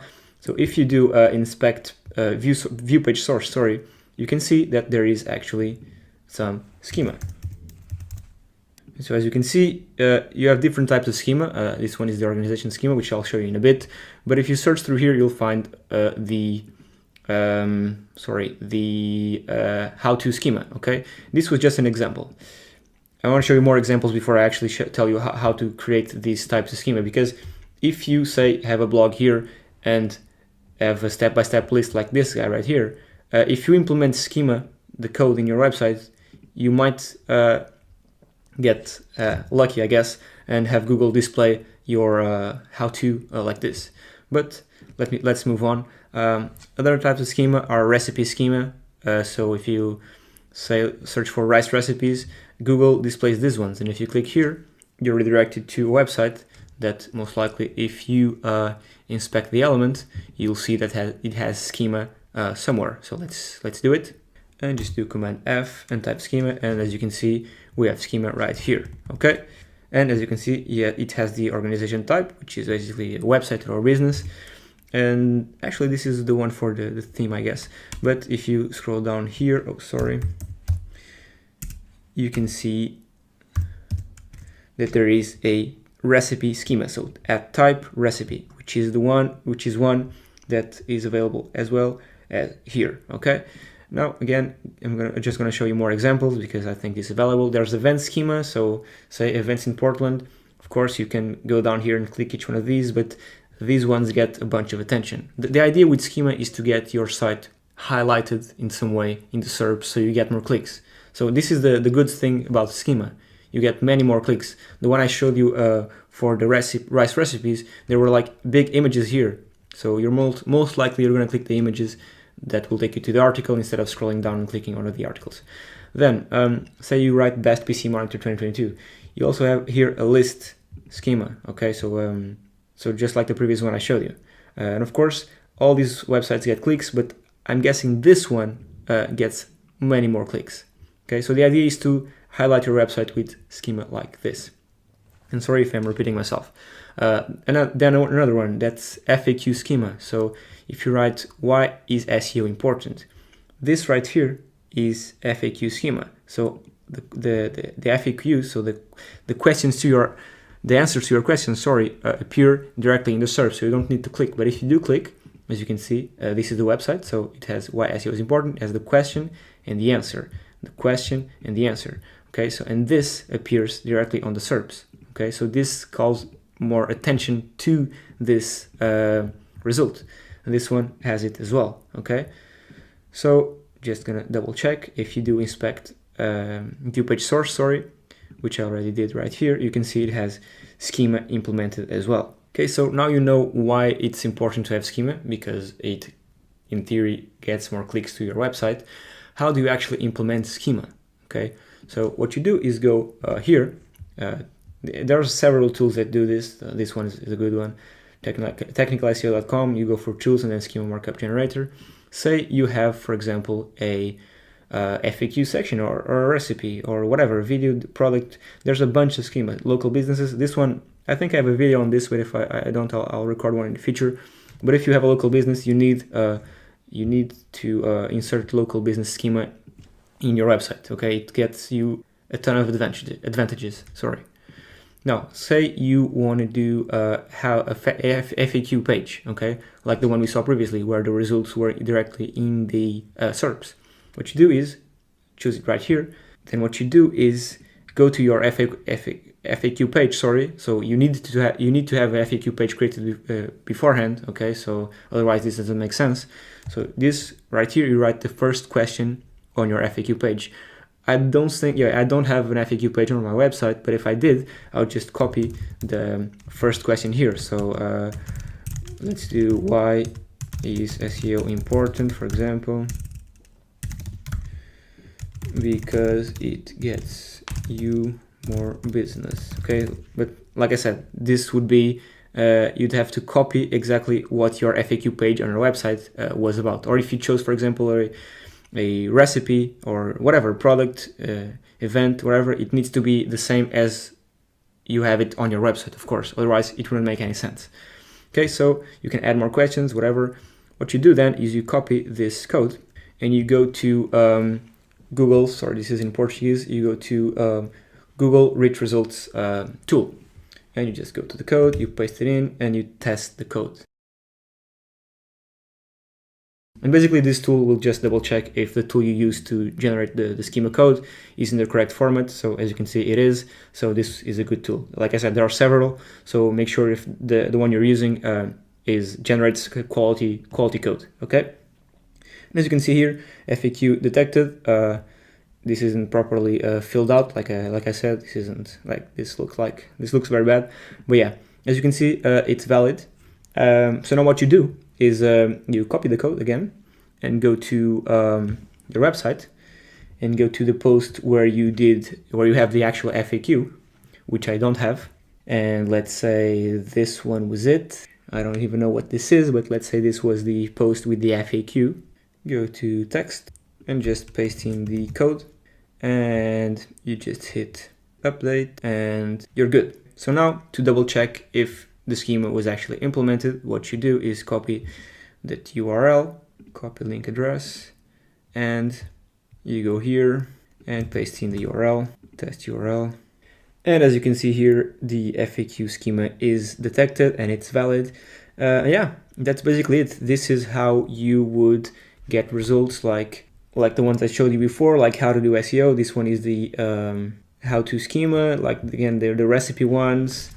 How to cook rice or rice recipes, I think, yeah. So this is how you get stuff like this, okay, or the FAQ one, which again, if you wanted to know how to cook rice, most likely you would click these ones instead of scrolling down right here and clicking these ones, okay. So that's the idea behind the schema markup and how it can help you and your business.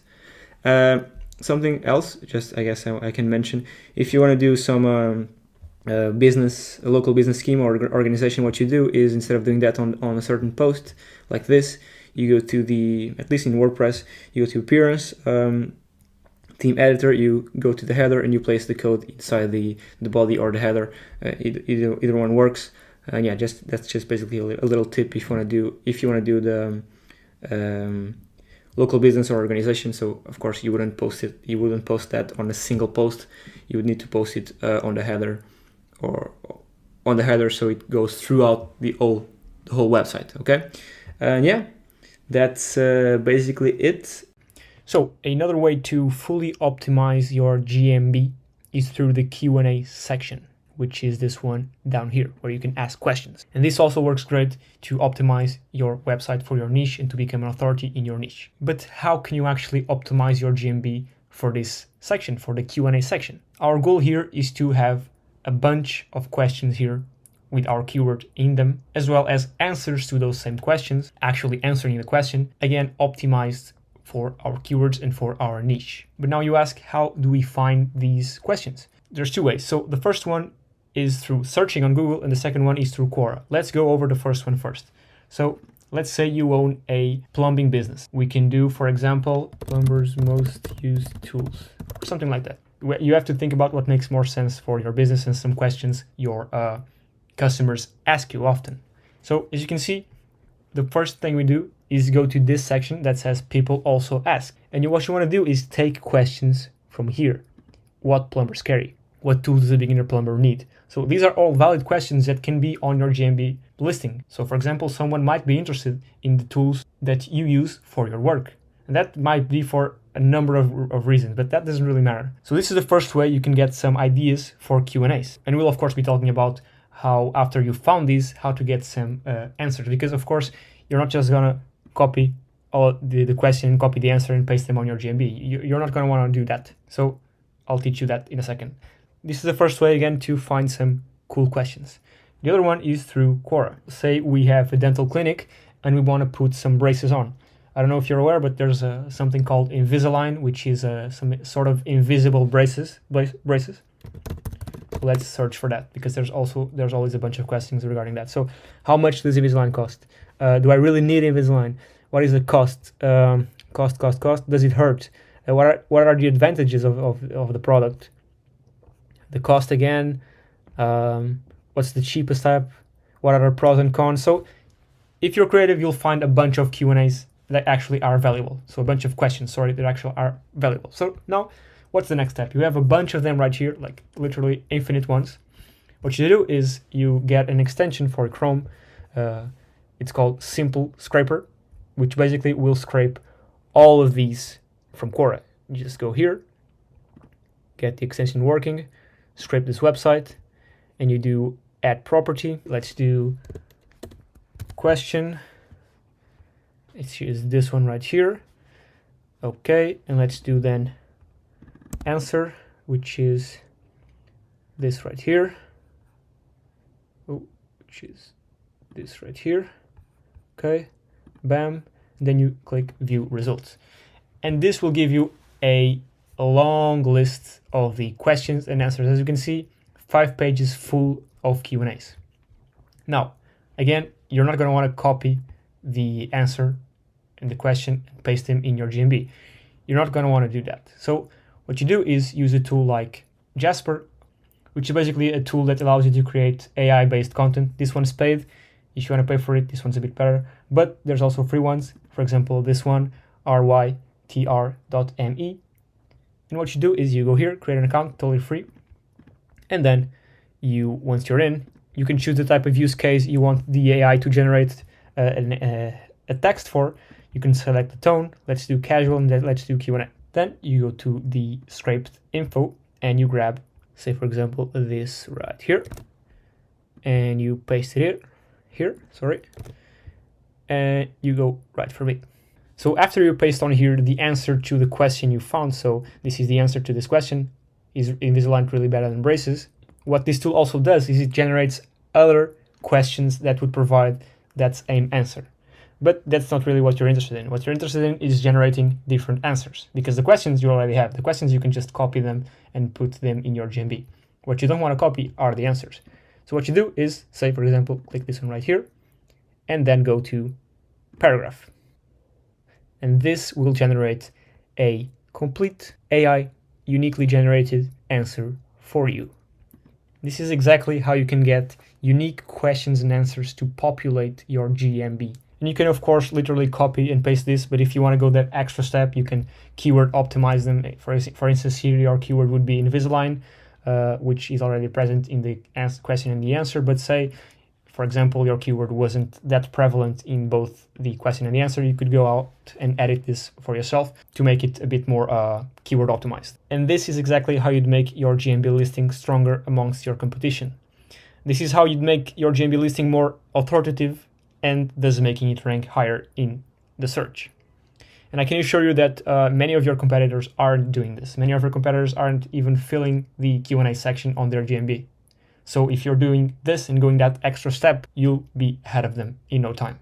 Then of course, what you do is you go back to your GMB listing and go to the Q&A section and click on Ask a Question. And you log in with one of your accounts, ask the question, post it, and then log in with another Google account and answer that question.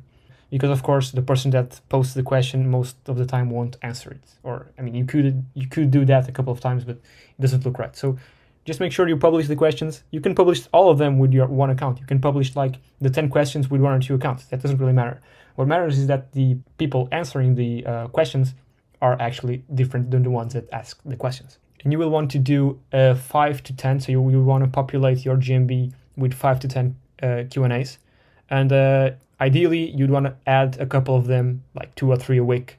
So 2 or 3 new questions and answers to your GMB. But standard, you want to have at least 5 to 10 pre-populated Q&As on your GMB. Adding new ones on a weekly basis is just another plus. So with all of this, you're just wanting to show Google that your GMB listing is active and helping clients.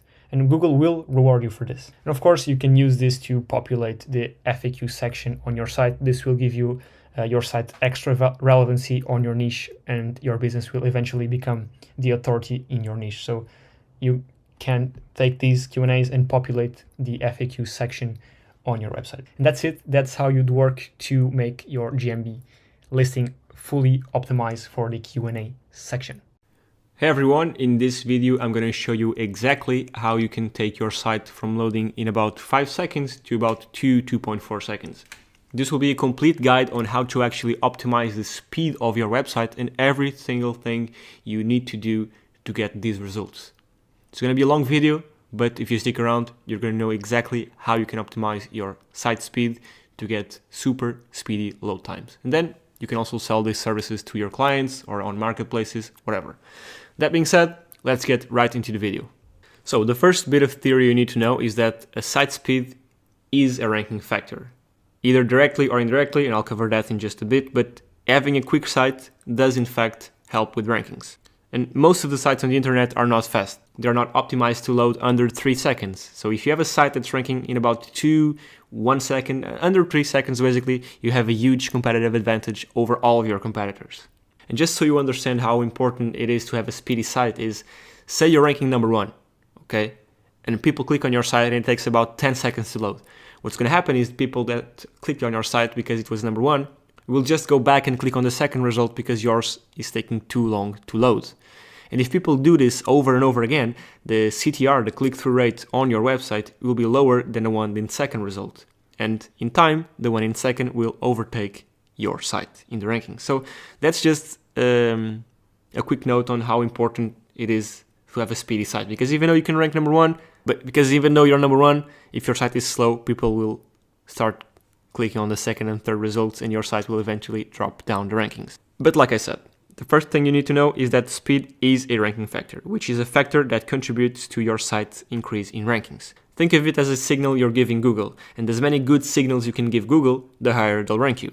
These signals you send to Google can be a range of things. It can be links, the content on your site, the site speed, if it's optimized for mobile, if you have a social media platforms or a presence, whatever. There's a bunch of signals and speed is just another one. And the idea is that all of these signals will add up, and if you end up doing them all properly, you'll eventually rank with ease.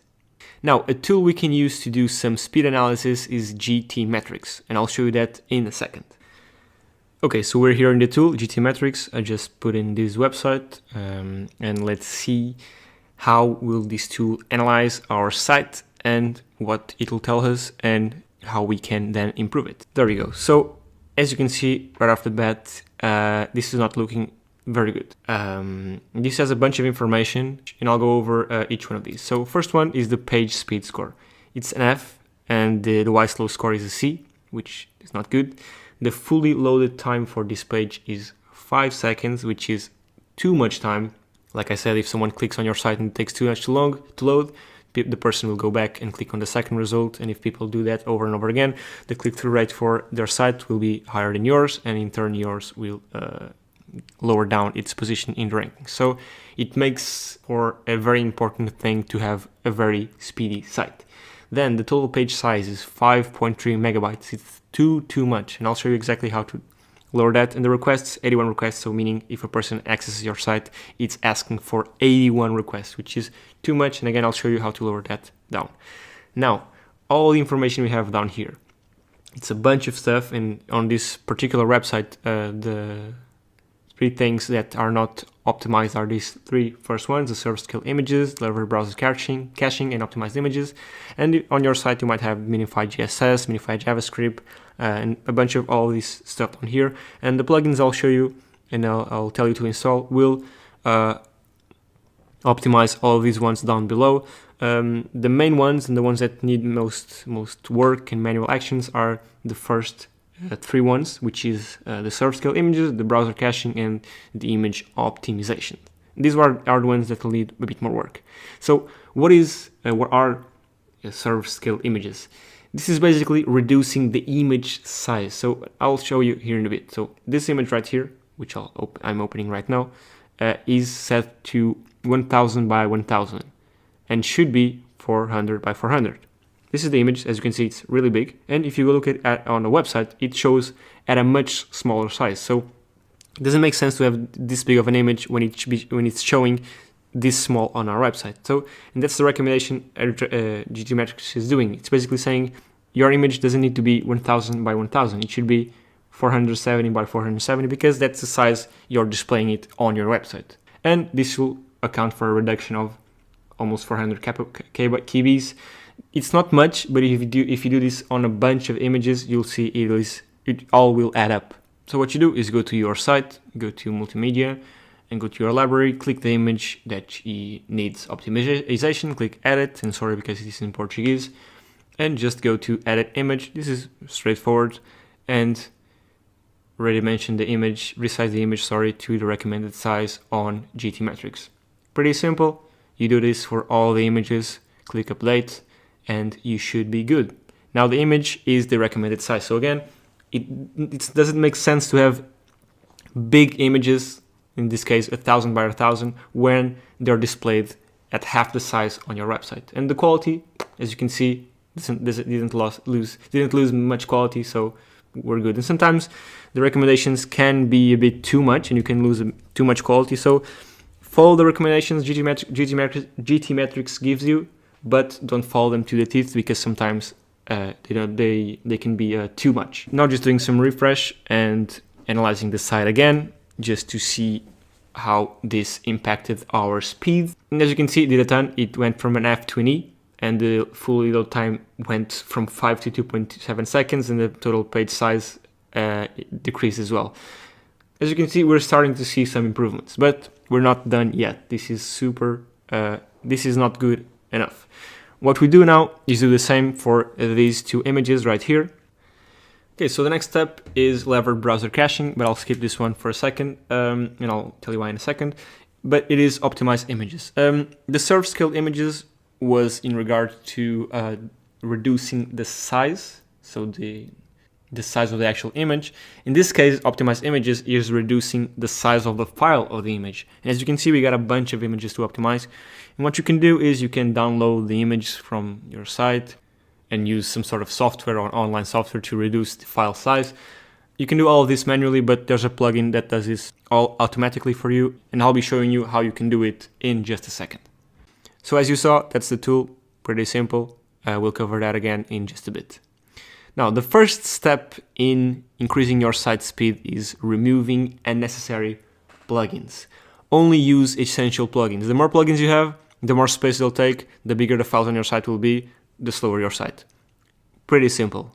So if we just go here to my website, go to plugins, as you can see, every single one of these plugins is in use right now. Some of them need updates, but every single one of them is being used right now. All of them are activated and all of them are useful for me. So if you have a deactivated plugin, which you can just click deactivate to deactivate the plugin. If you have something that's deactivated and not in use, make sure you delete it. And this may seem like a small step or something really small to do, but all these steps will add up, and in the end, all these little steps will make a big difference. So make sure you deactivate all plugins you're not using. Sorry, not deactivate, delete. So deactivated plugins are the ones you should delete. Then, second step is you need to remove unnecessary themes. Most people I see have a bunch of themes installed on their site and they don't even know they have them. So install only one theme, because it's only possible to have one theme at a time. So there's no point in having more than one theme installed. And what most people do is that when they make changes to their site and change theme for whatever reason, they forget to delete the old one, and this again will clutter your site with files that are unnecessary. So as you can see here, I only have one theme installed. I already did some optimizations here, but there's only one installed. And I see a lot of people that have several ones installed and only one active, because of course you can only have one theme active at the same time. So yeah, go here and double check if you have more than one theme installed. If you do have it, remove them and just leave the one you're currently using, and that's it. Third is images, is image optimization. This is a big one. This is a big factor for slow loading speeds on your website. And there's three things you need to do. The first one is go to GTmetrix. The second one is resize your images, which on GTmetrix is the server scale images. And the third one is to convert your images from PNGs to JPEGs. But of course, there's plugins that do all of this automatically for you. Of course, there's free and paid versions of those plugins. The free versions only optimize some of the images. Of course, the paid versions will optimize all the images. So what I recommend doing is use the plugin and then also do it manually through GTmetrix to see which images are still missing optimization. And I'll be swapping between slides and actually doing this, so yeah, all of this will be explained. But yeah, the plugin is called Smushit, and like I said, I'll be going over all of this because I'll be swapping between slides and actually the site where I'll be actually doing this. So yeah. However, there's a feature in Smushit called lazy load, which basically doesn't make a complete load of the images that are below the fold on your website. And what does this mean? What does it mean to be above and below the fold? The fold is what shows up when you start scrolling on a site. So lazy load does the full loading of the images above the fold and partial loading of the images below the fold. So if you enter a website and it's still loading down the fold, you will see pixelated images and not fully loaded images. This will make your site faster, yeah, because it doesn't have to load all of the images, but it can be a bad thing as well. It can be good because we're not loading all of the images at the same time. Like I said, the site gets faster because of that. It can be bad because if someone enters on your site and starts to scroll down and will see images with a bad resolution or not fully loaded, you can have a bad impression. But this is an optional option. Yeah, it's an option, but you can choose based on what you think works best for your site. But like I said, it has good things and bad things. So to install this plugin, just go to plugins, and sorry, this is in Portuguese, but if you know WordPress, you know how to handle this. Just search for Smushit or Smushit, I don't know how to pronounce it. It's totally free. It's totally free. You can install it. It's this one right here with the blue lady. Then the setup is pretty straightforward. You just click here, scroll to the settings. You can skip the onboarding. It's not really necessary. But this is just checking the images. And remember, this is the free version, not the paid one. But because the paid one does some extra stuff, but you cannot do all of this manually. So everything that this plugin does, you can do manually. This is just to help you optimize and streamline things. On these options, just set this to on all of them. So the first one is image size. You want to set it to all. The second one is automatic compression. You want to set it to on as well. The third one is metadata. You want to set that to on if you're using images from Google. So if you're right-clicking and saving an image and then uploading it to your site, it will come with a bunch of metadata and EXIF data that you don't want to, that you want to remove before uploading. So you want to do that. Because you can then add that metadata later on. You just don't want to have all the garbage metadata that came from the image. Then the last one was resizing image based on size. And as you can see here on GTmetrix, it's only picking up for the server scale images an image that is 1000 by 1000, which is within this range. But I think I have an image on the homepage which is way bigger than that one that's not showing on GTmetrix. So I'm just going to make sure that that image is in fact within these maximum minimum heights and widths. That's what I'm doing right now. Just going to go here to the images. I think it's this one actually. Go to edit. It's this one right here on the home page. And if I scroll down to edit image, I can see that it is in fact 2400 by 980, which is within the resizing interval. Okay, then you update the settings and you're practically done. All the other settings are for premium users, which basically either optimize the images further or optimize more images depending on the plugin. So you have plugins that the free version optimizes up to 10 images, and you have plugins that the free version optimizes up to X megabytes. And like I said, all this can be done manually. You're just using a plugin because it makes things easier. And then the images that the plugin does not optimize, you can do them manually yourself. So let's just wait for that to clear, for that to finish, and let's see what happened. What happens next for our GTmetrix score. Let's look. Right now we have an E and a C, and our page speed was about 2 seconds. Let's see after this finishes what happens. Okay, so I'm just now gonna test this again. I'm gonna run another GTmetrix report. And as you can see, we went from an E to a D, and from 2.7, I think, to 2 seconds, which is an improvement. We started with an F, now we're on a D. We started with 81 requests, now we have 50. So as you can see, we're slowly and gradually improving the speed of our site by optimizing, in this case, the images. And like I said, all of this can be done manually or through a plugin, but I want to show you manually how we're going to optimize this image right here that GTmetrix suggests we reduce by 97%, which is a lot, but sometimes, like I told you before, the recommendation that GTmetrix asks for is too much, and that's what I'm going to test out right now. So they recommend I scale it down to 225. And what you want to do in these cases is you want to always go, or not always, as a rule of thumb, go for twice or 2x what the recommendation is. So they're recommending 225, I'll do 550. Okay, so that's more of like a rule of thumb, so your images don't get all blurred and pixelated. So let's see, let's retest, and as you can see, we went from a D to a C. Pretty simple with just a quick optimization. You'll be surprised on the amount of sites that can be easily improved just like this. And that's all for now in regards to server scaled images. Now for image optimization, our plugin, the free version, did something, but it's not enough. As you can see here, GTmetrix recommends we optimize these 2 images. And what we do here is, for example, this image right here is a PNG. And what I did was convert it to a JPEG, like I suggested previously. And to do this, just go to, just write on Google PNG to JPEG. There's a lot of free tools that do it. And what you do is take your image and upload it as a PNG. That's what I did. I'm just analyzing the site again, so you can see now we are, as you can see, that score is up, and that image doesn't show there anymore. Actually, the optimized images shows down here, so all the images are optimized, and the only one missing is this one right here, okay, which is only a 7% reduction, 2.9, and this is already at an A level, so I don't think there's more things we can do. So 2 Cs, 1.71 megabytes, and now we're missing the leverage browser caching, which we'll be talking about right now. Then we have something called a CDN, and this is totally free. Cloudflare is a company that provides a content delivery network, which is a CDN, totally free. This is basically a network that's spread out all over the world, and uses caching, which is basically short-term memory, to increase the speed of your site. And how does it do this? Basically, the network has our site in its memory, in its cache.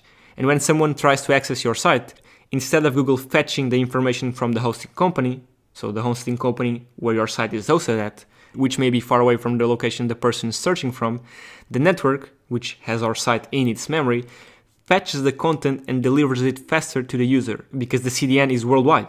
Therefore, your site will load faster. Basically, the person that's searching doesn't have to ask your hosting server to deliver the content. Because like I said, if it's far away from that person, it will take some time. And using a CDN is the person will ask for the content to the CDN, which is worldwide. It has several access points. And in turn, your content, your website will load much faster. Okay, so what you do here is you go to cloudflare.com, you sign up, it's totally free. You'll have this, you just add your site, which I already added right here. Then you just click it, add your site name, this is just me like doing an example, choose the free version, confirm plan, totally free again, just as a quick scan of your DNS records, confirm that, click continue, and now you have in this case, I am hosted at GoDaddy, I think, or actually Namecheap. I don't know why it's saying GoDaddy, but yeah. And what you do is this finds your current name servers and then gives you 2 new ones. And what you do is go to your hosting platform, in this case Namecheap, go to manage, and go to a place where you can change your name servers, add something custom, which in this case I already did, but you just copy these DNS codes and these name servers, and paste them there. Pretty simple. Again, sign up with an account, click continue, copy the name servers it gives you and paste them on your hosting. And there you have it. Now you have a CDN. That's simple. Also, Cloudflare also gives you a free SSL. I think I have a video on that. If I don't, I'll upload it. But Cloudflare gives you a free SSL certificate, which is that padlock, that green padlock on the top left-hand corner. But yeah, now that your CDN is set up, again, super simple, we're going to talk about caching. Now, in regards to caching, which is, like I said, the memory. Having caching on is good because that way when someone goes to your site, it loads faster. And I'll tell you a good example of caching. If I ask you, for example, how much is 3 times 5? You know right away it's 15. You don't have to think about it in your head and do the math. You've done it so many times in your life that you simply remember the result. So you don't have to make a mental effort to know how much is 3 times 5. And caching is basically this, is when a person accesses a site, the server that's loading the site already knows what the site is, meaning you don't have to think about what the layout of the site is like, so how the text and the images are arranged, and you just load everything individually. You simply remember what the site looks like and you load it almost instantly. So just like the result of 3 times 5 is always the same, 15, the cached version of your site is always the same, which makes us ask the question, what if we change something on our site? The caching is not permanent. That is, we can tell the server in how many days we want it to create a new cached version of our site. There are options to tell how many days we want the server to cache our site. So if, for example, say we change the phone number on the homepage of our site, if we have the option for the server to cache every 10 days, it's only in 10 days that the people who accessed our site will see the new phone number. So it's good to have a cached version of your site when it's finished and you don't intend to make big changes. And of course, there are plugins for this, which I'll be covering in a second.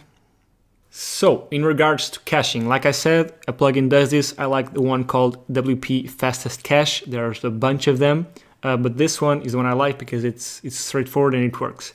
So you're gonna want to enable basically all of these, and like I said, say here the preload cache, okay? Say the mobile cache. Say the new post cache. And like I said, what is cache? Basically, if you have cache activated and say you have a phone number on your homepage, if someone accesses your site, you'll see that number. Say, and you have the cache set for 10 days. Say you change the phone number on your homepage. That same person will only see that change in 10 days when the cache reloads. Okay? And these options right here, that's what allows the site to load faster. Like I said, the cache is an image, a snapshot of your site before. And all of these, the ones, say for example, the new post cache, what it does is automatically updates the cache when you create a new post. Basically, you just turn on all of these. If you want to go more technical, just ask the questions either in the group or in the comments, but just enable all of these. And when you hit continue, you'll be prompted with this, which is basically saying you have a Cloudflare integration. And right now I'll help you and I'll guide you on how to get this working. So just open this link. This is all pretty straightforward, but I'll take you along and go to CDN here on the top right. And all of these are like premium things. You can also buy this plugin, but just go to CDN by Cloudflare, and then you go to Cloudflare, your account, you go to settings, you go to API tokens, and you just copy your global API key. And there you have it, copy that and paste it on here, add your email and paste in the API key, hit next, and you are basically done with all things CDN, all things Cloudflare, all things cache. And now you just make a quick purge and let's do a retest. And as you can see, A, B, 2.4 seconds, 36 requests, 1.73 megabytes. And yeah, this is it so far. We have gone from an F score to an A score. That's pretty good if you ask me. And yeah, let's continue on. And then we move on to hosting, and you need to host your site with a quality and reliable hosting company. So go for the big ones. Go for Namecheap, GoDaddy, HostGator, any of those big ones. And there are many companies out there that have very cheap prices but they end up either stealing your sites or getting hacked, and it's not worth the headache. Then after choosing one of these bigger companies, you can either go for a shared hosting plan or a dedicated hosting plan. Shared hosting basically means that you're sharing the resources of that server with other sites. So basically on a single server, there's many sites hosted, which makes your site a bit slower in comparison with a dedicated server, which is a server that only has your site hosted on it. Basically all the resources are going towards your site, making it faster. That said, dedicated servers are much more expensive. As you can see here, I think these are the pricings for HostGator. So if you're just starting out, at the beginning, it's not 100% necessary. Just go with a shared hosting, and then in the future, you can upgrade it if you feel like it's necessary. Finally, all of this that I taught you today can be outsourced. You don't need to know how to do any of this. You can, of course, outsource it, and I'll leave a link in the description for this, or you can just go to connect.co/speed, and I'll recommend you to the best services I know. But yeah, I just like to teach you the things before you outsource them, because I think it's important for you to know what you're doing and how you're doing it to your client's site or to your own sites before actually outsourcing it.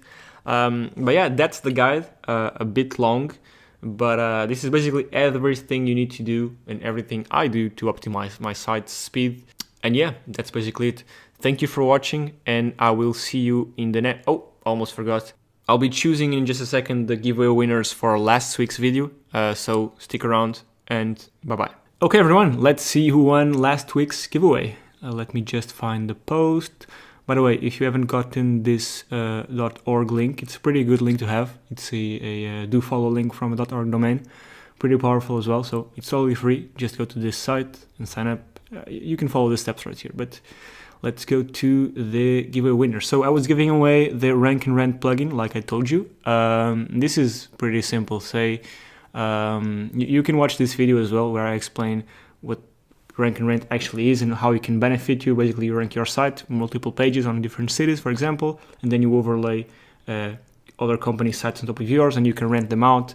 The business model is great, but yeah, if you want to watch this video, I'll put it in the description. And I'll just show you a little demo. Say we want to overlay, for example, this plumber site. We just go here, hit enter, and the page will update. And if we go here and hit refresh, now we have a complete overlay of a plumber site, and the site works fully. So you can click anywhere, you can go everywhere. Yeah, that's basically it. If you opted in for this giveaway, you know what you're getting. If you don't know, and if you end up winning, just go to this video right here where I explain what Rank and Rent actually is and how it can benefit you. Now let's do the giveaway. So let's go here to the comments and let's count how many comments we got. 1, 2, 3, 4, 5, 6, 7, 8, 9, 10, 11 comments. Now we go to a random number generator, do 1 through 11, hit generate, and number 5, which is 1, 2, 3, 4, 5. Tommy D, thank you for participating. I'll be messaging you on Facebook if I find you there. If I don't, I'll be messaging you here on YouTube somehow. I'll find a way to find you. But yeah, congratulations. Thank you so much for participating and winning. So let me just double check. 1, 2, 3, 4, 5. Yeah, it's you, number 5, 1 through 11. Thank you so much. If you want to win next week's giveaway, make sure to follow the rules on the post. I'll be posting this video you're watching right now here in the Facebook group. Thank you so much, and I will see you next week. Bye-bye. I wanted to record this quick video on GMB maintenance and management. And it's a short video, but basically it's regarding how you should maintain and manage your GMB. So ideally, you'd be posting 2 times per week. And this, right off the bat, will be a huge advantage to you, because let's say this is your business right here. Most of these guys in front of you or even below you, most of them don't even know what GMB posts even are, let alone how to post them properly. And they already taught you how to post them properly. So if you're posting 2 a week fully optimized, you'll be ahead of most of these guys. So ideally, you want to be posting 2 times a week. Then, like we talked about the Q&A, you want to ideally be posting again 3 Q&As per week, fully optimized, just like we discussed. And most likely, most of these aren't doing that as well. So this will be a huge advantage. It will give you a huge boost. So 2 posts a week on your GMB, 3 Q&As per week on your GMB, 2 photos or videos per week, at least in your GMB. This is super easy. If you have a local business, you can just take pictures of your team working. You can just take pictures of your business, your machinery, whatever it is. I'm sure you can take at least 1 or 2 pictures in a full week. So you're gonna wanna take all of these and send it out to your GMB listing and make it an authority in your niche. And I can almost guarantee you that none of these guys are doing this. And of course, once you're number 1, you can ease a bit on this. So this will be hard at the beginning. It will be some hard work. Of course, you can also outsource this to someone. You can pay someone to make 2 posts per week or 3 Q&As per week or all of these per week.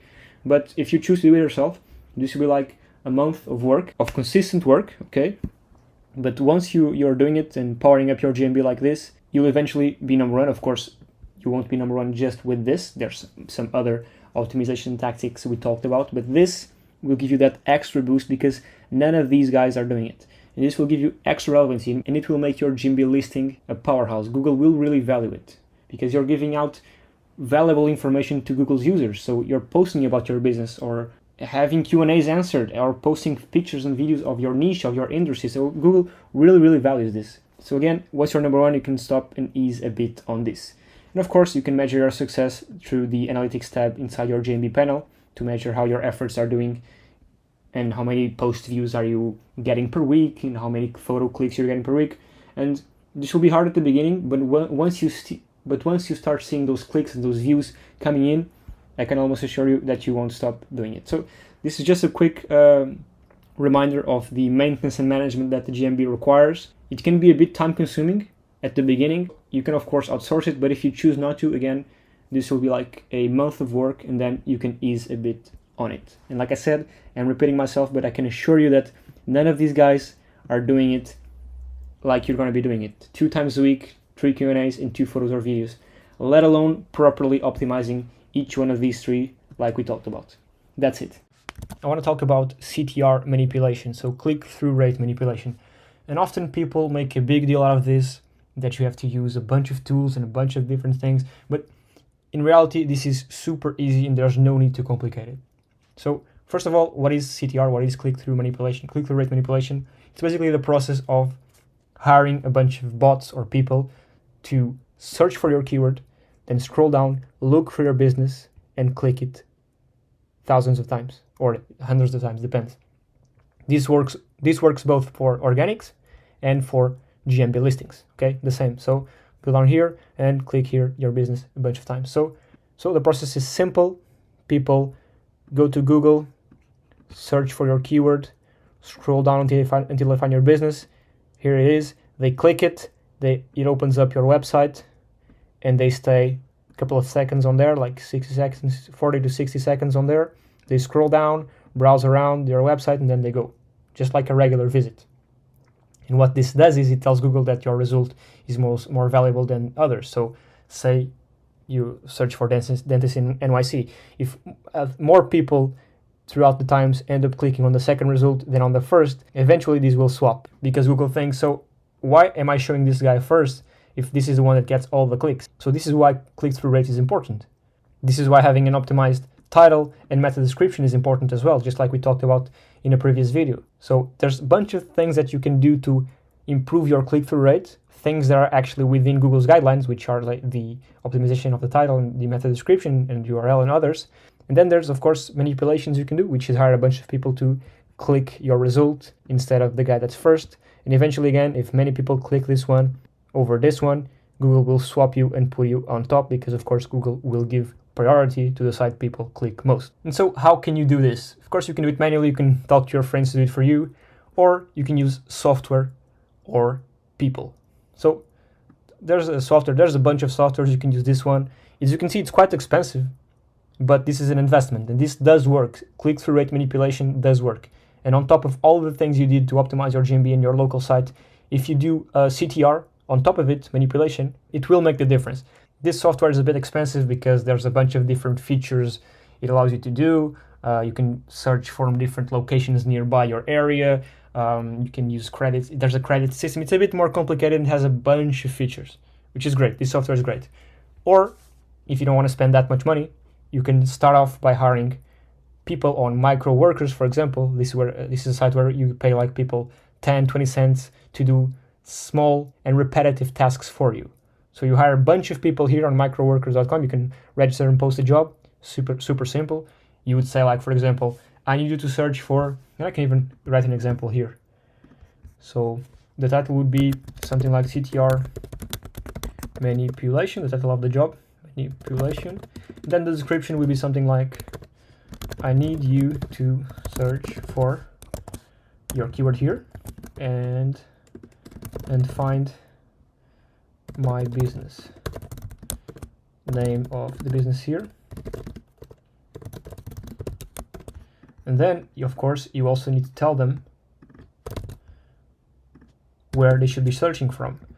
You need to be searching from location, okay? And they'll be using proxies, but you can also write it here. You need to please use proxies. I don't know what to write. Proxies, okay. And of course, you can write a bunch more things here, but if you write this, people will understand what you need. It's straightforward. So you need to search for your keyword and find the business. Search for this location, of course. You click it and spend X amount of time there, and then close out of the site. Something like this. I need 100 clicks per month. That's around 3-4 clicks per day.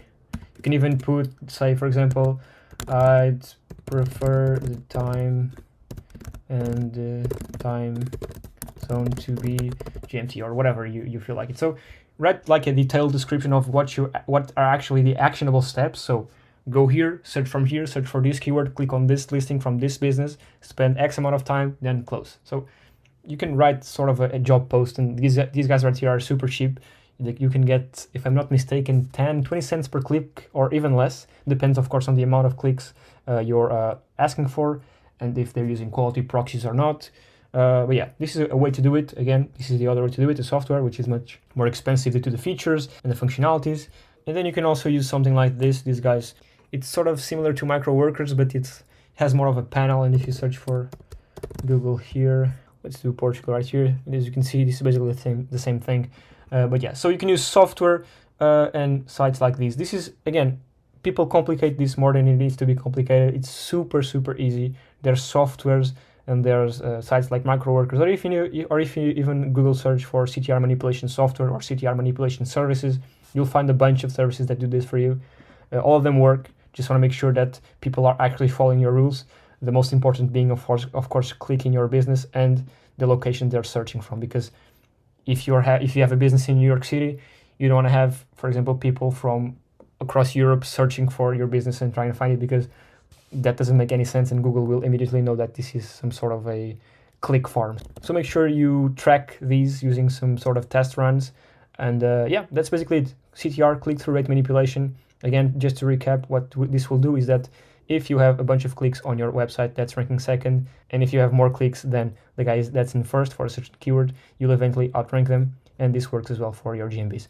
Again, super simple. A bit expensive, of course. This is one of the most expensive things you can do that actually bring in results, but it's something that people talk about, and also I wanted to cover this in the course. Yeah, that's it. Okay, so I want to go over the economics, you can call it that, for the rank and rent model. So let's say we have one website that's ranking just for either, there's two options, that the website is ranking for one keyword or let's say 10 keywords. This keyword is around 500 searches per month, 500 to 1,000 searches per month. And these 10 keywords are around 50 to 100 searches per month. Okay, so this basically boils down to 500 to 1K searches per month. Okay, then inside this website you have multiple location pages. Let's say we have 3 location pages, 1, 2, and 3. And each one of these is ranking number 1. Let's go with this example right here. Let's see, we have 10, I guess. and each one of these is ranking number 1 for a certain keyword. Let's go on the low end. Let's say each one of these gets 50 searches per month. Okay, this one gets 50, this one gets 50 as well, this one gets 50 searches per month as well. If you have more pages, they all get 50 searches per month as well. Let's assume that out of these 50, so with 3 pages, that's 150 searches per month. Let's say that if we're first, around, let's do 40% of the clicks go to us. So that's again on the low end. So that's 60 clicks per month for 3 pages. And let's say that out of those 60 clicks, only, let's say half of the people convert. So out of all those 60 people that click, and let's say this is, for example, a plumbing site. So out of all those people that click these pages, only 30, so only 50% actually call the business. So we lose instantaneously 50% of the people, which is not common at all. But let's say they go to the site, they don't find the call us button, or they don't send an email or whatever, they just disappear. So 30 people actually call the business, and let's say out of those 30, 15 call. So we lose another, sorry, don't call it, but convert. So we lose another 50%, sorry. Okay, 50%. So we get 15 customers with these 3 pages. And our niche is plumbing, but it could be something like a plastic surgery clinic where the value per lead is much higher, or a dental clinic, but let's go with a somewhat lower value per lead. Let's do plumbing, which we can just double check the price range for plumbing services. On average, it looks like it is, let's do 300 on average. We get 15 times 300, that's 4,500. So that's $4,500 per month, okay, with just 3 pages. Okay, so what you can do now, and this is where the economics start to kick in, is you can rent each one of these pages for $500 each. So this one rents out for 500, this one as well, this one as well. So you're making $1,500 a month with just one site, with just 3 pages. And you can make this because you're getting them twice as much or even more. So imagine that you have a bunch more pages, a bunch more locations, a bunch more of these. They can even be like 10 searches per month. They don't even need to be 50. It can be like 5. If you have a bunch of pages with 5 searches per month, if you add all of this up, you'll get a bunch of searches per month. And keep in mind, this is in the plumbing niche. There are niches that are so much more profitable.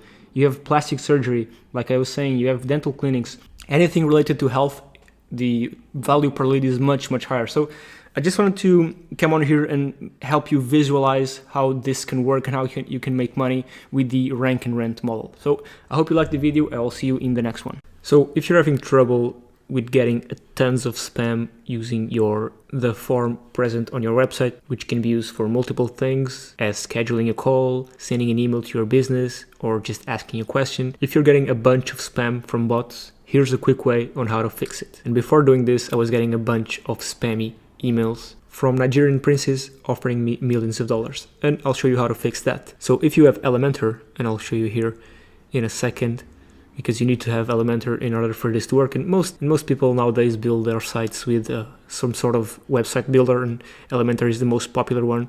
So this is, if you're only using Elementor, this will work for you. You go to your contact form and add another item. So you have in this case, the name, email, message, and you add another item. This item will be a reCAPTCHA v3, which is the one I have right here. As you can see, reCAPTCHA v3. But of course, you have to set this up first. You can't just do this and expect it to work. How you do it is you go here and go to integrations, and I'll have to blur this out. But basically, you click on here.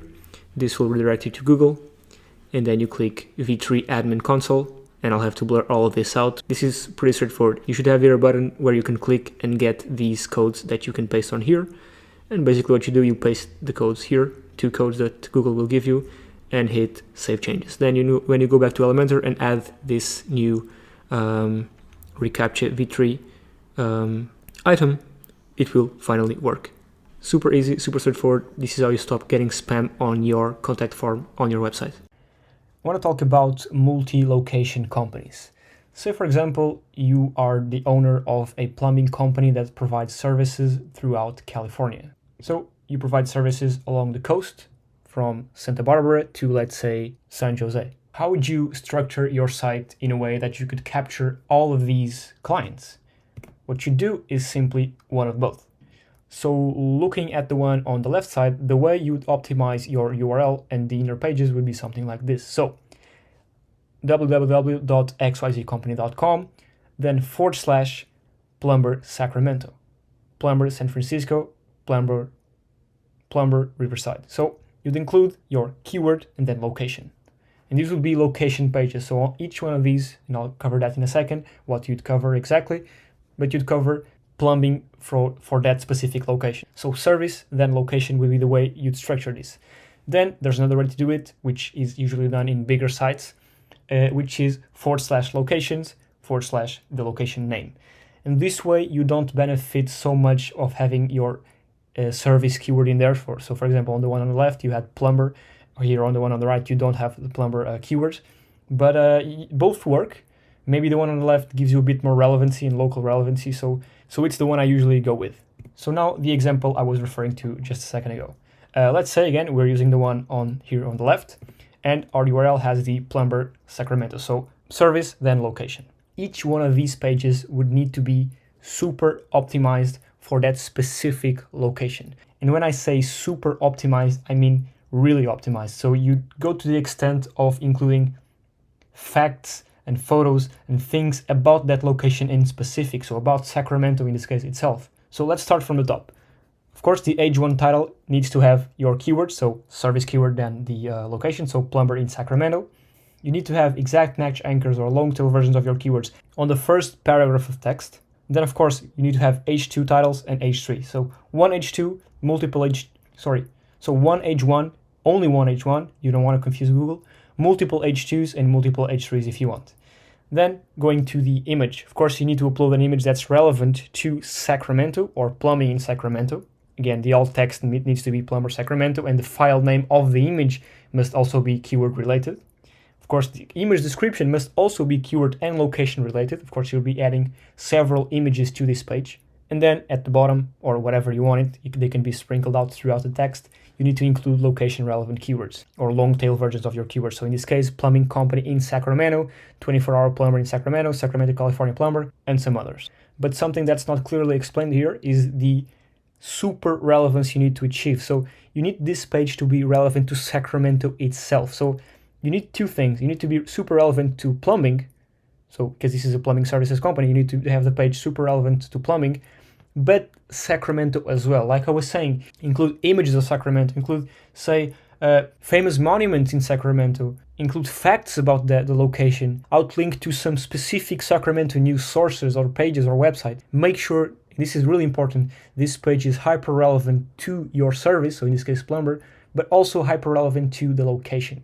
Most people, when they build out sites, and it's normal, they only build them and the content on there is related and relevant to only the service they're providing, but I don't think about the relevancy of the location. And this is a great way to get that location relevancy. So talk about the location. Like I said, famous monuments, famous buildings, famous people, link out to trustworthy news sources where they maybe talk a bit more about Sacramento, mention famous people that live in Sacramento, maybe the governor, I don't know, make sure this is super hyper relevant to both the location and the service. And I know I've just repeated myself like 10 times, but this is really important. Then, of course, the next location, the page would be exactly the same, but of course you change the keywords. Of course, you can also change the text a bit, because if this, like I said, this page is hyper relevant to the location, you'd need to change a couple of things in the text, but most of them could be similar. The structure itself could be similar, and the parts where you only talk about plumbing could be similar as well. So that's how you build out a multi-location site. So if you want to target again multiple locations throughout California, you do this structure, either or, and then the pages would all be the same, sort of this style.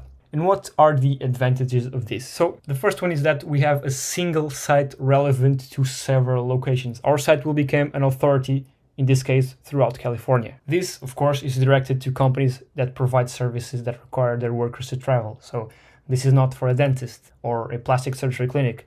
This is more for plumbers, electricians, drainage service companies, so companies that require the business to go out to the client. And the third one is that this is extremely valuable for companies that provide services in an entire city, for example, or area, and where people do not search for service in city, but service in location within city. So what does this mean? Instead of the person searching for plumber Sacramento, they just search for local plumber, or just plumber, or plumber services. So they don't mention the location. So what Google does is that Google will recommend sites that are authoritative in that niche and city and location, and of course that provide services nearby. So this is why having a multi-location site that covers a lot of areas is important, because you can also grab these types of people that don't search for the location in their search. And how can you monetize this? Because you can, of course, do this for your business, or you can do this just as an SEO. And what you do is you build a site and then build a bunch of location pages. They can all be the same. You build one for Sacramento, San Francisco, Riverside, and as many as you want, 10, 20, 30 pages. And what you can do is you can rent out these pages individually to different businesses. So right here we have 3 locations across California. So let me just go back. So 3 locations across California, 1, 2, 3. What you can do is you can rent out each of these individual pages. Rent out each of these individual pages to different businesses. So you can do a pay-per-call model. So you put their number here, for example, the business name from Riverside, the plumber phone number from Riverside. Here you put the plumber's phone number from San Francisco and the plumber's company phone number from Sacramento. And you'd have 3 unique businesses that you'd be getting them calls, and they'll be paying you individually for each of these pages. So you'll be basically renting out these different pages on your multi-location sites to multiple businesses. And yeah, this takes work, because building out these multi-location pages and then renting them out takes a lot of work. But there's plugins that do all of this for you, and I'll show you in just a second. The first one is this one right here, which is the Connect Rank and Rent WordPress plugin, which basically allows you to do this right here. So say this is the page you've built on your site. It allows you to easily overlay a site on top of that page, or just a call to action button. And I'll show you exactly how this works in just a second. And then this one right here, which is not released yet, but if you go to connect.co/MPG, so MPG, Mass Page Generator. By the time this course is live, this should already be live, but it's basically a mass page generator plugin that allows you to generate all of these pages with one single click. So you basically input the different locations on the software, on the plugin, you click a button, and then it generates all of these pages for you with just a click of a button. But now let me just show you how this one on the left works. So if you go to connect.co/RNR, so rank and rent, you'll be redirected to this page right here, and I'll just show you how this plugin works. Super simple. And what this does is basically, like I was explaining, say this one, I'll give you the breakdown really in just a second. So say the one here is your client's site. Say this one is your site, and you've managed to rank it number 1. What you do is using this plugin, you overlay your client's site that's ranking, say, number 20, and all of a sudden they're ranking number 1, because you're basically overlaying their site on top of yours. So like I was explaining prior, say you have your site, a multi-location site, San Francisco, Los Angeles, San Diego, and in each one of these pages you overlay different companies' sites that provide services on these locations over yours. And remember, these ones are ranking number 1, and these ones are not. So now when someone searches for plumber San Diego, they'll get this site right here ranking number 1, but the real site that's overlaid on top of this one is this one right here. So people will be seeing this, not this. And here's an example. Let me go over it with you. So really quick, and you can watch this video later on if you want to, because it explains things more in detail. So this is the page. So this page right here is this one, okay? This Los Angeles page is this one right here, okay? It has nothing, but it's ranking number 1.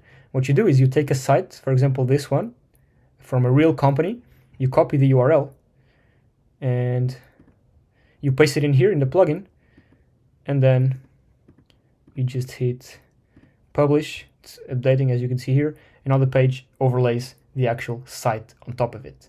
Okay, so as you can see, this is the actual page. So before it was like this, as you can see here in the miniature, nothing related to plugin,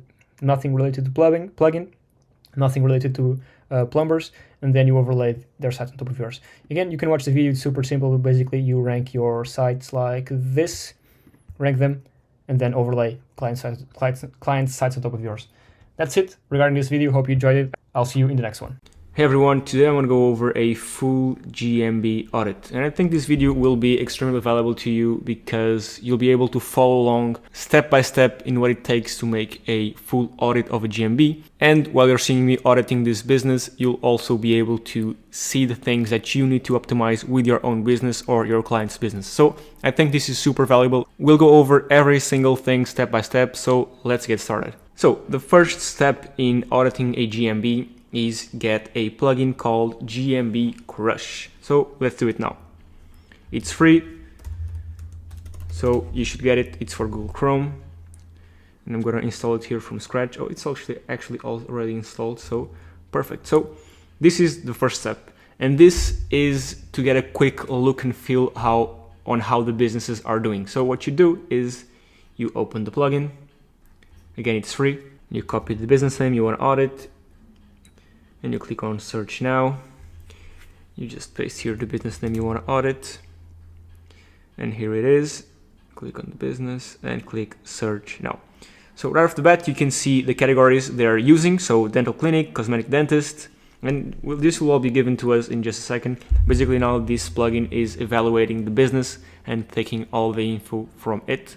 So let's just wait a couple of seconds. Okay, so after the analysis, here's what you get. So you get, of course, the title of the business, the categories, which are really valuable because you can see what your competitors are using for categories and for subcategories. So let's say, for example, really quick, if we're ranking, let's say this one's ranking number 1, and we're ranking down here, what we can do is that we can look at the categories and subcategories this business is using and try and replicate and use the same. So this is great, having this look at the categories. So then we have everything related to reviews, so the ratings, the number of reviews, their attributes.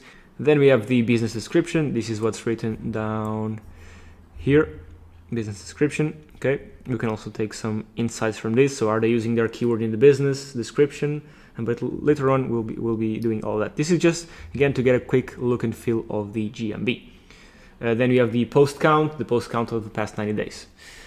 Okay, so what do we do now? The next step is to, like I was saying, look at the business categories, the subcategories, and do a quick competitor analysis. So just like I was saying, you will look at your competitors and see what the categories they are using and try to replicate them.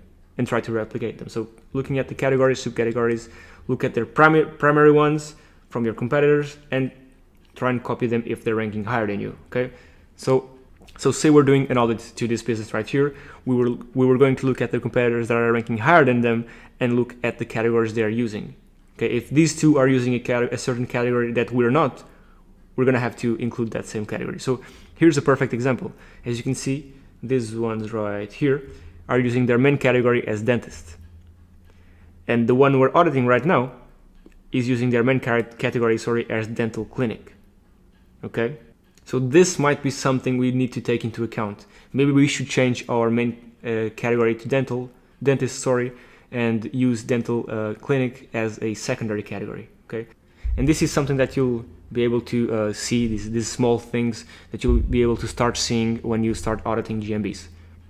So reviews, we have a lot of stuff regarding reviews that we need to check. So first of all, are the clients using photos in their reviews? And on this business right here, we can see that this local guy is actually leaving photos with their reviews. This is really, really great.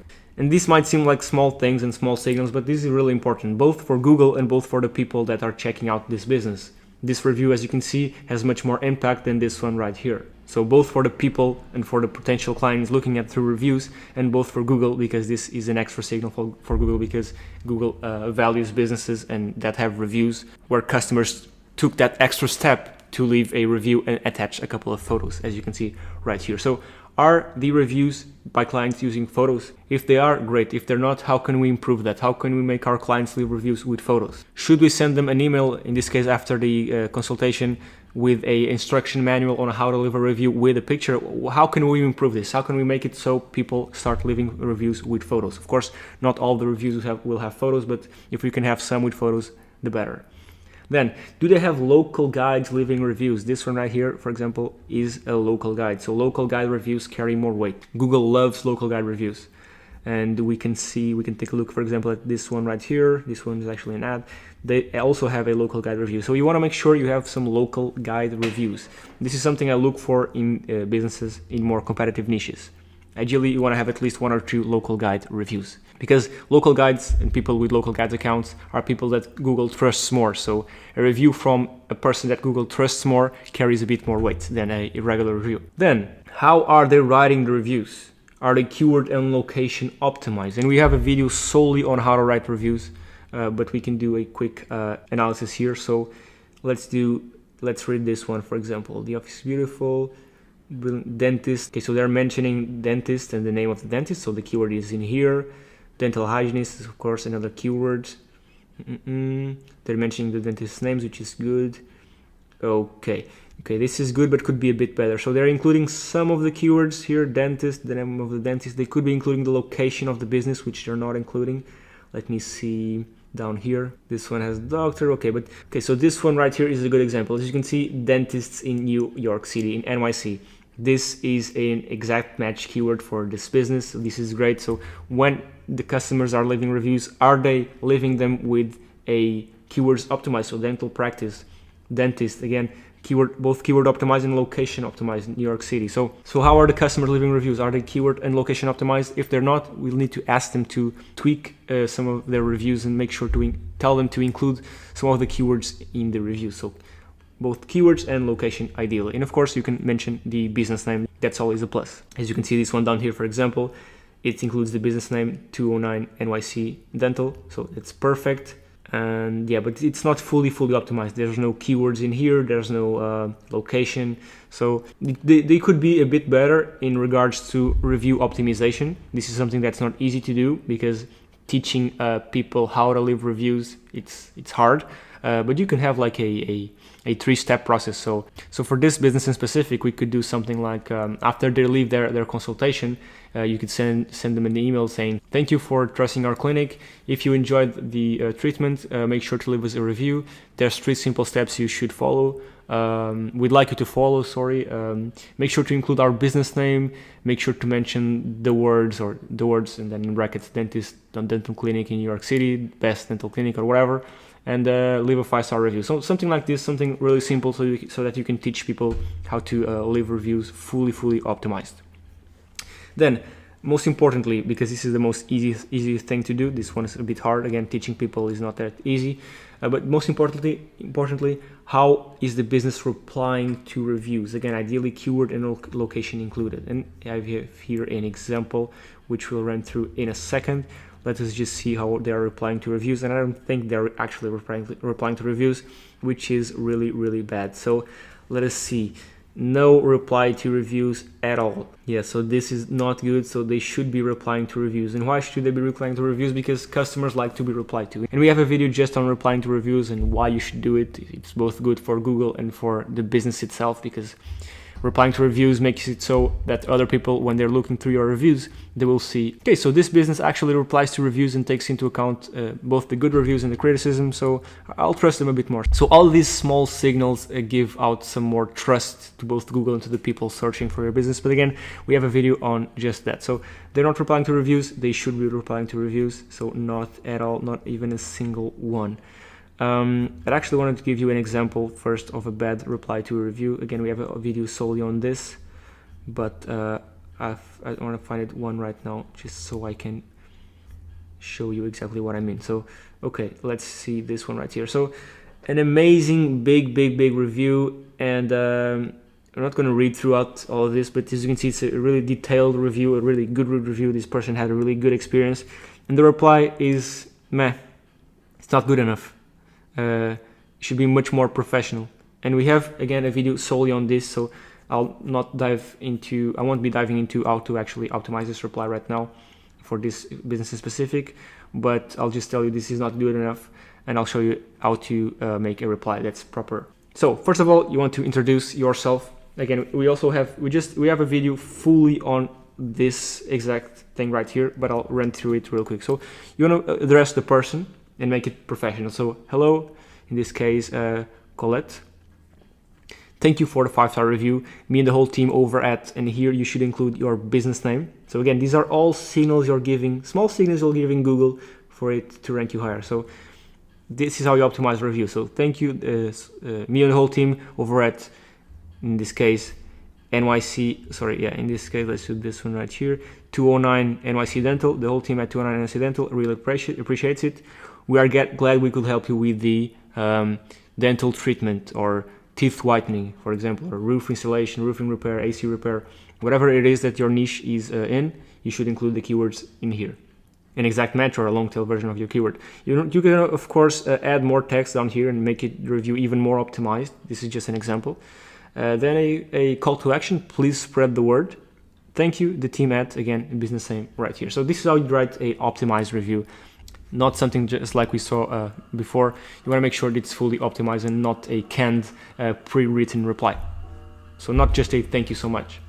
Okay, so after this, we have our reviews being displayed on their website as well. This is important. You want to syndicate your Google reviews to your website and let us see if they're doing that or not. I assume, yeah, it's this one right here. So are the reviews being displayed on their website? I assume they are. Yep, they're right here. Yep, they're embedding the review. So this is great. This is something that's good. It's a good practice. They're doing it.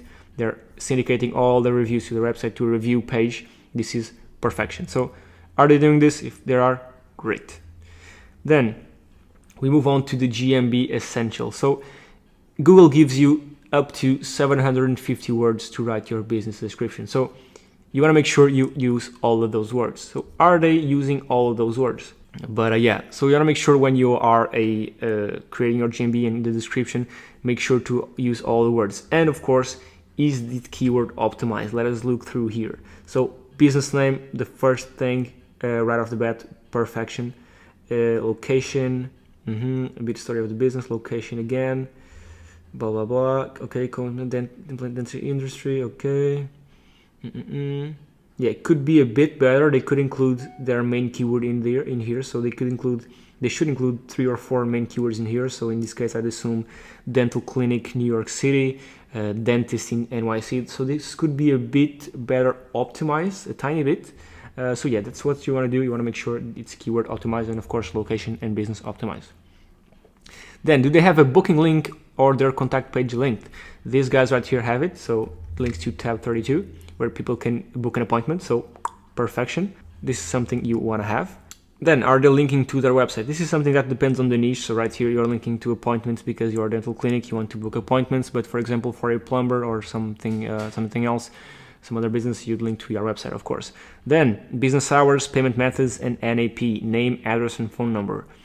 Are they doing it? Of course they are. So name, address, and phone number, and business hours all fully complete. So you want to make sure all this is fully filled in. They don't have payments right here. They do have this a health and safety, not a warning, but a information point. So you want to make sure you have this done. This is for COVID-19, and you want to make sure you have this done for 2 reasons. The first one, because of Google, of course, and if Google tells you you should, and if Google tells you you can put it, you should put it.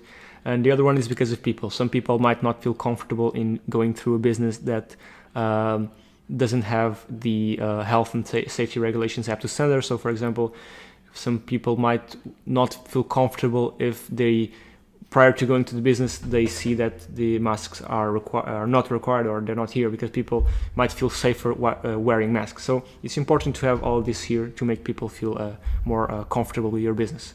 Then, of course, I was mentioning the NAP, the NAP, the name, address, and phone number. This must be consistent across the internet. We've talked about this before. So citations, your website footer, contact page, citations, etc. You want to make sure that this NAP, the name, address, and phone number, name, address, and phone number is consistent throughout the whole internet. Then GMB posting, and again, we have videos, several videos solely on GMB postings, but let's do a quick analysis. So first one, GMB posts. Are they posting the GMB posts? So this business isn't actually posting any GMB posts. Let me just double check right here. They actually aren't doing any GMB posts, which is a red flag. You should be doing GMB posts. Let me try and find one that's actually doing some posts. Okay, so this one is doing some posts, as you can see from the bottom here. This one was posted 6 days ago. So they're filling out their GMB posts. And this is really important. Again, in the videos we have regarding GMB posts, we talk about why this is important, how to do it, how to fully optimize these posts.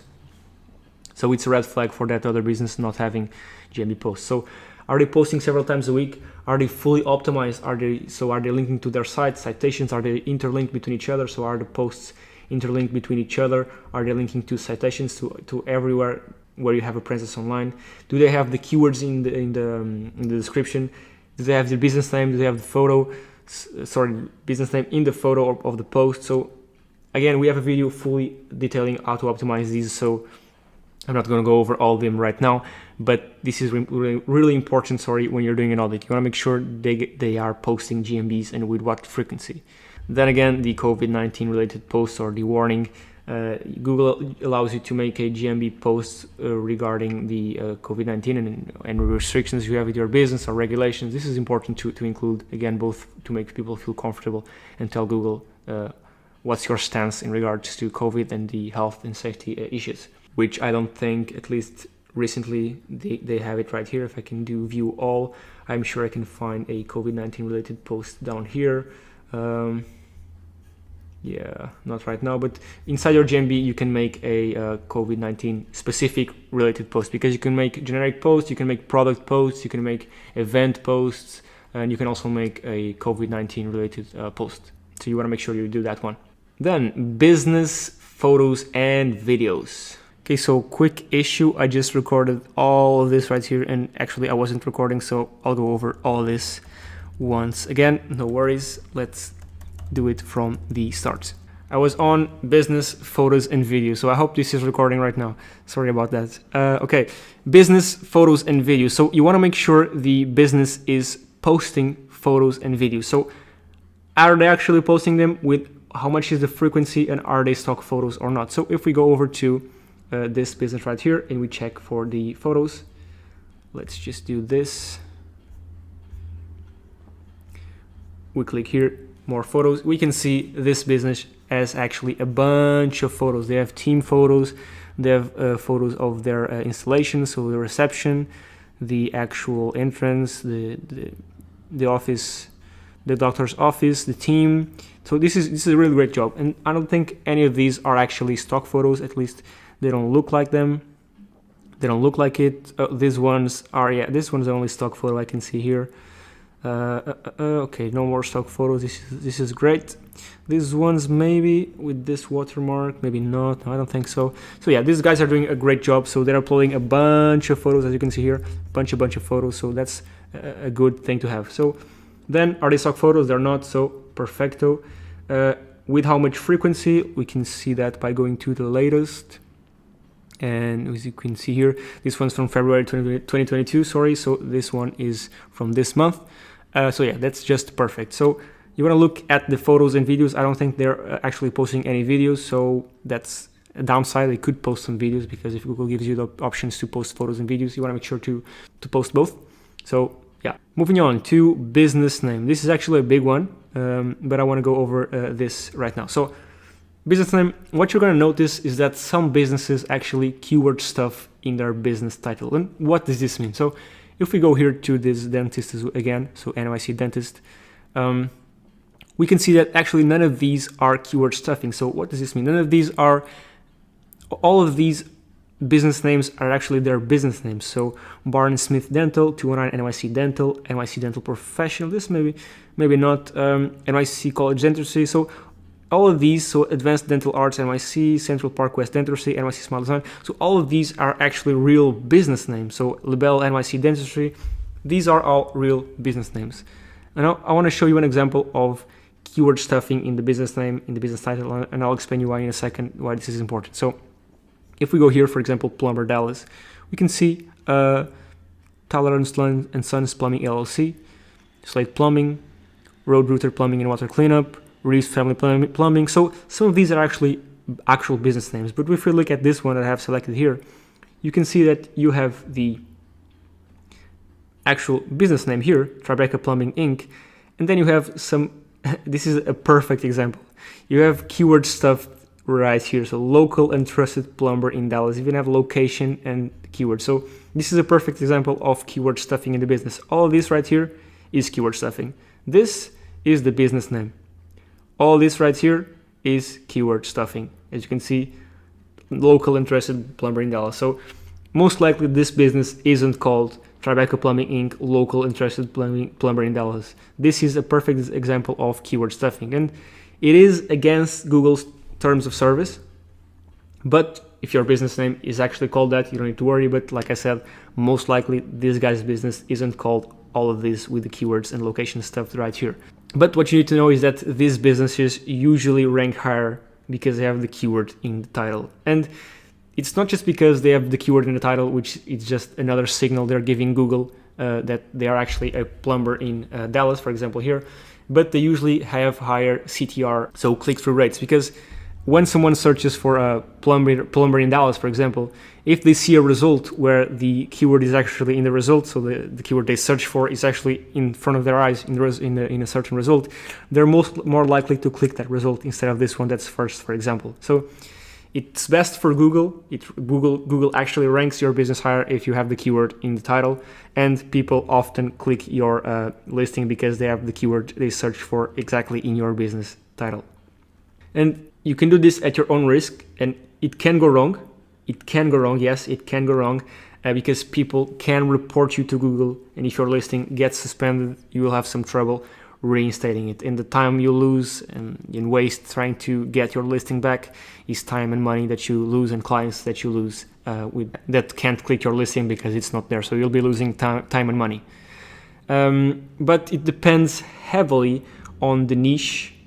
So more competitive niches will have more people and more competitors reporting each other, because your competitors will report you and try to outsmart you. So if for example, say I was this guy right here, and I saw that, hey, wait up, what are these guys doing? Their business name is not Local and Trusted Plumbing in Dallas. I'm gonna report them. So this happens. It depends on the niche.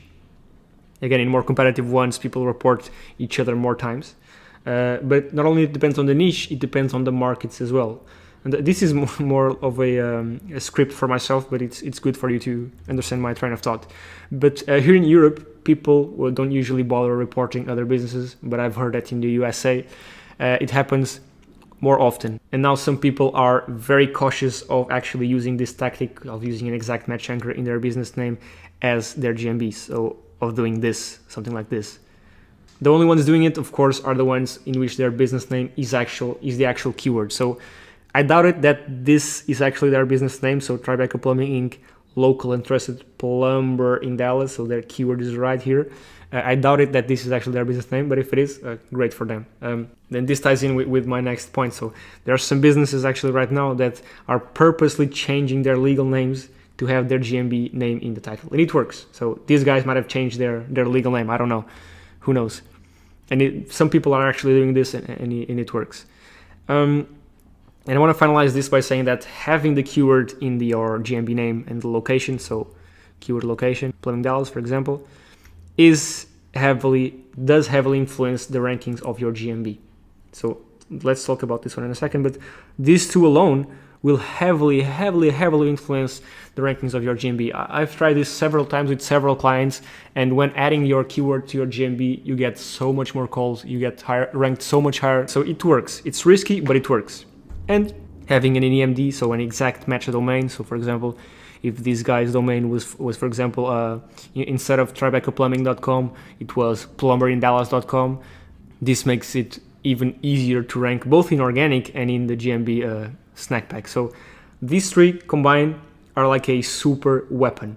These heavily influence the rankings. I can almost tell you that if you create a GMB, fully optimize it like I told you, have the keyword in the title plus the location, and have an exact match domain, there's no one stopping you. It becomes super easy. Of course, it's risky because of what I said here in the beginning, but you can do it, and people actually do it.